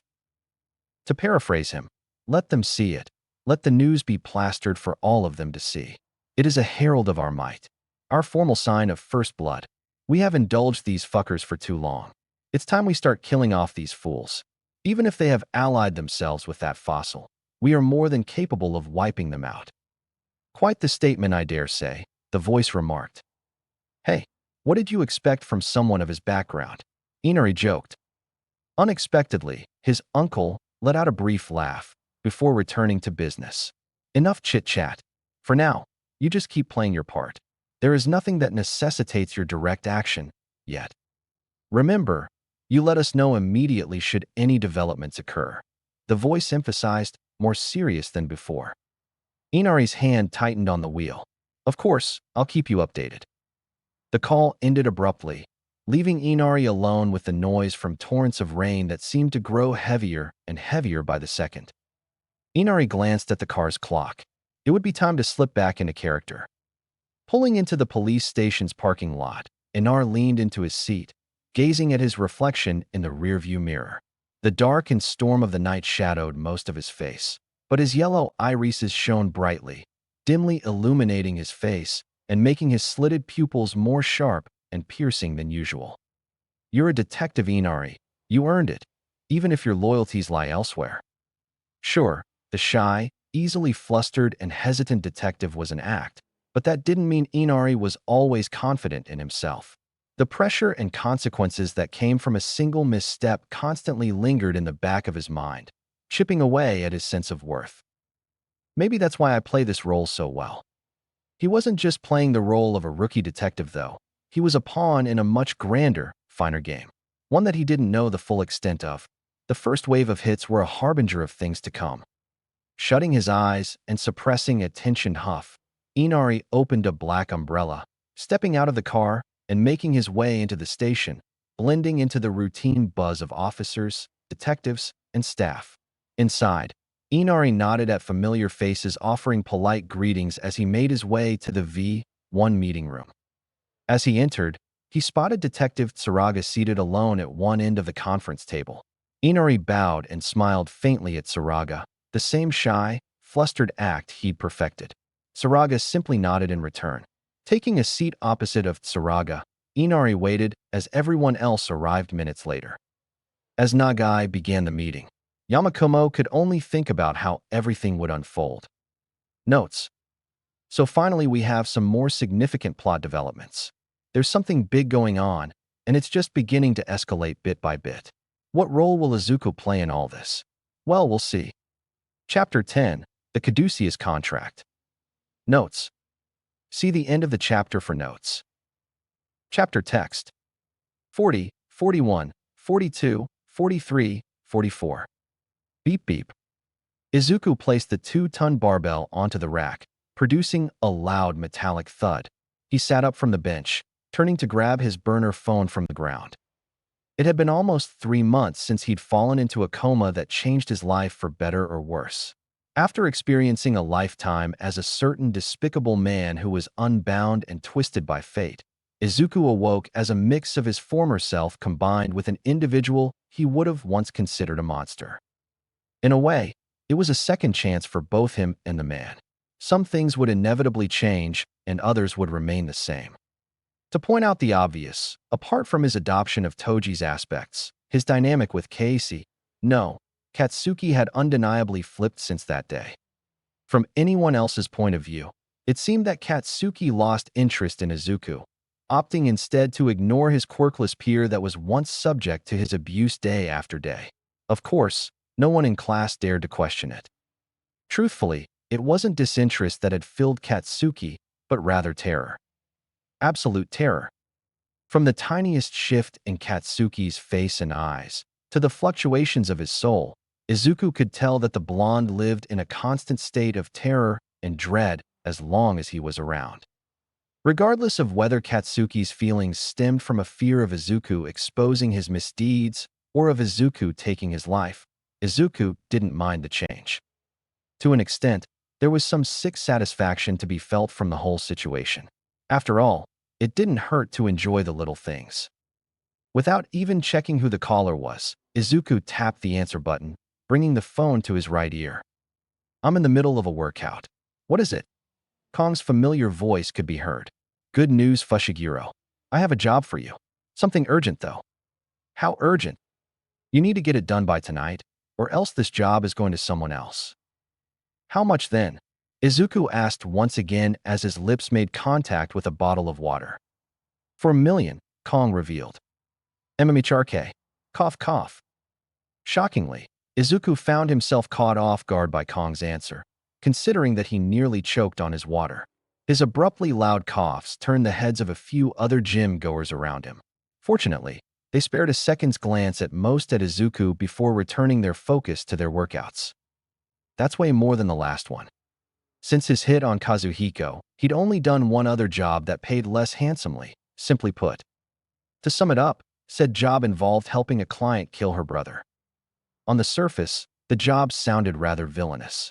With context, though, Izuku found the client's justification fairly reasonable.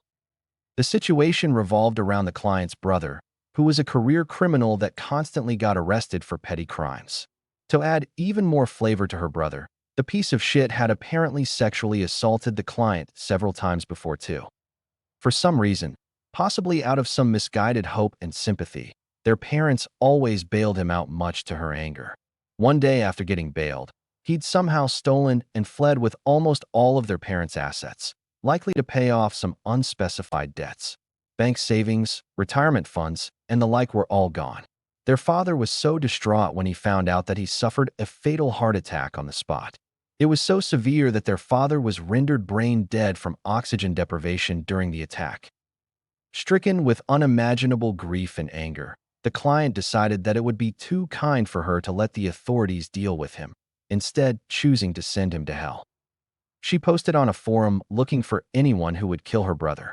Her offered pay amounted to roughly 3,500,000 yen, which according to quote Kong were lower than the standard rates. Nonetheless, the job piqued Kong's interest enough that she accepted it. In turn, she approached Izuku to offer him the task, to which he accepted. And how did Izuku know all of that? Well, according to Kong, she wanted to explain her situation to the person that'd get their hands dirty. Over a phone call arranged by Kong, the client told her tale to Izuku, her voice teetering between depression and vengeful rage with every word she spoke. After that, he had little reason to suspect that he was being sent to kill someone innocent. Based on what Izuku heard, she sounded sincere enough. Once everything was settled, the client sent her brother's last known address to Kong. Within a day of sending his address, she received photos of her brother dead, made obvious by the fine slit decorating his neck.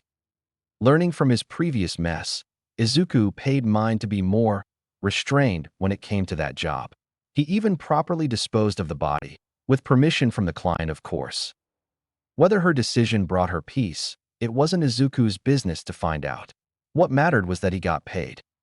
Lengthy context aside, if Toji was the one around, he wouldn't have bothered with taking jobs with such measly pay. In his current state, though, Izuku didn't have too much of a choice. Beggars can't be choosers.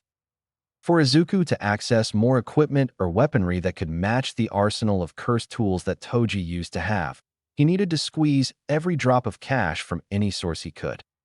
Speaking of weaponry, hearing Izuku's reaction, Kong attempted to stifle a laugh. You sound surprised, Fushiguro.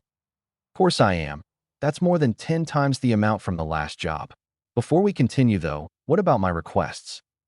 Izuku could hear the quiet shifting of clothes over the line, likely caused by Kong leaning on or taking a seat. I almost forgot to mention that. I found a contact that should fit your price range. He claims to offer a decent variety of guns along with the right ammo, ranging from some pre-Quirk era classics to whatever fancy toys the Americans are coming up with these days. With a little fee, I can arrange for a session anytime you'd like, Kong casually informed. Izuku sarcastically implored, why the fee? Consider it a transaction fee. What? You expect me to do work for free?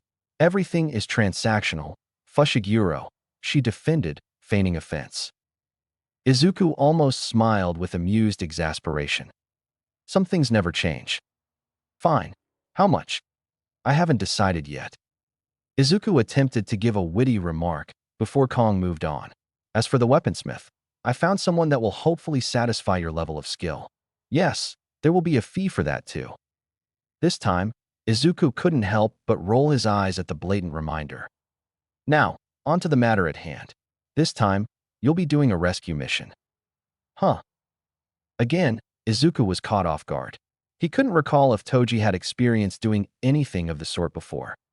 I didn't know you helped save people, Izuku commented. I meditate on a wide range of services. It's not a rare thing among middlemen. Shouldn't heroes be the ones doing the rescuing? I don't think assassins are exactly the best people to do that. There are some people that our clients want to keep from falling into police hands. The person that you need to rescue is one of them, a doctor by the name of Minato. He's been kidnapped by the client's enemies. For now, he's being held captive at a Yakuza safe house disguised as an office building. The place is located around the more rundown parts of downtown Mizutofu. You should also know that the client for this job is the same one from the Kitamura job, Kong mentioned, likely an attempt to remind Izuku of what he did on his first job. Never would I have expected you to get another gig from that client after what I did. Things were urgent for them. Whoever answered first got the job. In any case, you're not my only agent. There's plenty of other people from nearby cities that would gladly take the job. You just happen to be the only competent one with a strong quirk I've seen in Mizutofu so far. So don't mess this up. I'm giving you another opportunity for a big job. Get the doctor out before tonight. If you don't, he'll be tortured to death by the next morning. And if he's dead, we don't get paid. The client wants you to get rid of everyone in that safe house too. So feel free to let loose, she added. Do I need to worry about the mess? The client will have someone clean up after the job is done. No need to worry about that. Do I get a bonus for doing so? As far as I know, sadly no. However, a bonus is not entirely non-negotiable. I've already sent you your full instructions, so get going, Kong ordered. Without another word, the line went dead on the other side, leaving Izuku to read through whatever that Kong sent. Slumping onto the bench, Izuku checked the time. It's almost evening. Guess I'll have to end this workout session early. Time to prepare. As Izuku was getting ready to leave the gym, he had another thought pop into his mind. Right, I need to think of an excuse to leave at night. What should I tell Mom? Minato Fujimori was not having a good time. In fact, this was probably going to be the worst and last day of his life. Now, doctor, I'm going to ask you again, cooperate, pledge your services, and you'll save yourself a lot of pain, a calm voice offered. Currently, he was in a grimy room, strapped to a plastic chair. His hands and feet were bound respectively to the chair's handles and legs with zip ties. Surrounding him were his captors, consisting of 7 men, 6 of whom that dressed in a mix of collared shirts and suits. Only one of them was properly dressed, while the other 5 were dressed more sloppily in comparison. There was one captor that stood out, who was not dressed in anything at all as his entire body was harmlessly engulfed in flames. A living torch. Leading the captors, and the one who offered to spare him, was a plain-looking man who reminded Minato of a Japanese suburban dad he'd usually see in TV dramas. What they were asking him to do, it was insane. Madness.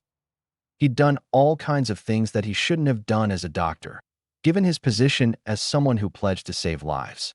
But even he had his ethical limits. He'd die before he'd break and involve himself in a plan like that. Mustering the courage, Minato took a deep breath. For the last time, no. Then you'll have to bear the consequences, the leader concluded.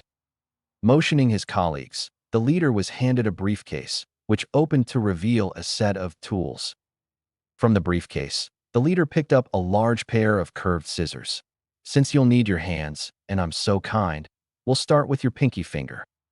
Before Minato could even respond, the upper half of his left pinky was gone, replaced by a bloody stump of muscle. He could see a rough tip of bone before it was smothered by the thick, red blood that gushed out of the stump. Raw, unfiltered agony tore through Minato. He could only helplessly struggle and scream in torment against his restraints while his captors boredly watched. Once Minato's screams were reduced to tearful whimpers, the leader readied his scissors to snip off the next half. Though he was experiencing hell, he refused to give his captors the satisfaction of breaking his will. Before the scissors could fully sever Minato's pinky finger, there were loud noises that caught everyone's attention. There was mainly muffled yelling, followed by things being knocked over, smashing noises, and what sounded like things being sliced apart to Minato. No one could see what was going on, as the steel door was locked. Then there was silence. Absolute silence, like nothing even happened. The leader's calmness was quickly replaced by a hybrid of unease and annoyance. His brows creasing, he pointed and ordered his men, "You three, go check what the hell's going on out there." The three men nodded in unison, unlocking the door and leaving the room. About 10 seconds after they left, however, there were more chaotic noises before it was silent again. Without any prior warning, the steel door was breached open, causing its latch lock to be obliterated. Chunks of metal bounced and plinked on the concrete floor, landing near Minato's feet. Standing at the doorway was a figure dressed in all black. The figure was on the shorter side, their body visibly fit on the leaner side. The figure's hair was a messy mop of black, their eyes containing unnaturally black pupils. A gator mask concealed the lower half of the figure's face, leaving their full appearance up to imagination. Through a more focused look, Minato could see that the figure wore a black windbreaker paired with a pair of equally dark pants and high boots. A portion of the windbreaker's sleeves were tucked beneath gray-plated tactical gloves that extended halfway up the figure's forearms. What alarmed everyone, however, was that in one hand, the figure held a katana dripping with fresh blood. Their other hand, while empty, was stained with moist blood too. The leader and his remaining men readied themselves against the abrupt intruder. Before they could even take a step forward, however, their bodies were assaulted with a barrage of slashes. Minato watched in awe and horror as they were slain in seconds, all blitzed by the intruder. All except one. The Human Torch was still alive, not because the intruder was careless, but because the intruder was curious. "That's an interesting quirk. What's it called?" the masculine-sounding intruder nonchalantly asked, as if nothing out of the ordinary had happened. Coming to his senses, the Human Torch rushed for Minato. Using his left hand, the Human Torch grabbed Minato's neck and slammed him to the ground. He outstretched his other arm that glowed dangerously bright and angled it at Minato's head. Without a doubt, it was a desperate attempt to hold Minato hostage. "Step any closer and I'll burn him alive," the Human Torch threatened, trying to sound intimidating but obviously consumed by fear. Without hesitation, the intruder dropped his katana and raised both arms, seemingly in surrender. "Look, I'd love to have fun with you, but..." In a flash, a knife was embedded into the Human Torch's forehead, killing him instantly. The force from the blade sent his body flying a few inches before it skidded on the ground. Picking up his katana, the intruder flicked his weapon free of blood before sheathing it. Untroubled, he strolled towards the still-ignited body and plucked the Tonto knife from the Human Torch's forehead. Using the same knife, he freed Minato from the chair. Who are you?" Minato questioned, still in shock from whatever that happened seconds ago. "Doesn't matter. I was sent to get you out of here. Can you walk? Steadying his breath, Minato shakily picked himself up from the ground. Other than my pinky finger and the scorch marks on my neck, I think I'm good. The intruder tossed a bandage at Minato's direction, who barely caught it with his uninjured hand. Time to go, the intruder commanded, stepping out of the room in the process. Minato followed suit while bandaging his pinky finger. Making their way through the building, Minato found that the place was strewn with bodies, courtesy of the intruder, of course. Most of the corpses were violently riddled with slashes, though there were a few bodies that seemed to be victims of death from blunt force. Horrifically, there was one body that was missing the upper part of its head, its entire skull obliterated from crushing or a powerful blow. Behind what remained of the head was a wall splattered with a mix of crusted blood and slimy cranial matter. Twistedly, it resembled some piece of abstract art. That explains the glove. As a practicing doctor who occasionally dealt with the underground, Minato was used to seeing all sorts of bodily injury and harm, but even he was unsettled by the level of gore displayed. In total, Minato counted about 25 or so bodies before approaching the building's exit.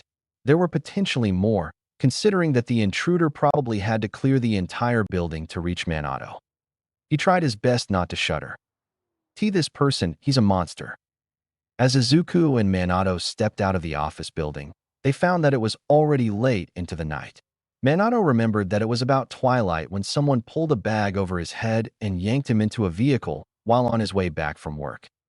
Fortunately for them, the surrounding streets appeared to be mostly empty, leaving no one to question Minato and Izuku's less than ordinary appearance. Without a word, Minato grabbed Izuku's arm. "Wait, where are we going?" Minato queried, no longer in a blur and thinking straight. Izuku replied, "I'm bringing you to whoever sent me to rescue you in the first place. How can I trust you? You've seen what I can do. If I wanted to torture or kill you, I'd have done it already. Simple as that." Izuku explained with a tone neutral enough that Minato couldn't tell whether he was receiving a thinly veiled threat. Without any other options, Minato relented. "Fine, but we need to stop by my house. It's not too far from here. I recognize the area," Minato requested. Immediately, Izuku retorted with suppressed annoyance. What? You're putting yourself at more risk of harm doing that. Whatever group that kidnapped you could be waiting for you there." I know. It's just, I have important things there. Data that can't fall into their hands. If they find it, I was paid to rescue you, not to escort you around wherever you want," Izuku stressed, his annoyance growing. "I'll give you extra payment if you help me with this," Minato unflinchingly offered, his voice firm. "How much?" 2 million yen. For million. Without half a thought formed within his mind, Izuku accepted the offer. An opportunity to double his earnings was nothing to ponder about. Deal. But I have one condition. Izuku reached for his pocket, pulling out a set of car keys and planting them into Minato's good hand. "You drive," Izuku demanded. "Why? Can't you see how badly my hand is injured?" Minato questioned, mildly offended by Izuku's suggestion. "First, it's faster that way, since you know the way. Second, I'm underage," Izuku revealed. "I don't want my efforts to go up in smoke just because some police officer sees me driving," he justified. Unsurprisingly, Minato was dumbfounded by the revelation. He blinked rapidly, his voice cracking as he spoke. You're underage. You're joking, aren't you?" Izuku shrugged, his tone faintly amused. "Does it matter? You're still alive." "Really, how old are you? You tore through an entire Yakuza safe house like a storm of death. What kind of goddamn kid knows how to kill like that?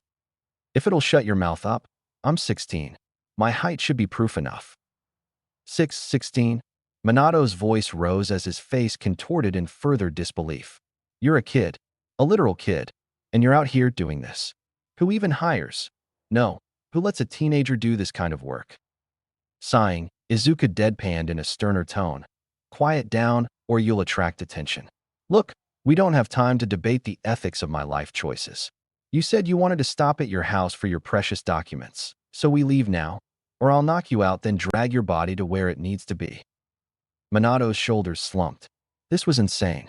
He was being rescued by this random teenager who had an obscene amount of blood on his hands, probably more than some villains had over their lifetime. Yet, there was no denying that the kid knew what he was doing. Minato groaned, looking at his injured hand. My hand is still in excruciating pain, and you want me to dash. It won't be that hard. Izuku interrupted. His voice carried an air of finality. I've seen people with worse do more. Izuku recalled that Toji had once hunted an elite sorcerer from the Kumo clan during his younger years. The sorcerer did give quite a lot of trouble to a more inexperienced Toji. Not as much as Satoru Gojo, of course. Nothing could rival that snow-haired demon. The Kumo sorcerer was persistent, for the lack of a better word. Remarkably, with every cut, with every appendage severed by Toji, the man somehow found ways to utilize his injuries to his benefit, using his blood manipulation curse technique in ways that Toji didn't even think were possible. At the end of the day, though, it wasn't enough to best the sorcerer killer. Trust me, or don't. Either way, we move now. Minato opened his mouth to argue again, but his will faltered when he noticed the sharp glint in Izuku's eyes. All right, if we crash, it's on you.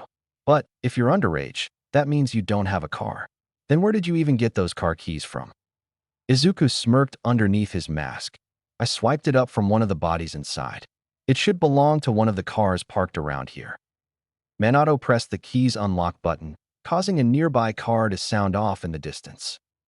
The car turned out to be a luxurious sports car, colored a sleek graphite gray and shining under dim streetlights.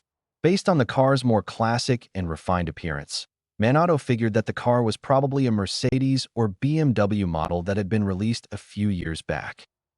Izuku's smile widened into a full grin. We're in luck. Despite driving a sports car, Minato didn't dare drive too fast or recklessly. The sharp pain in his finger was sapping at his focus. Every turn of the car seemed to worsen, but he had no other choice but to grit his teeth and bear with it.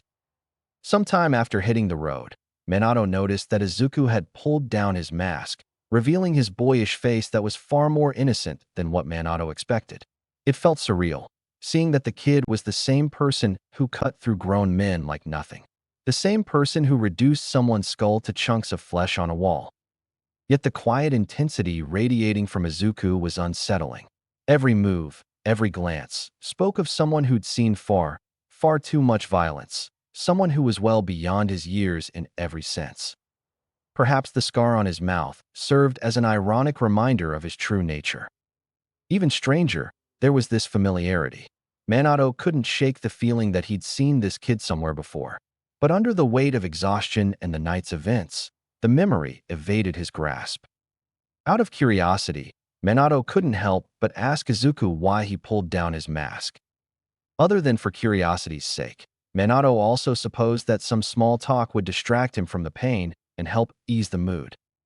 So that the other cars don't think something weird is going on. People might think that I'm robbing, holding you hostage, or some other nonsense. Besides, I don't like wearing masks. They feel stuffy. Then why wear them in the first place? Minato pressed. I have a life outside all of this. I don't intend on exposing myself, Izuku explained. Minato glanced sideways at Izuku, still processing everything he'd just learned. This bloodstained teenager, an assassin, had a life outside of this. What kind of life? School? Friends? A family who thought he was just some normal kid? Then why do any of this? You should be focusing on school, a normal life. Not whatever this is, Minato argued. Izuku turned his gaze to the side, looking out of the window at the dimly lit streets of Mizutofu. His youthful face, softened by the neon lights, almost appeared serene. The thrill of it. He stopped short, biting his tongue and catching himself from saying too much. It's the only thing Toji knew, what I know now. It's what's taken over me, what I've become. You're insane, Minato muttered, gripping the wheel tighter. His eyes darted to the faint scar that crossed Izuku's mouth. You're telling me you do all this, risk your life, kill people, for the thrill? Not exactly.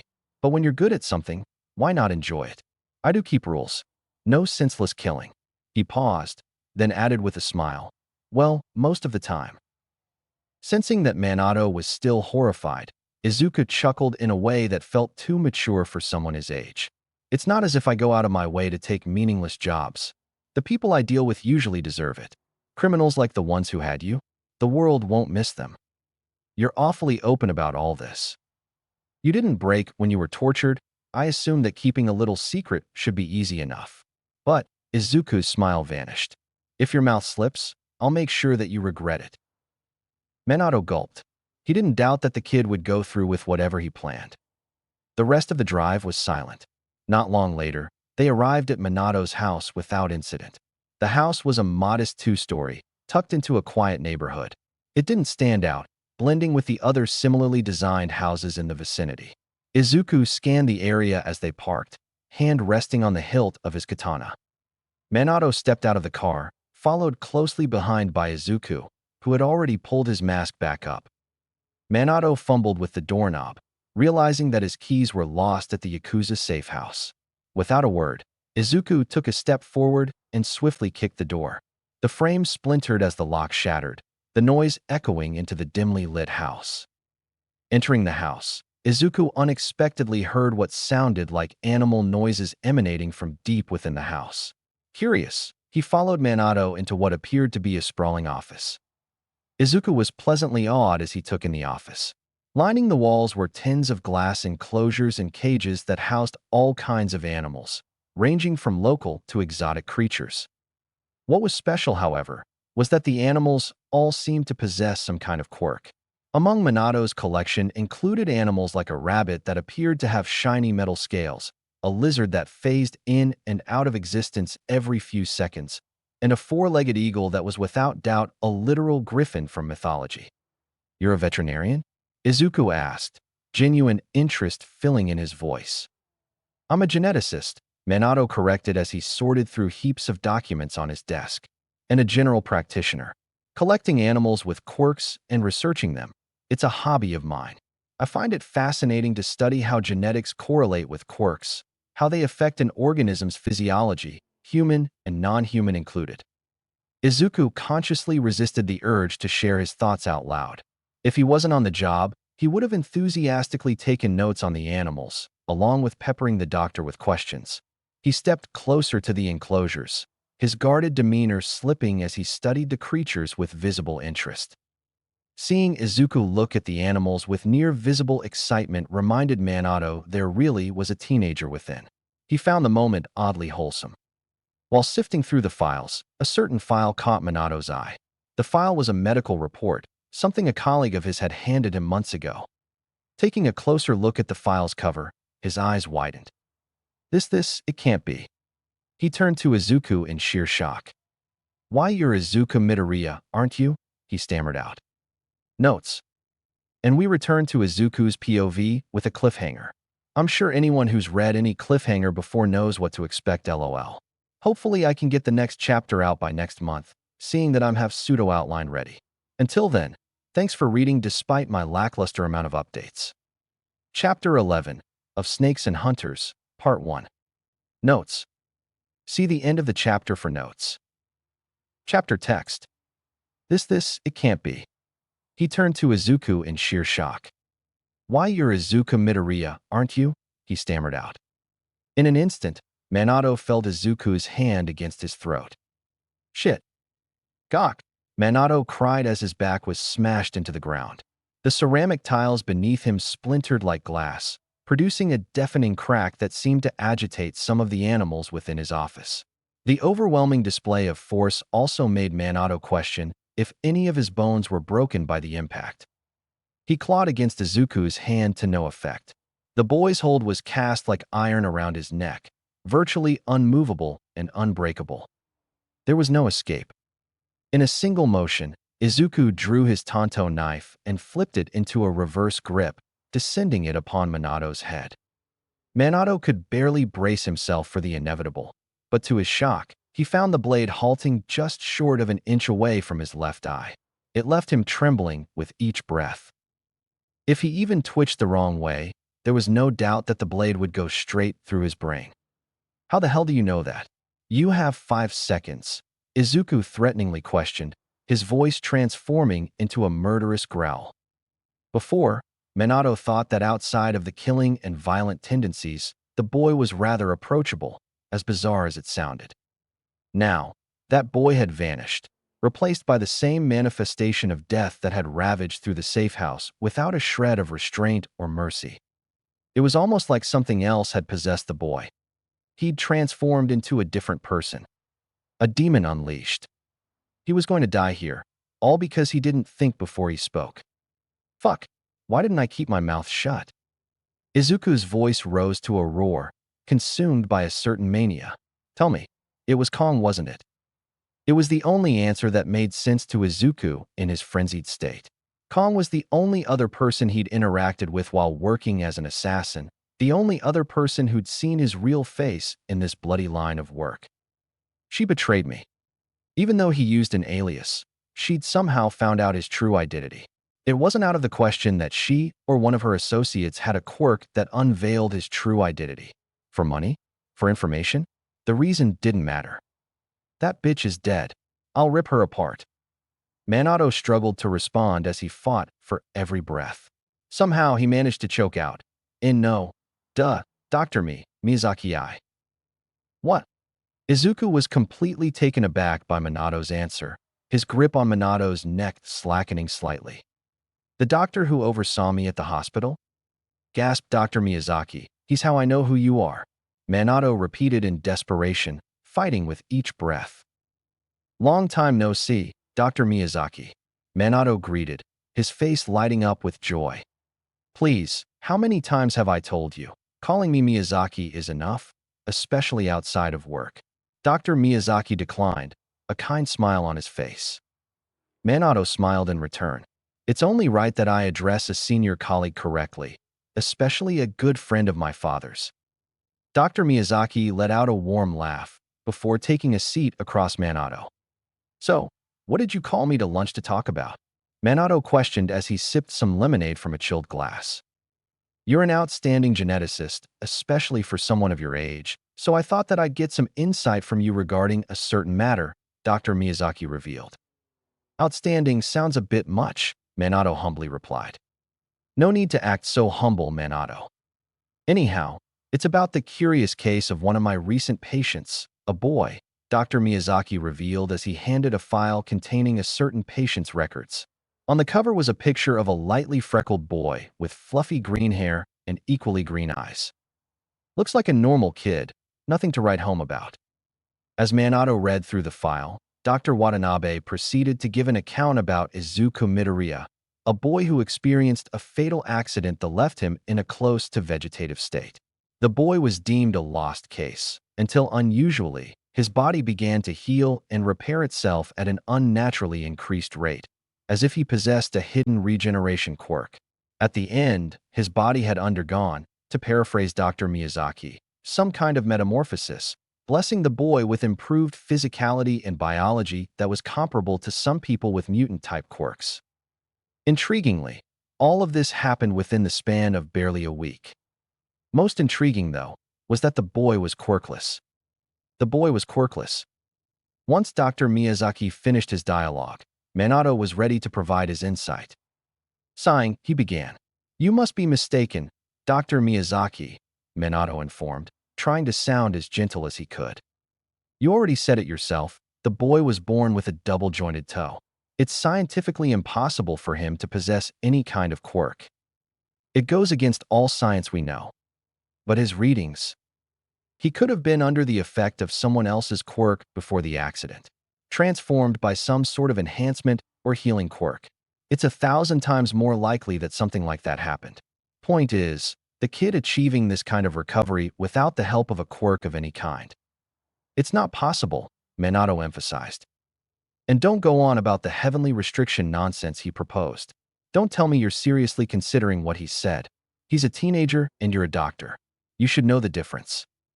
Realizing that he might have spoken a bit too out of line, Minato composed himself.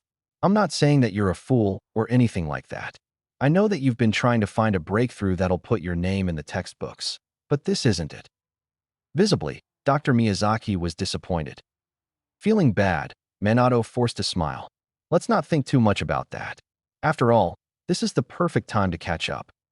Dr. Miyazaki sighed, before his expression shifted into one of unwilling resignation. Perhaps you're right. So, any new pets? I swear I forgot all about it, until I saw the file. Once Minato was done telling his side of the story, Izuku let go, leaving Minato to curl on the ground, weakly nursing the newly formed bruises on his neck.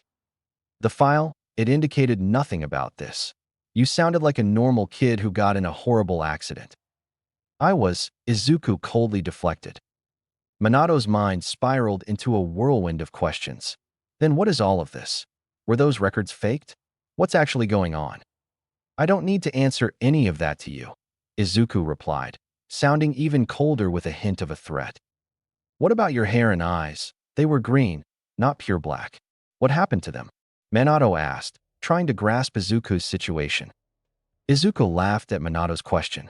It's nothing as important as you think. Just hair dye and contact lenses. Minato blinked. He was an idiot for asking that. So shouldn't you be focusing on gathering your documents?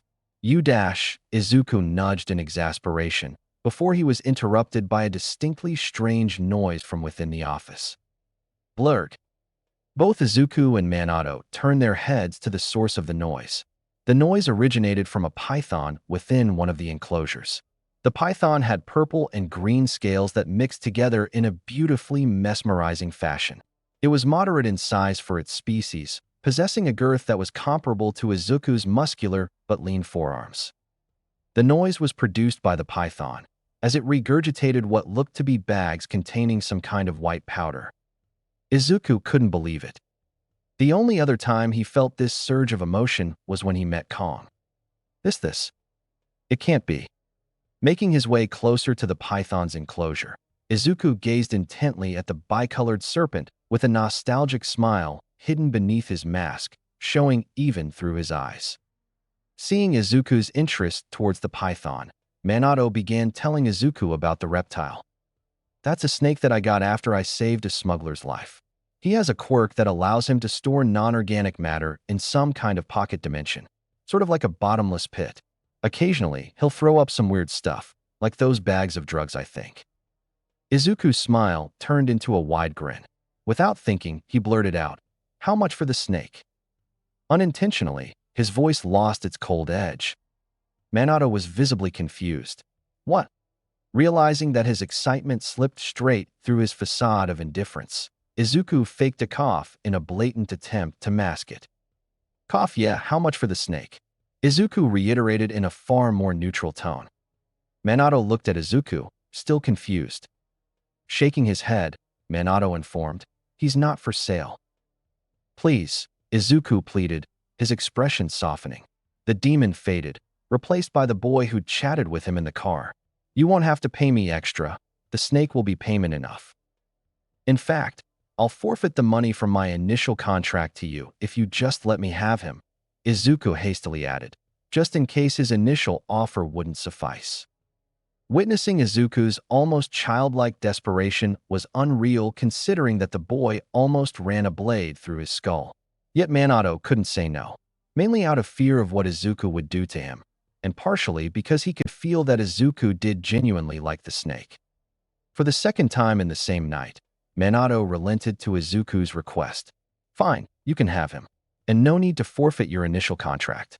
I'm not that poor. Just make sure to take good care of him."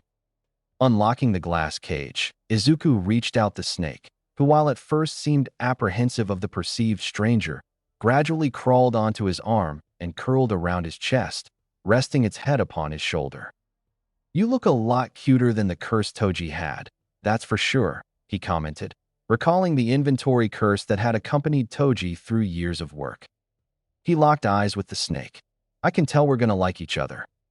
Softly, he added, "Like in another life." Once Minato had finished collecting whatever he needed, the assassin and doctor set off in their sports car once more. Their destination was a hotel on the other side of Mizudafu. According to Kong, the place was owned by the job's client. It doubled as both an actual hotel and a hub for underground activity. Based on a rumor he heard, Minato claimed that the hotel's owners paid monthly bribes to the city council to close an eye for certain activities within a designated radius of the hotel. Thus, the number of hero patrols assigned to the area were lesser compared to most of the city, complemented by a reduced police presence. Nearing the hotel, Izuku eyed the streets and found nothing suspicious around. No sign of ambushes. No strange individuals. Nothing. Minato breathed a sigh of relief at the calm. Make a left, Izuku instructed, following his phone's GPS. Making a left brought their car 2 blocks closer from arriving at the hotel. As their car approached an intersection, Izuku's enhanced vision allowed him to catch something that was moving in front of their car. It was a spear. A spear that was sailing straight for Minato's head. Move. Izuku forced Minato's head to the side, causing the spear to pierce the windshield and impale the car's driver's seat, rather than Minato's head. Before Minato could slam on the brakes, however, a jeep appeared from the left, ramming into their car as it barely passed the intersection. The Mercedes flipped, tumbling violently for a few seconds. Miraculously, the car landed upright, though its engine sputtered weakly before shutting down. By then, the civilians in the vicinity had begun to flee, believing that a villain attack was happening. Without warning, there was a loud thud on the roof of the car, followed by a gloved hand reaching for the spear lodged in the car's windshield. Predicting that the assassin's next move, Izuku yanked Minato to his side, narrowly saving the doctor from a flurry of stabs piercing the roof from above. Talk about ruining a perfectly nice car. Kicking the door open, Izuku shoved Minato out of the car. As Minato stumbled out the car, however, the assassin leapt down with his spear, raised to skewer Minato. Swiftly, Izuku followed up with blinding speed, dashing to Minato's front and unsheathing his katana to parry the spear-wielding assassin's thrust. The unexpected parry forced the spearman back. The spear-wielding assassin was plated in metal armor that resembled a samurai outfit, with a modern twist. A silvery gray mask that was decorated with serpentine motifs engulfed the spearman's head, ensuring that his expression couldn't be read for his opponent's advantage. Wielding a Yari spear that gleamed in the moonlight, the spearman twirled his spear almost in respect before renewing his assault against Izuku with a series of rapid thrusts. Minato could only look as Izuku and the spearman traded fiercely, each collision of their blades producing sparks. To Izuku's excitement, the spearman was no ordinary thug, keeping up with his speed and ferocity, deflecting his slashes in turn. With a feint, however, Izuku managed to catch the spearman off guard, launching a low hook aimed at the chest. Barely, the spearman braced for the blow with the shaft of his spear, but was sent skidding across the asphalt.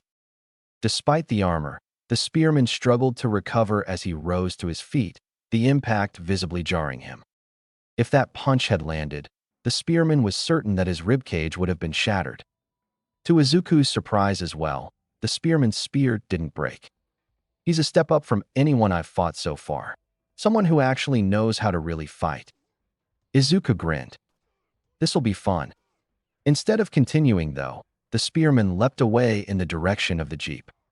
Taking the opportunity, Izuku ordered Minato, "Stay behind the car and take care of him," simultaneously letting his snake slither into Minato's grasp. Minato hesitated. "It's just 2 blocks away. I should dash. They'll have someone else waiting for you. I'm bringing you there myself." Nodding with Izuku's snake in his arms, Minato fled to the back of the car, leaving Izuku to confront whoever else that was after Minato's head. Izuku stepped closer to the jeep, bearing witness to the 4 figures that were making their way to him. Leading the group was a spectacled man with brown hair, who was outfitted in a tactical jacket plated in key areas. His face was half-shrouded by a silvery gray mask shaped like the feral maw of a tiger, complete with gleaming fangs. What was to be taken note of, however, was the ruggedly designed silvery gray gauntlet that encased the man's right arm. Izuku's senses told him that the man's quirk was somehow concentrated around said arm. Flanking the leader on the left was a figure whose head was adorned with a geometrically intricate dragon mask, also silver gray that reflected a muted light with its angular edges. Izuku assumed that said figure was a woman, noting the luscious red hair that trailed behind her mask and her more curvaceous body. A sharp contrast to her hair was the tactical black armor that hugged her lean and athletic frame. The lady's quirk appeared to be a large, obsidian-scaled tail that swayed rhythmically behind her with each step, its tip affixed with a scythe-like attachment of some sort. To the right was a man riding what appeared to be a black stallion. It wasn't a real horse. Undoubtedly, it was a rather unique manifestation of the rider's quirk. The translucent steed was almost spectral, shimmering faintly in the night like an illusion and moving with an unsettling silence. Its rider's mask vaguely resembled a knight's helmet. Slung across his back was a sleek compound bow, its limbs polished to a deadly sheen. The quiver strapped to his thigh brimmed with arrows tipped in a substance that shined in the dark. Of course, there was the spearman alongside them as well. It wasn't too far-fetched to think that all of the assassins were as equally skilled or better than the spearmen. Their poise and preparation spoke of professional killers who were industry veterans. Their tiger-masked leader stepped forward, his voice distorted by a modulator to sound beast-like. "We just want the doctor. Hand him over. We'll pay you whatever that you were owed." Izuku's face scrunched into one of offense. He'd never betray a client that easily. Toji probably would. Well, maybe? Funny to say that, after your friend there tried to kill him. Izuku retorted, pointing at the katana at the spearman who shifted slightly and gripped his spear at the gesture. The leader exhaled. "I'll take that as a no." "No," Izuku insisted calmly. Without hesitation, the leader motioned to his team. "Well then, you all know what to do."